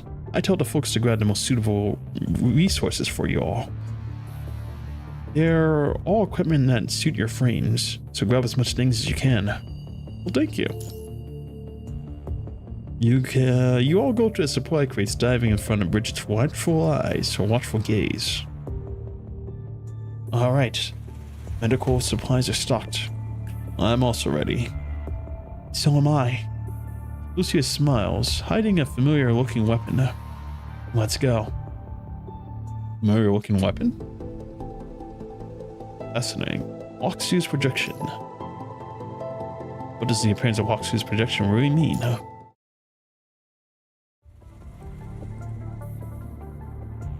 The core is up ahead. Once we're inside, we might be facing more than Rowan alone. The other Ascendants. It's not unwise to wait here for backup before advancing. What do you think, Lucia? Lucia? Sorry, Lucia, are you still thinking about what Rowan said? Yeah. Even though I've been catching glimpses of projections along the way, I still don't understand why Luna would become an agent. In my memories, she was a kind person who'd save up food for her neighbor's children. But now... Should we look into it? You mean looking into her records with the spear? I hope her mind hasn't been altered by that punching virus like the other corrupted. Well, if she has, she wouldn't be able to retain her mind. We've seen so many unbelievable changes on our journey. I won't be surprised to see one more. It's not unprecedented to the creatures of Earth. If she has been completely overtaken by the punishing virus, as you said, she's only imitating Luna's mind. Even though I'm her sister, I'll have to stop her. Well, let's find out. Much has happened since during the time when they were apart, and now the two sisters are walking down drastically different paths. Now Luna is looking for information on the Ascendants while trying to find out why Luna has turned into one. Whether an answer has been hidden from her past, today is the day it's all revealed. Let's uncover the truth. Lucia clutches her weapon and smiles bitterly as she steps forward. The four of you walk alongside the bridge for a while. Suddenly, you can hear a low rumbling from the machines running down below. Wait, Liv, you hear anything? The sound of the machine is activated, dull and heavy. It's coming from a giant pillar in the core area up ahead. An underground industrial complex of this size must consist of a Megatron electromagnetic platform lift to connect the surface and the subsurface area. It's most likely to be the core area ahead. Hold on, what is that? We swiftly draws his gun and aims where you're looking at. What he is aiming at, however, it's a projection without a body. Is that what Hoxu actually looks like? Lucia quickly reaches down and tries to grab the specter, but her hand passes through without interruption. It's another projection of the Spear of Valles, probably the same kind we saw back at the ruins. Hoxu hovers ahead of you, in silence, as if guiding you further inside. We should check it out, Commandant. Okay. 13 visitor. Be careful of that, Lucia. The ground begins to tremble after Hoxu enters the circular contraption, which appears to be a platform lift. Is this one of Hoxu's traps? No point in trying to stay safe in the enemy's den. If Hoxu wanted to harm us, wouldn't have been done already. But while everyone is still hesitant, the platform rattles and begins to descend. No time to waste. We won't make it if we don't hop on now. Let's go.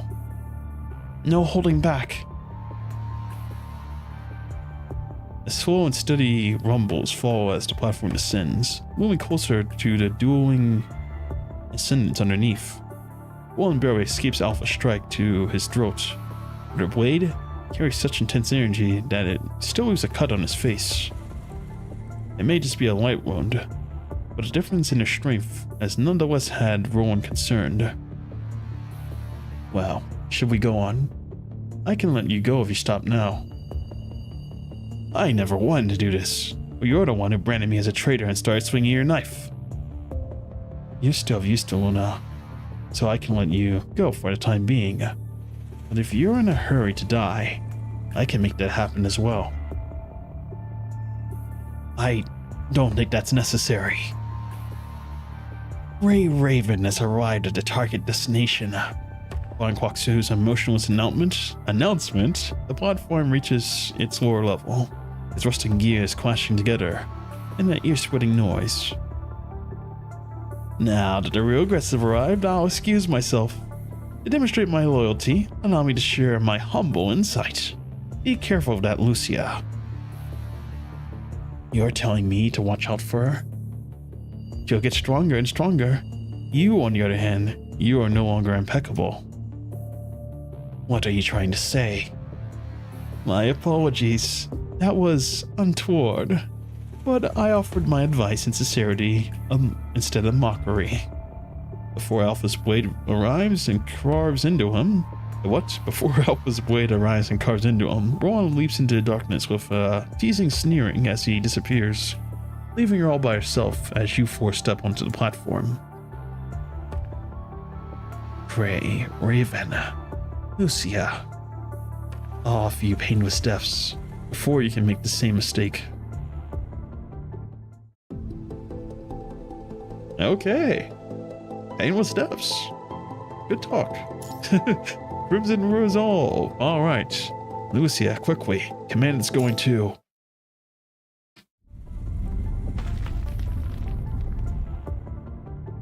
A low hum of vibration signifies the end of the giant platform's descent. Hoxu departs the elevator right away, ignoring everyone's watchful gaze. Let's follow. Stay alert. Understood. The four of you push on nervously for dozens of feet until you come across a familiar figure. Alpha.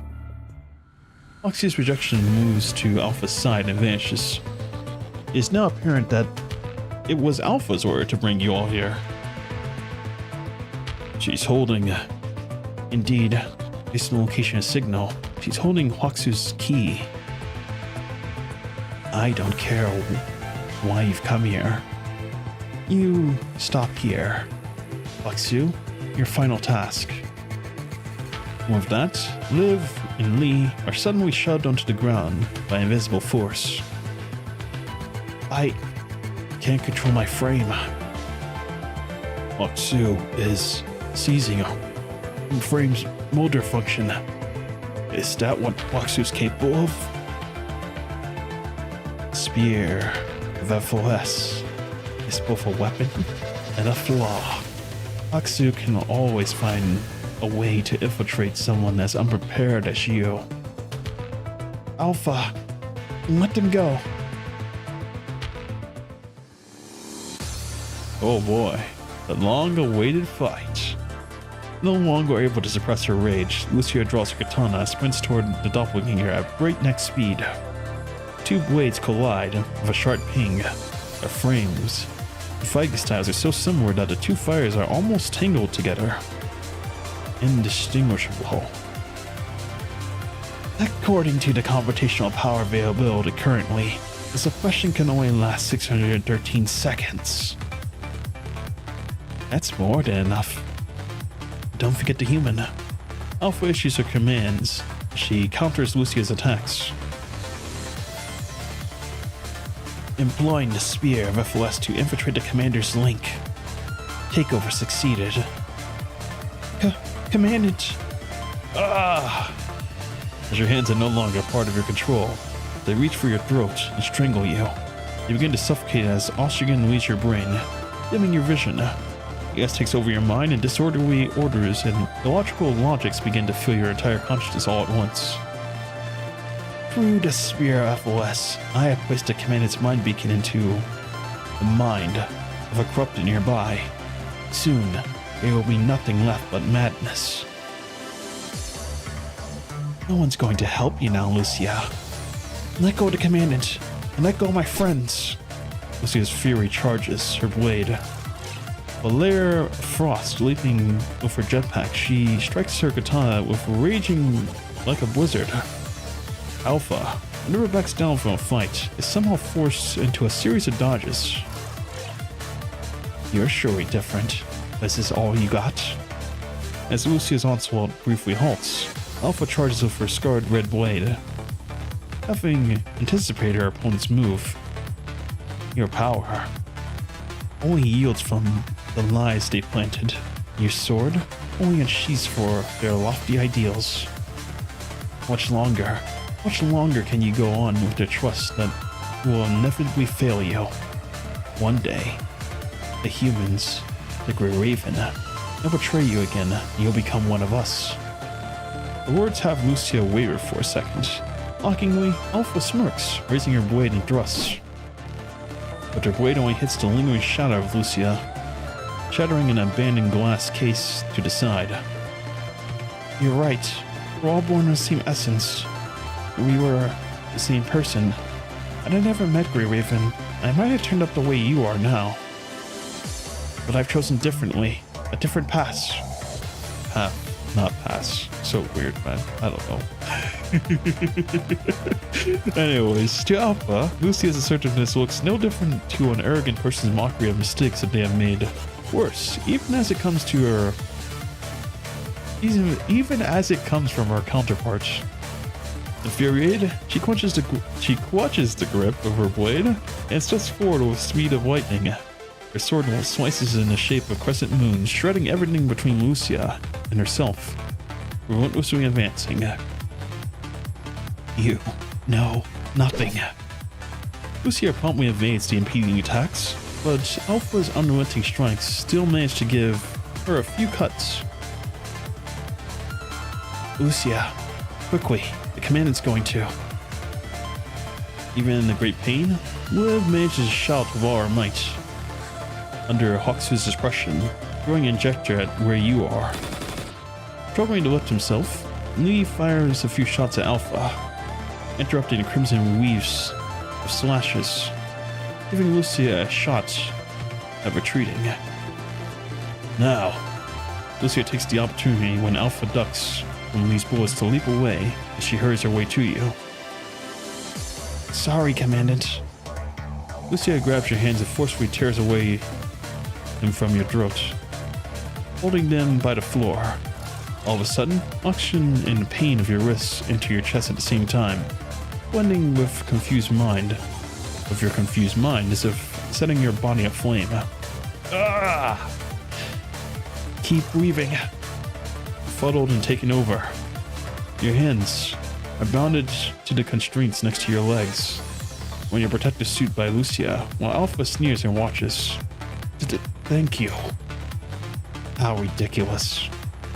What you're doing is pointless. Your so-called kindness is only prolonging your commander's pain. But Lucia ignores these teases. She picks up the injector from Liv and hurriedly jabs it at the injection point on your suit before noticing the label on it. Short-termed combined tranquilizer. Alpha scoffs and strikes her with the katana. Clang. Shivering frostblade and a fiery crimson sword clash and spark. Two swordsmen tangle up again, rivalry, resolve and revenge or rage. You have no idea how long has passed. Perhaps the line between pain and perception has blurred your mind, extending your grasp on the passage of time. You feel like you have been locked inside a bottomless pit, thrown into a frantic tide of corrupted, as if the wall has muffled the sound of battle, and a web has covered your delirious confusion. Everything's less distinct and painful. On the cusp of unconsciousness, you hear a familiar voice.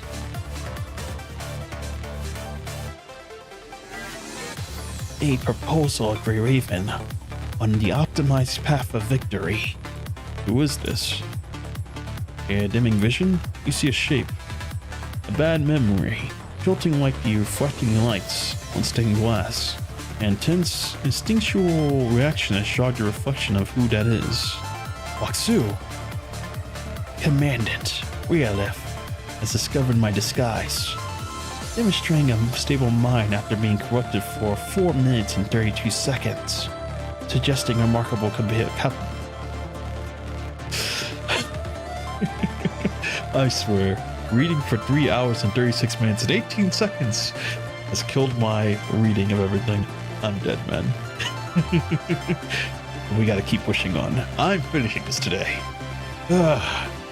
Commandant Realif has discovered my disguise, demonstrating a stable mind after being corrupted for 4 minutes 32 seconds, suggesting remarkable capabilities in constant connection and defying corruption. Based on this result, I hypothesize that you are capable of connecting with an Ascendant. Therefore, I propose the following suggestion. Infiltrate Alpha's mind by leveraging your connection with Lucia, who originates from the same source. Why? What will that do to Lucia? With Alpha in mind, you can buy the other Grey Ravens some time. This will not affect Lucia in any way. Disable your attack first. You can invade Lucia yourself. I cannot disobey the order from a level 1 user. I can only do what has not been forbidden. So what do you need me to do? Stabilize Lucia's mind from Alpha's interference and give her the same clearance as Alpha, so that she can enter her own deep mind. At this stage, only 2 people with the same clearance and the original clouds could synchronize. How does it benefit you if Alpha fails? I will not be destroyed by an Ascendant Alpha. That's it? The remaining information is classified. To encourage the agreement, I can inform you of a helpful piece of detail. Based on the results of the simulation, any decision other than cooperation will lead to Grey Raven's demise. I believe Lucia will win. This is the only way. Agreement reached. I recommend staying awake, Commandant. This is a joke. Despite protesting the unreasonable demand in your waning consciousness, Waksu no longer answers you. As a feverish image is a ping pong between your senses, you are so far from awake. But even if you can maintain a stable foundation, if you stay up until Huaxu is ready, not far before you, pieces of shattered glass reflect the fading light and vague resemblance of hope. I suppose I'll have to do it the old-fashioned way. As you stand up, the broken glass on the ground cuts you, and the blood and pain of your conscience to the surface. In your disoriented trance, Aeson reminds you from your last conversation that emerged. Aeson's reminders from your last conversation emerges once more. You mean part of Lucia's memories have been hidden? That's right. Now that our friend contains the data of Alpha, maybe it's time he has her full memories back. Nick will have held part of it. That always solves our immediate problem. I believe I sent the access key to your terminal. Yes, we've seen this before, but why give it to me now? Because I believe that we cannot cross that line anymore. Yes, the flashback. The president was right. But before the gap in my memory, I was a member of the previous Grey Raven team. Even without Luna by my side. Something. A path. I can't give you my promise. Yes, the flashback. You recall how you have seen Lucia grow during your time with Grey Raven. How distant she was when you met her. From that emptiness. Are you alone? It's just me. What a coincidence. I'm by my lonesome too. Hey, what's your name? Lucia. Yes, she has gained strength. The pain receptors have disconnected. They continue to execute our mission. I remember that. That was the start of the game. I didn't understand what was going on. And warmth. I promised I want to treasure and protect, and that is why I no longer treat myself as a weapon. Sharpened blade and sheath. Yes, Lucia. I believe in you. The way you believed in us. Yes. The power of friendship. Always standing up straight, you lift your light-headed gaze to find the two of them battling furiously. But Lucia is starting to falter under Alpha strikes. Looks like now is the time to return what's hers. As Alpha goes for a lethal strike, a bullet aimed at her interrupts her attack. She falls back once more, angry looking at you. Can't believe you're still standing. Based on the maximum instability, because of the mind beacon, this human should have gone psychotic a long time ago. This is an unexplainable phenomena. I will require time to analyze this error. However, it is my belief that the priority of the entity Alpha lies elsewhere. The target is transmitting access to the deep mind, the recipient being Lucia. Transmitting access to the deep mind? To Alpha, transmitting access during a fight and allowing Lucia to remember her past are both sure path for Grey Raven's defeat. Looks like you're far more foolish than any human I know. Grey Raven Commandant Realef. Even though you're standing, your glorious mind and physical pain are constantly wearing for your last shred of consciousness. Still, you will not fail. Commandant. Lucia. Your vision and your senses twist sharp and warp, but you still preserve and reach out for Lucia. Find out who you really are. I believe you return like how you believed in us. Identifying Commandant. Identified. Realef. Warning, transmitting access to deep mind. Please confirm. Confirm. Warning. Confirm. Updating agreement. Alright, access authorization change. Access designation. Construct memory. Lucia. That's right. I believe in the Grey Raven and Commandant. I don't know what happened in the gap of my past, but I'll never regret being here with the Grey Raven. Of course you don't have any regrets, short-sighted as you are. Alpha bends and leaps towards Lucia, her sword aiming at Lucia's throat. Lucia steps up against her strikes, counting the impending strike of her blade. Katanas collide, glistening sparks. Maybe I don't know what happened in my past, but I know what's here and now. I don't have any regrets. Not because I'm ignorant or foolish, it's because every day with Grey Raven is a memory I hold dear. Their bodies, bruised and wounded from each other's attacks, but neither of them is showing any apprehension. Clutching their weapons, they unrelentingly look for openings between each other's breaths to strike. Waksu. Minds connected in a bridge. Resonance begins at 5, 4, 3, 2. Huh? Access. Directory minds connection stabilizing. Access successful. Minds match. Construct memory. Lucia. Alpha. No. Me. I will understand you. And I'll surpass you. Whatever the past holds, I am who I am. I am Lucia Grey Raven. Accessing deep mind. Begin. Okay. Where's the next point? That's over here. Gotta go all the way back. Divergence point. Alright. I'll accept everything. You're painting your choices. Here we go. In the deep mind. Oh my god, that looks like Alpha. But it looks like Lucia, which I mean is the same person. Okay, anyways. Deep inside her mind, someone seems to be waiting for Lucia. Alpha? She quickly realizes that it is actually Lucia at the pass. This was me, before we are us. Projection of her past stands in the center of a platform in her mind, slowly splitting into two similar looking yet drastically different projections walking towards different directions. It seems that this is where we diverge. Alpha, I will accept your everything. You're paying your choices, so...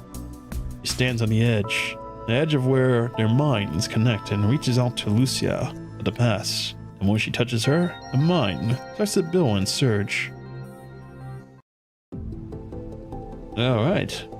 16, sealed pass. Don't worry, you'll be next.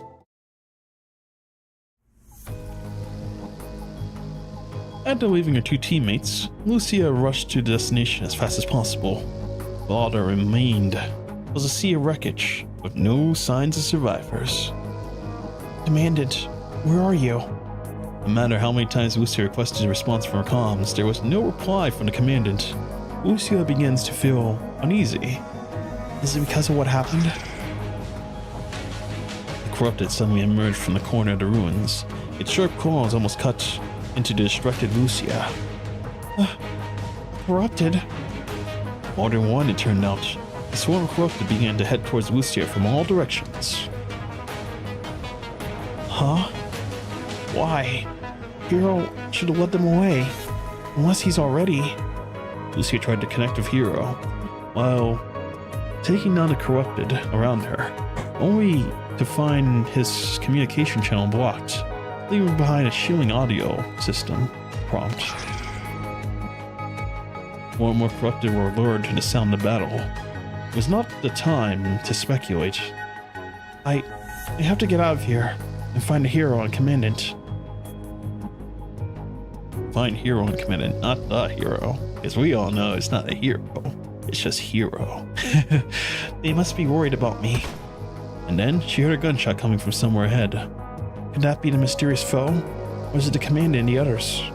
Having lost all contacts, the only way she could confirm was by approaching the gunshot. The deadly light seemed inevitable. Why? As she ran, Lucia grabbed a hold of her trembling right hand. She was never afraid of a fight. Right now, she had a terrible feeling in her guts. The unexpected brawl did not happen. But awaited Lucia when she arrived at the fallen construct soldier equipped with a short-range jetpack, but he could no longer fly. Hero. Lucia helped the still breathing Hero up. only to discover his invert device had been damaged by a gunshot. Similar to what happened to Murmel on Zune. What happened? And the commandant? Where's the commandant? Lucia, you're still alive. Hero and Lucia, why won't you just die? Shot from behind pierced Lucia's leg, and her vital fluid spilled all over the collapsed bricks and rocks. Lucia immediately returned to where the shot came from and shielded herself with the blade. From another attack, only to find the gun, there and the commandant standing there. Commandant, no! Revenge! You lying piece of crap! Revenge. That's his name? Revenge. What kind of name is that? What kind of name is that? Anyways. Don't blame me for your stupidity, and Lucia's still alive. So, you haven't even held on to the end of your bargain. You said that if I led them here, the enhanced riot and lure the corrupted there, the people in Babylonia will let my daughter go. But it's all a lie. Hero, what are you saying? Are you the one who brought the corrupted to us? Hero turned away, unable to look in Lucia's eye. Oh, no rush, Lucia. You'll be next. Bastard, it won't end well for you. Oh? But weren't you the one who started it? It was a coincidence that I ran into the infected construct to maintain the self-awareness. He paused for a second, and he said the word construct, as if not trying, or as if he could not find a proper term to be called that unique being. I wouldn't have said anything if you weren't threatening my daughter. He is an Ascendant, and that's what he told me. Fine. You said that you were bringing an army to defeat the Ascendant, but you're just here to connect with him. How could you override something like that? The lives we've lost, all because your mind was corrupted, causing the Ascendant to go berserk. As Hero cried out, Lucia recalled the horrifying scene a few hours ago. No one survived. Had we not protected you, you would have. Hero dumped to the ground, his fist in anguish. The frantic motions created a few more tears on his scarred body.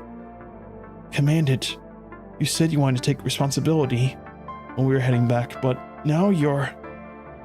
No one know if you're all dead. As the only survivor, I'll get to be the commandant of the next Grey Raven, and you'll get a medal for your courageous sacrifices from protecting me. Doesn't that sound nice? Revenge grinned as he raised his gun toward Hero, and Lucia, however, stepped in front of him. Lucia! Commandant, we're here to destroy the corrupted and reclaim Earth. That's the dream that every Grey Raven shares. I can't stand why you want to become more powerful in order to achieve that dream. There have been too many sacrifices. You have to stop making the same mistake. In the face of Lucia's challenge, Revenge laughed instead. True. It was my judgment that led to this slaughter. If you're all dead, I'd be able to blame it on the enemies, and I'll come out of this guilt-free. Hysterically, he laughed, lowering his gun. Commandant, there are still traces of corruption in your mind. Please return to base with us now. Corrupted? I'm not corrupted, I'm enlightened. The reason we failed this time is that we brought too many soldiers. You useless trash. That's why we couldn't take down the Ascendant. The reason we failed is you. If you hadn't made the unauthorized connection, so many of us would have survived. So many of us believed in a future Earth belongs to humans once again. And look what's led us here. You still believe in that? I'd love to kill autocorrupted as well. But that's impossible. The only future humans have is one shed of Ascendants who will control the punishing virus. Revenge's movements was very noticeable before he aimed and fired at Lucia's invert device. She was prepared this time, however. It blocked it with her blade. Lucia, you're being too powerful. So powerful really is a pain in the neck Luckily, your inver device is still connected with me, and there are millions of ways to corrupt the construct. All of a sudden, Lucy's inver device received a warning. Revenge had lowered its defense of his Commandant access. The immediate assault to her mind caused Lucia to feel a great amount of pain. Ah, poor thing. Had you died in the hands of Riot, you wouldn't have to suffer this much. Van Suri approached her and aimed his pistol. The moment he tried to pull the trigger, a crimson light flashed by. Huh? His robotic arm was severely and cleanly flew into the air. Even the fingers, right where the trigger was. Ah! But why? Why can you still move, Lucia? I'm used to this kind of pain. Even though the punching virus was still hurting her gravely, Lucia's sword-wielding hand had stopped shaking. Don't think you can defy me. I've already sent the news of your deaths, and soon you'll be corrupted yourselves. You'll never return to Babylonia. Revenge ran away, clutching his injured arm. A horde of corrupted had surrounded the area, noticing the commotion. Lucia, go! You can still make it on your own. Oh. So that's what happened then. One experience for the guy. He was trying to finish off the rest of the team. Well, I guess it's the Commandant. I had a feeling when I noticed she got back and I heard a gunshot, I was like, there's only one person that can do a gunshot. That has to be him. I never seen like the what do you call it, the corrupted doing gunshots like that. At least I never heard it like personified like that. So I thought it might be, maybe it's Lee from the past. No, it can't be Lee from the past because Lee's not there, and it would have been like multiple gunshots if it were Lee. It's a commander. As I know, the commandants, they always have like a gun or something, and so he's the one doing it. That is crazy. The turn, the greatest anime portrayal. Oh my god, the Commandant, huh? Well, that explains why Alpha doesn't like the humans though, because she was betrayed herself. Wow, okay. Before falling into complete silence, Lucia clutches the nameplate in her hand, charged with remorse. The corrupted arrived in waves, and Lucia, with her wounded leg, struggled to hold on. Even with the large amount of enemies she had defeated, she still could not change a thing. More of them gathered in the periphery of her vision, ready to destroy the waning line of defense. Lucia, enough. My corruption. I'm too far gone. Hero. He took off his tag and handed it over to Lucia. I'm sorry, Lucia. June and Laurel. Now, I must ask you to kill me before I turn into the enemy. Pierce smiled wearily and shook his head. Or perhaps we are humanity's enemies all along. They looked at each other in silence. After what must have been forever, Lucia pointed her katana toward Hero. We are the blades that protect humans, but mournfully, she looked toward the corrupted army surrounding her. I had to see June and Muro. Having made up her mind, Lucia tried to carve a path for herself within the corrupted horde, but the number of enemies had far exceeded what she initially thought. Damn it. Despite being tormented by the punishing virus, Lucia continued destroying enemies around her. She had no idea how long she went on for, or when she saw two familiar figures in the crowd. They acted as if they knew all of her moves and weaknesses. Similarly, she knew theirs inside out, however, unwillingly. She was to face the truth, the tags hanging around the two figures' necks, dragging her back to reality. Muro, June, it was you.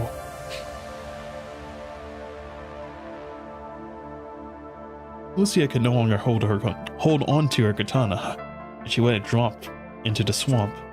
The crimson blade that had been wielded with honor and slaughtered countless corrupted, now covered in mud, filthy and tainted. It's okay.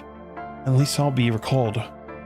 Now, let me release you from those infected shells. Taking up her teammates' tags, Lucia turned and looked towards the approaching corrupted. These corrupted, how many of them? How many of them had gone through and happened on that day, causing their infections? They used to believe in someone. Aye, you must be Lucia. I'm Revenge, the Grey Raven Commandant. I need you to become our strong soldier against the corrupted. Perfect weapon. They used to fight for their companions.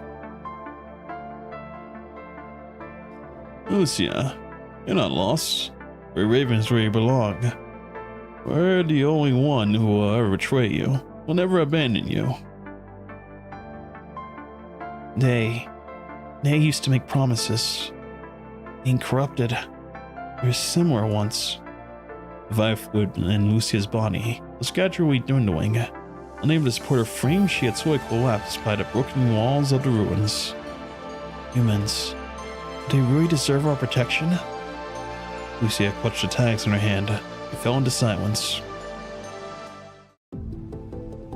Alright. That's that, huh? So I'm finally understanding that piece behind Alpha. So that explains, I noticed on her frame, so like around her neck, she has like multiple tags. As I noticed that about like every construct, they always have like I guess you could say like dog tags hanging around her neck. But for her frame, I noticed that she had like 4 of them on her frame. And I guess now I know where those came from. Those are her teammates, Jun, Muro, and what was the last one? I forgot his name already. Oh my god. But yeah, those are their tags. That's interesting. So she always hangs them on her necklace like that. That is very fascinating. So she never forgets them. I wonder if I'm still going to see it. I want to get to the next chapter. So that is fascinating. Chaotic memories. The shards of their numerous memories cross the boundary between them, like fragments of glass pouring down into the bricks.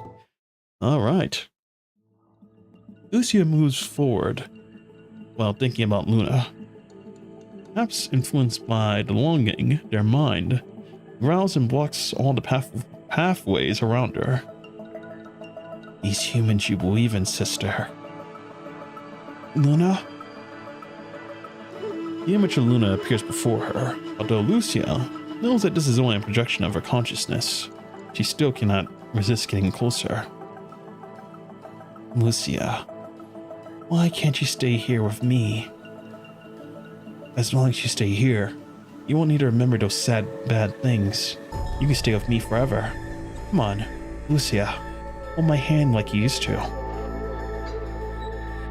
There was a time when I regretted letting Luna face the danger of becoming a construct alone. If I could this time. Lucia knows that if she grabs her hand, she will become a second Alpha. No, Luna. Although I understand how Alpha feels, if this memory wasn't withheld from me, I would have chosen the same path as she did before. But you cannot change the path you have taken. And you cannot change anything. Frail girl before her sights.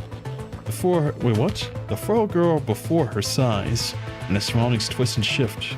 Lucy is now somehow back in the initial divergence point and finds Alpha standing on the other end, staring at her. Have you met Luna? Scorning Lucia's silence, Alpha sprints toward her with her weapon in hand. The blade clashes into 2 massive blasts of red and blue energy, triggering a massive quake in the mind, causing their thoughts and memories to intertwine and tangle together. Is that a mind quake?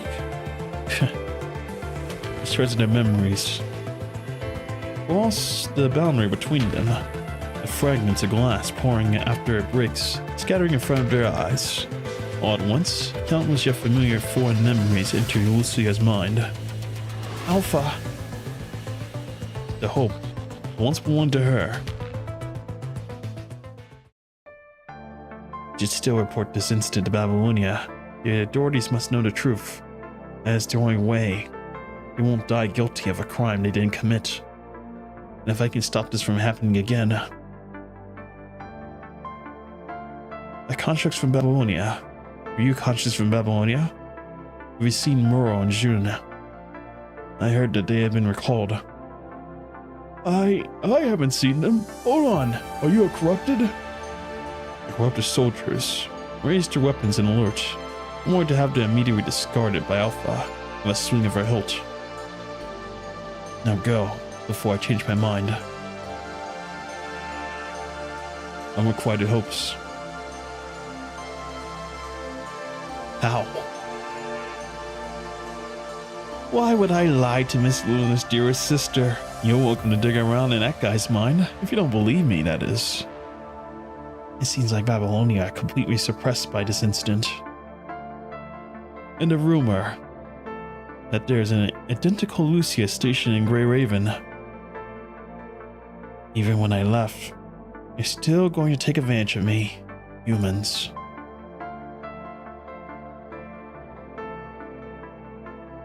Isn't this the corrupted soldier from before? Why are you? Is that so? They betrayed you as well. These similar disappointments pebble the path before Alpha. A hope kindled, then diminished. Our desperation is like fungi dropped in a petri dish, multiplying and consuming. This is why the punishing is needed. As long as they are this sickening, humans will never accomplish their better future. At least, I will no longer be abused. And the other me can't be allowed to go down the same path. But she is still loyal to the despicable humans. I will correct her mistakes myself. Have you seen it? Yes. The memory. Torrent caused by a tremor allows Lucia to witness Alpha's memories at the divergence point. And Alpha to look at Lucia time in the new Grey Raven. What? The memory torrent caused the tremor allowing Lucia to witness Alpha's memories at the divergence point. And Alpha to look at Lucia's time in the new Grey Raven. Whether it's Luna or me, being chosen by the Ascension Network was just the beginning.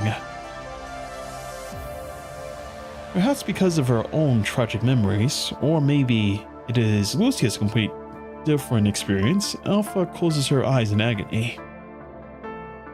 We were once like you, believing those flimsy lies of theirs, but the truth will always come to light. Rather than letting those cursed humans use you as a weapon after their eventual betrayal, I might as well correct my mistake myself. Alpha steps forward, leaving a trail of flame. The environment starts to shift and collapse and change. Oh my. So she got to see Lucia's new memories as well. But I guess it doesn't matter in the end because she's still going to stop her from staying on our side. Anyways, let's see it. Alpha slowly opens her eyes. That barren field set aflame. She's corroding my consciousness. I can't believe the mind connection is capable of that. Luxu's connection has twisted their minds together. But Alpha's intense fury caused her part to further expand. It will not be long before she consumes Lucia's. They were the same person before the divergence point. Despite the different paths they have taken since, it does not change the fact that the structure of their minds have always been identical. You were the one who tried to connect our minds. Now, you suffer the consequences. And also, as I was saying before, you see? Like under, you see like the dog tags right there? She has 4 of them. That's what I was saying. So she has like the ones from her comrades. There were 3 of them. 1, 2, and 3. And then there's hers as well, which is in there amongst them. Wow. It's such an interesting design choice. So when they made this character a long time ago, they already had that in mind for like her lore. That's pretty impressive. I don't know many characters that are designed where they have like that written in, you know, the lore as well, you know? Like in all the games I played. I'm talking like Genshin, Uwa, what other games have I played? I don't know why I can't list them right now. It's just this moment is so intense. But wow, that is such a way to write it. Fascinating. Anyways, alright, let's continue. The blazing flame pulsates, turning the scorching lava where the two clash meet. Lucia holds onto her sword, recalling what has driven her all this time. Small snowflakes appear above the ocean flame, between the two of them, falling onto the Alpha's snow-white hair. You said how petty the emotions that support you are, or maybe what you have seen is giving you doubts. Lucia does not answer. She gently leaps with the tip of her tail, aiming her blade between Alpha's eyes. But the space shifts again just before she hits, being a stone of wall in her way, blocking the strike. Your tricks. The stone wall easily shatters from Lucia's sword. Lucia raises her katana again, only to realize the sea of fire has turned into a familiar scene inside Huangwang Metropolis. Remembering you first met Luna. Of course. Let me ask you again, Lucia. Is the present and future, and you're protecting a world that will abandon her? Alpha effortlessly dodges Lucia's cross slash. Utilizing the moment Lucia lands, Alpha takes her blade and grates the floor in a quick spin, sparking a ring of fire from her before throwing it at Lucia. But me, who runs away from the past, will never defeat me. She leaps over Lucia with ease. As the sound of her blades meet echoes, projection of the tables and chairs around them crumble into dust. Alpha stands wordlessly in the smoke, concentrating all her energy into her blade. It strikes the approaching Lucia with all her might.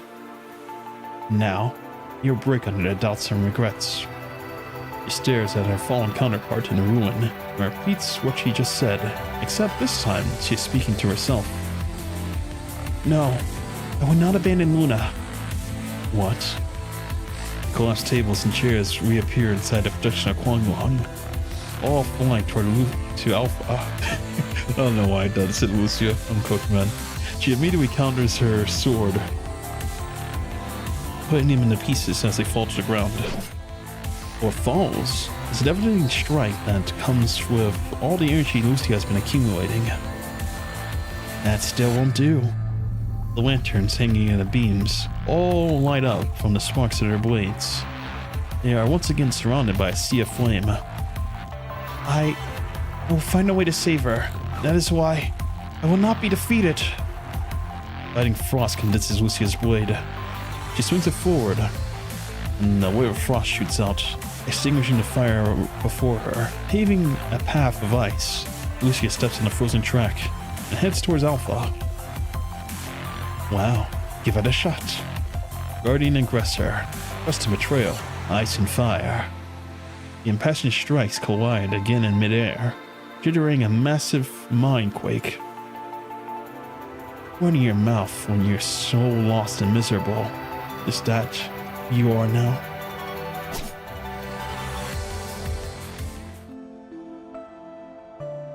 Shattered ice turns into scattering snowflakes as Lucia's mind falls into an endless pit.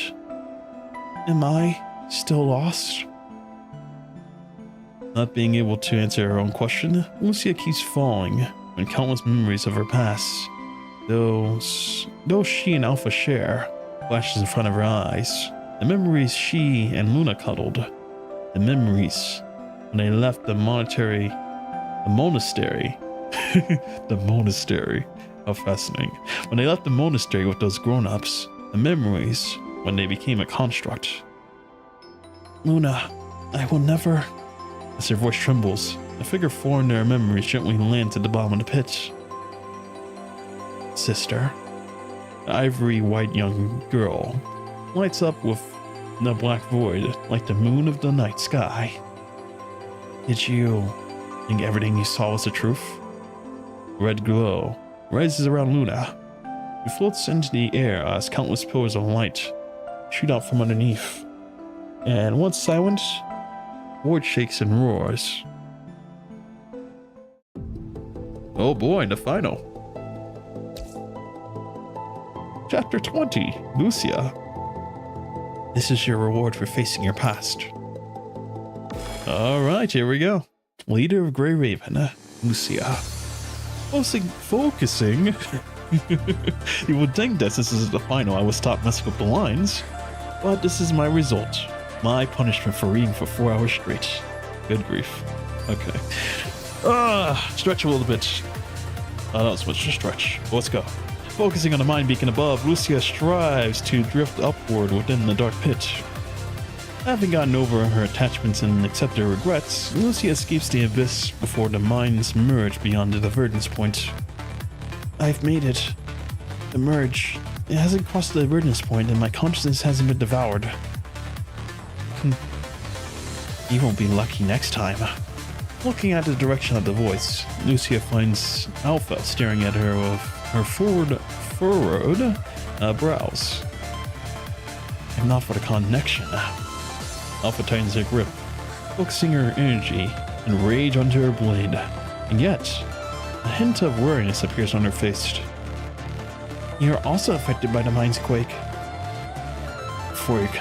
Before your consciousness completely dissolves, our minds will be tangled like a knot, impacting each other. So the voices I heard during the quake, it was you. What did you hear? Wait, no. I don't care what a dying person I heard. Alpha's katana has amassed all of her energy. And she charges at Lucia and strikes. Volant ping, Alpha's frame is easily subdued. No matter how hard she tries, Alpha cannot extend her fire beyond herself. How? Alpha, you're the one who cannot overcome her regrets. Like I have no regrets when I've been found. Because you turned it into hate. The person who is motivated by hate is the one who cannot step into the future. Now, you won't be able to block this. Showing glow gathers on Lucia's katana. She lifts her head, her gaze on Alpha, no longer in doubt. Good. If you want to use this connection to thwart me, then have a taste of this. No, you won't. Gathering a winter storm, Lucia's strike arrives with a sky of snow, only to find Alpha not blocking or moving away. Instead, she dives forward and embraces Lucia. Katana pierces through Alpha's body. Although our physical form is unharmed in the mind, her psyche still takes a heavy toll. What are you doing? Alpha says nothing. She clasps around Lucia's waist and with one hand and grasps her neck with another. And with Lucia in her arms, she jumps off the divergence point. Alpha, you want to dive deeper? Your hopes won't save you. So drown in the goddamn truth.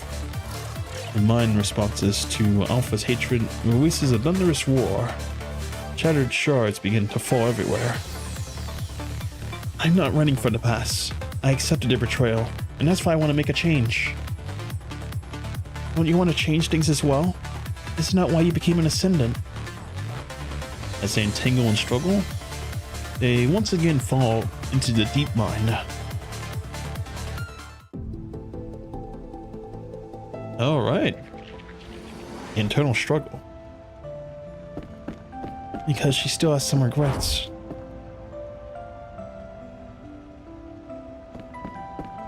Delve into the mind before the divergence point. Let's go. Oh, hello. It's that thing again.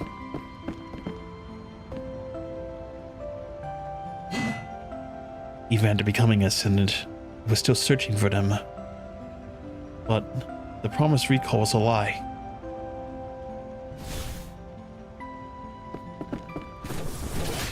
Oh, I had to fight the boys? That's crazy.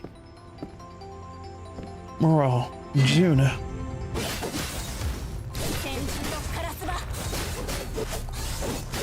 Wow, they're making me fight the boys. That's crazy.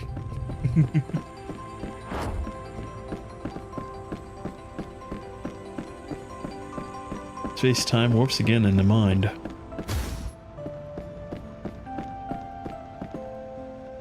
The Grey Ravens you believe in would end up just like them. Revenge! Arrow! Lucia! Oh boy. この程度じゃ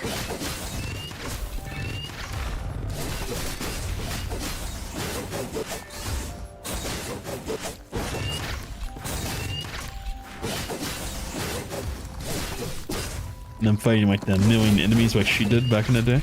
Wow. They can relive the story. Oh man.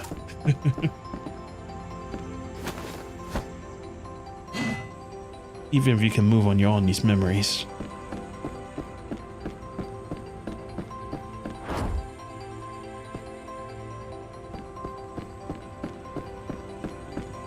It's so fascinating, man. Even if you skipped it all, you can still kind of relive like what happened. Wow. It's like the abridged version. Oh, fascinating.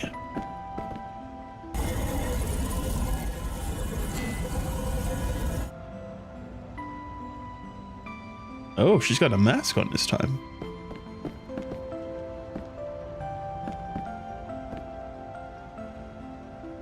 Lucia, are you going to leave me? Leave or hold Luna's hand? Oh, this is a choice? What the hell? Are you gonna leave or you hold? If you hold, you become alpha, I think. And if you leave, let me leave first. Sorry, Luna. I know you are only an illusion in mind. I must go. I can't change anything by staying here. Lucia, don't. Oh, the fight. 退きなさい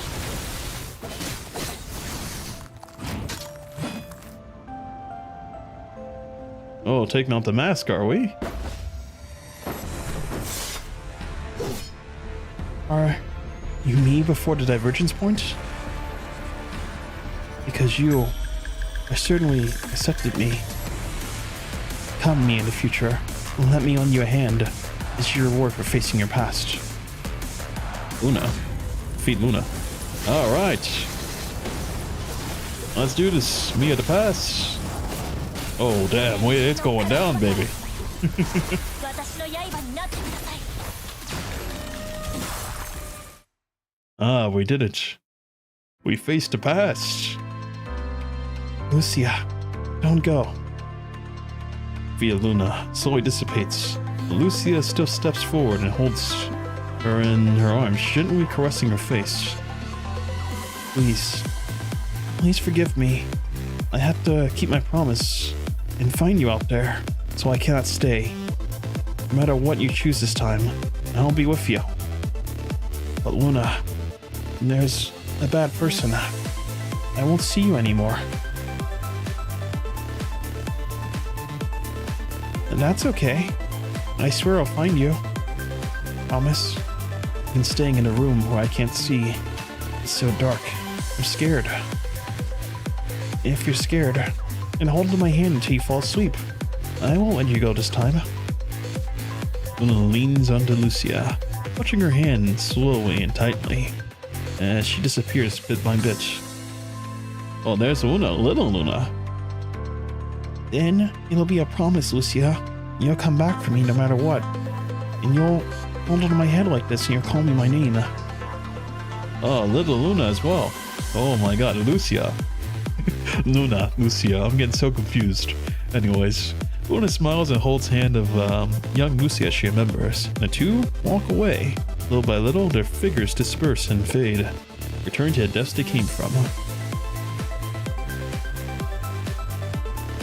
The me who protected the strong and protected my family.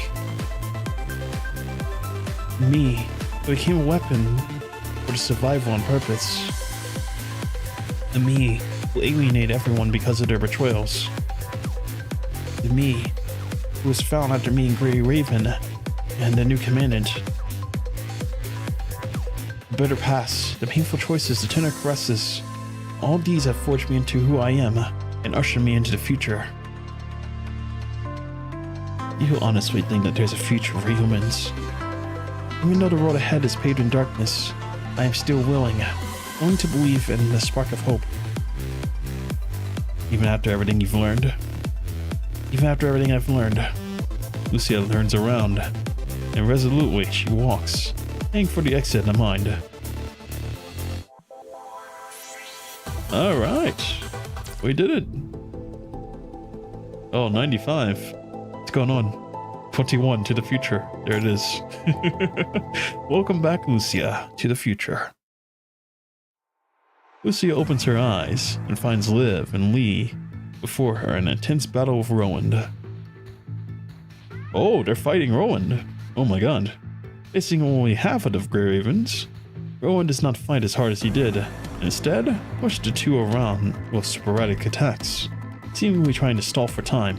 And you, standing nearby carrying multiple injuries as if you had been through a gruesome battle. Commandant. You're awake? Well, good morning. Your wounds. I had to stay awake. Tactics, you know? Commandant. No, it's no use worrying now. I have to help everyone defeat Rowan. That's the only way. The only way Liv can have time to treat Commandant. You look more determined. I was able to learn so much and return next to your mind beacon. I have not lost anymore. That's good. Lucia raises his sword and approaches Rowan, but he immediately waves his hands and steps back. Looks like I guessed correctly. Lucia, you're the superior one. Grey Raven. Although the battle inside our mind has affected her gravely, Alpha still manages to stand up with her rage in her eyes, pulling her katana from the floor and charging at Lucia. But a few shots arrive unexpectedly from her blind spot, forcing her to back away. Liv, hold her back. A dark orb appears by Alpha's feet, creating a local gravitational pull that destabilizes her and causes her to fall. Waksu, what the hell? The fault computing limit exceeded, so pressing of the two constructs released. Distracted by the two attackers, Alpha fails to notice the fast approaching Lucia. Lucia kicks her in the stomach and forces her back. As Lucia is about to deliver the deadly blow, a chain blade comes out of nowhere and deflects her strike. I'd like to say I'm the one you're looking for, but you guys have noticed something's wrong, right? Is it really a good idea for you to waste your time here? What are you saying? Oh, come on. You aren't actually seriously expecting me to explain everything, are you? There's something bigger after here, isn't there? Insightful, Commandant. Thank goodness you've noticed. You still have a bit of walking to do. Best leave now, lest you miss the show. As a token of goodwill, a parting gift. He smiles as he tosses you Waksu's key. Ha! Betrayal. Of course you're a traitor. Oh, don't be so harsh. You and Lucia are out for a while, and Waksu's suppression was long gone.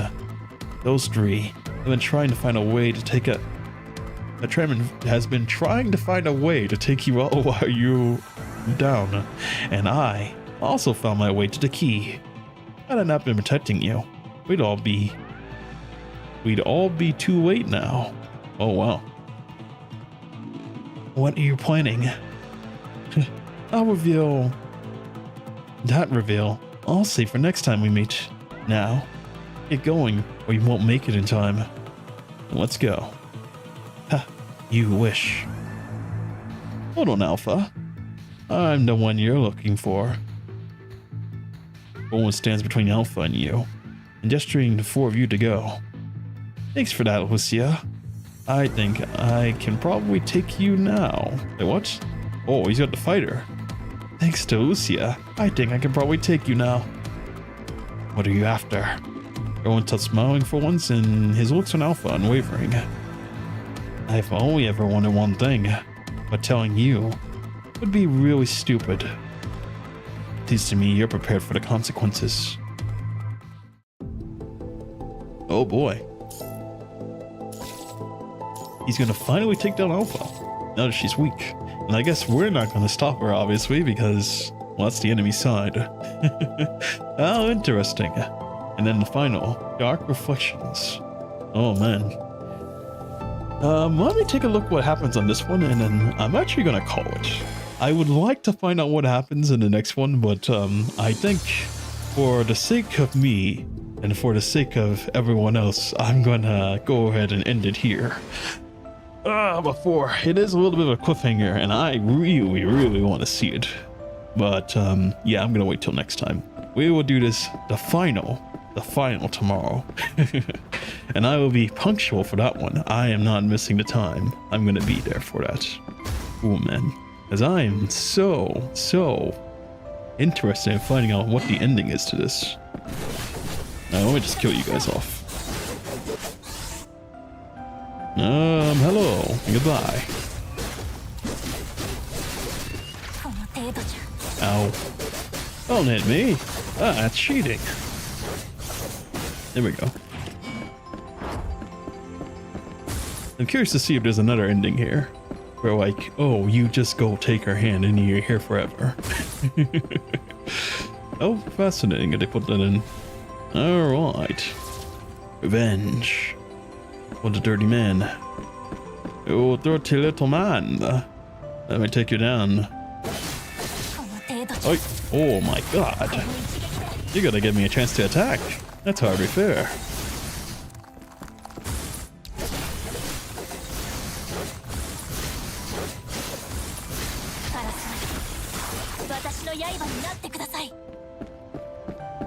Alright, let's get him up.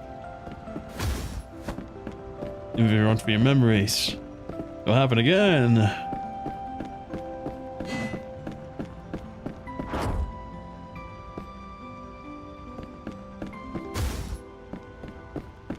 Alright, let's see what happens when you take her hand.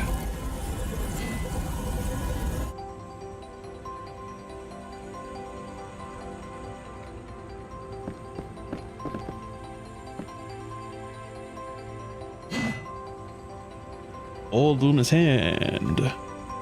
Luna, I promise you won't change even after I leave this place. Please, give me more time. I'll find a way. A way to really hold these hands of yours.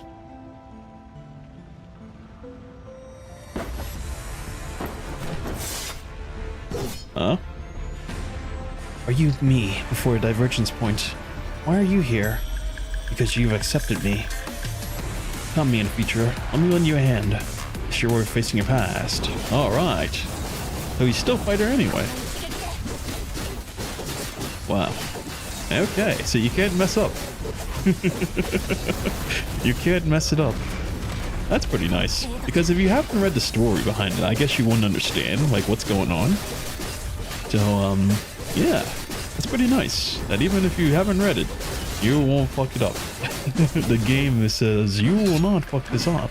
You will make the proper choice no matter what. That's crazy. Now let's do this.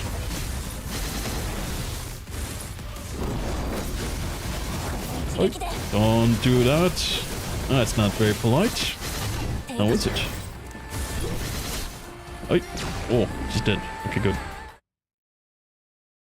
Alright, and so everything else is the same then. Alright.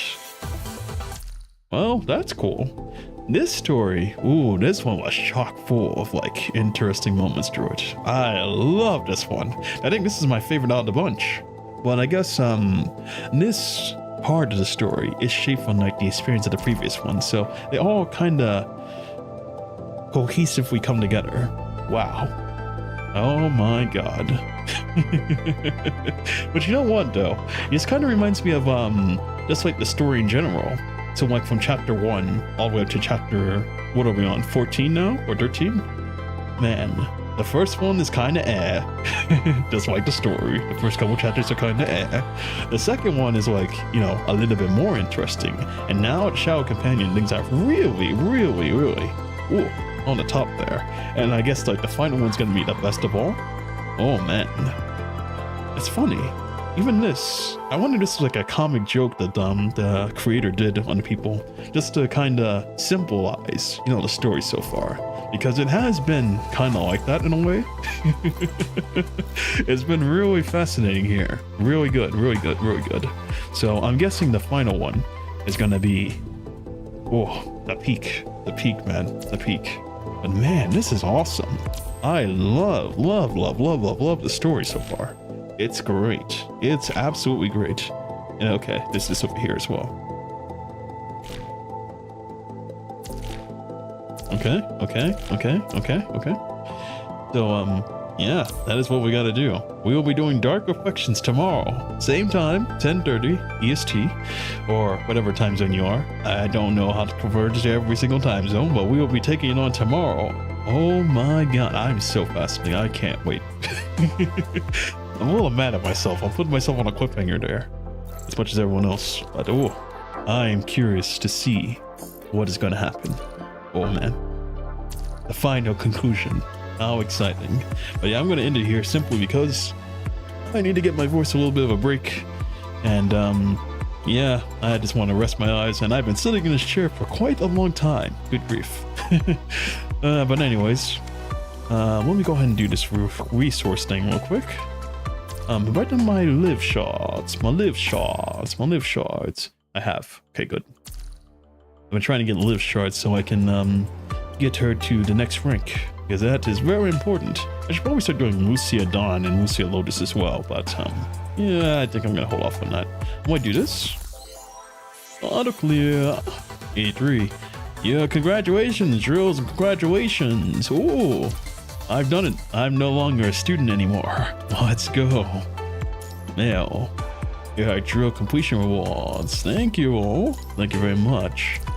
And I guess in the guide, I am no longer a student anymore. Now I have to get students, and I get these for rewards. Oh boy. I'm now the teacher. Good grief. I can't believe I'm a teacher now. That's crazy. Instructor has not posted a message yet. What should my message be?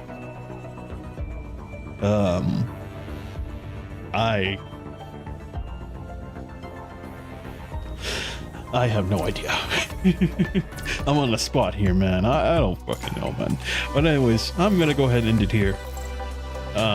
We will pick this up tomorrow, same time, and we will knock out the final, the grand conclusion.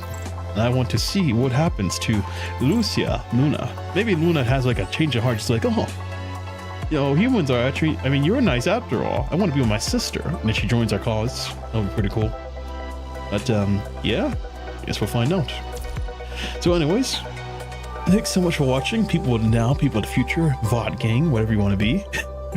Well, thank you so much for watching. We will get into this next time. If today's your birthday, happy birthday. Hope you have a great day, great evening, great night, and I will see you next time. Please take care.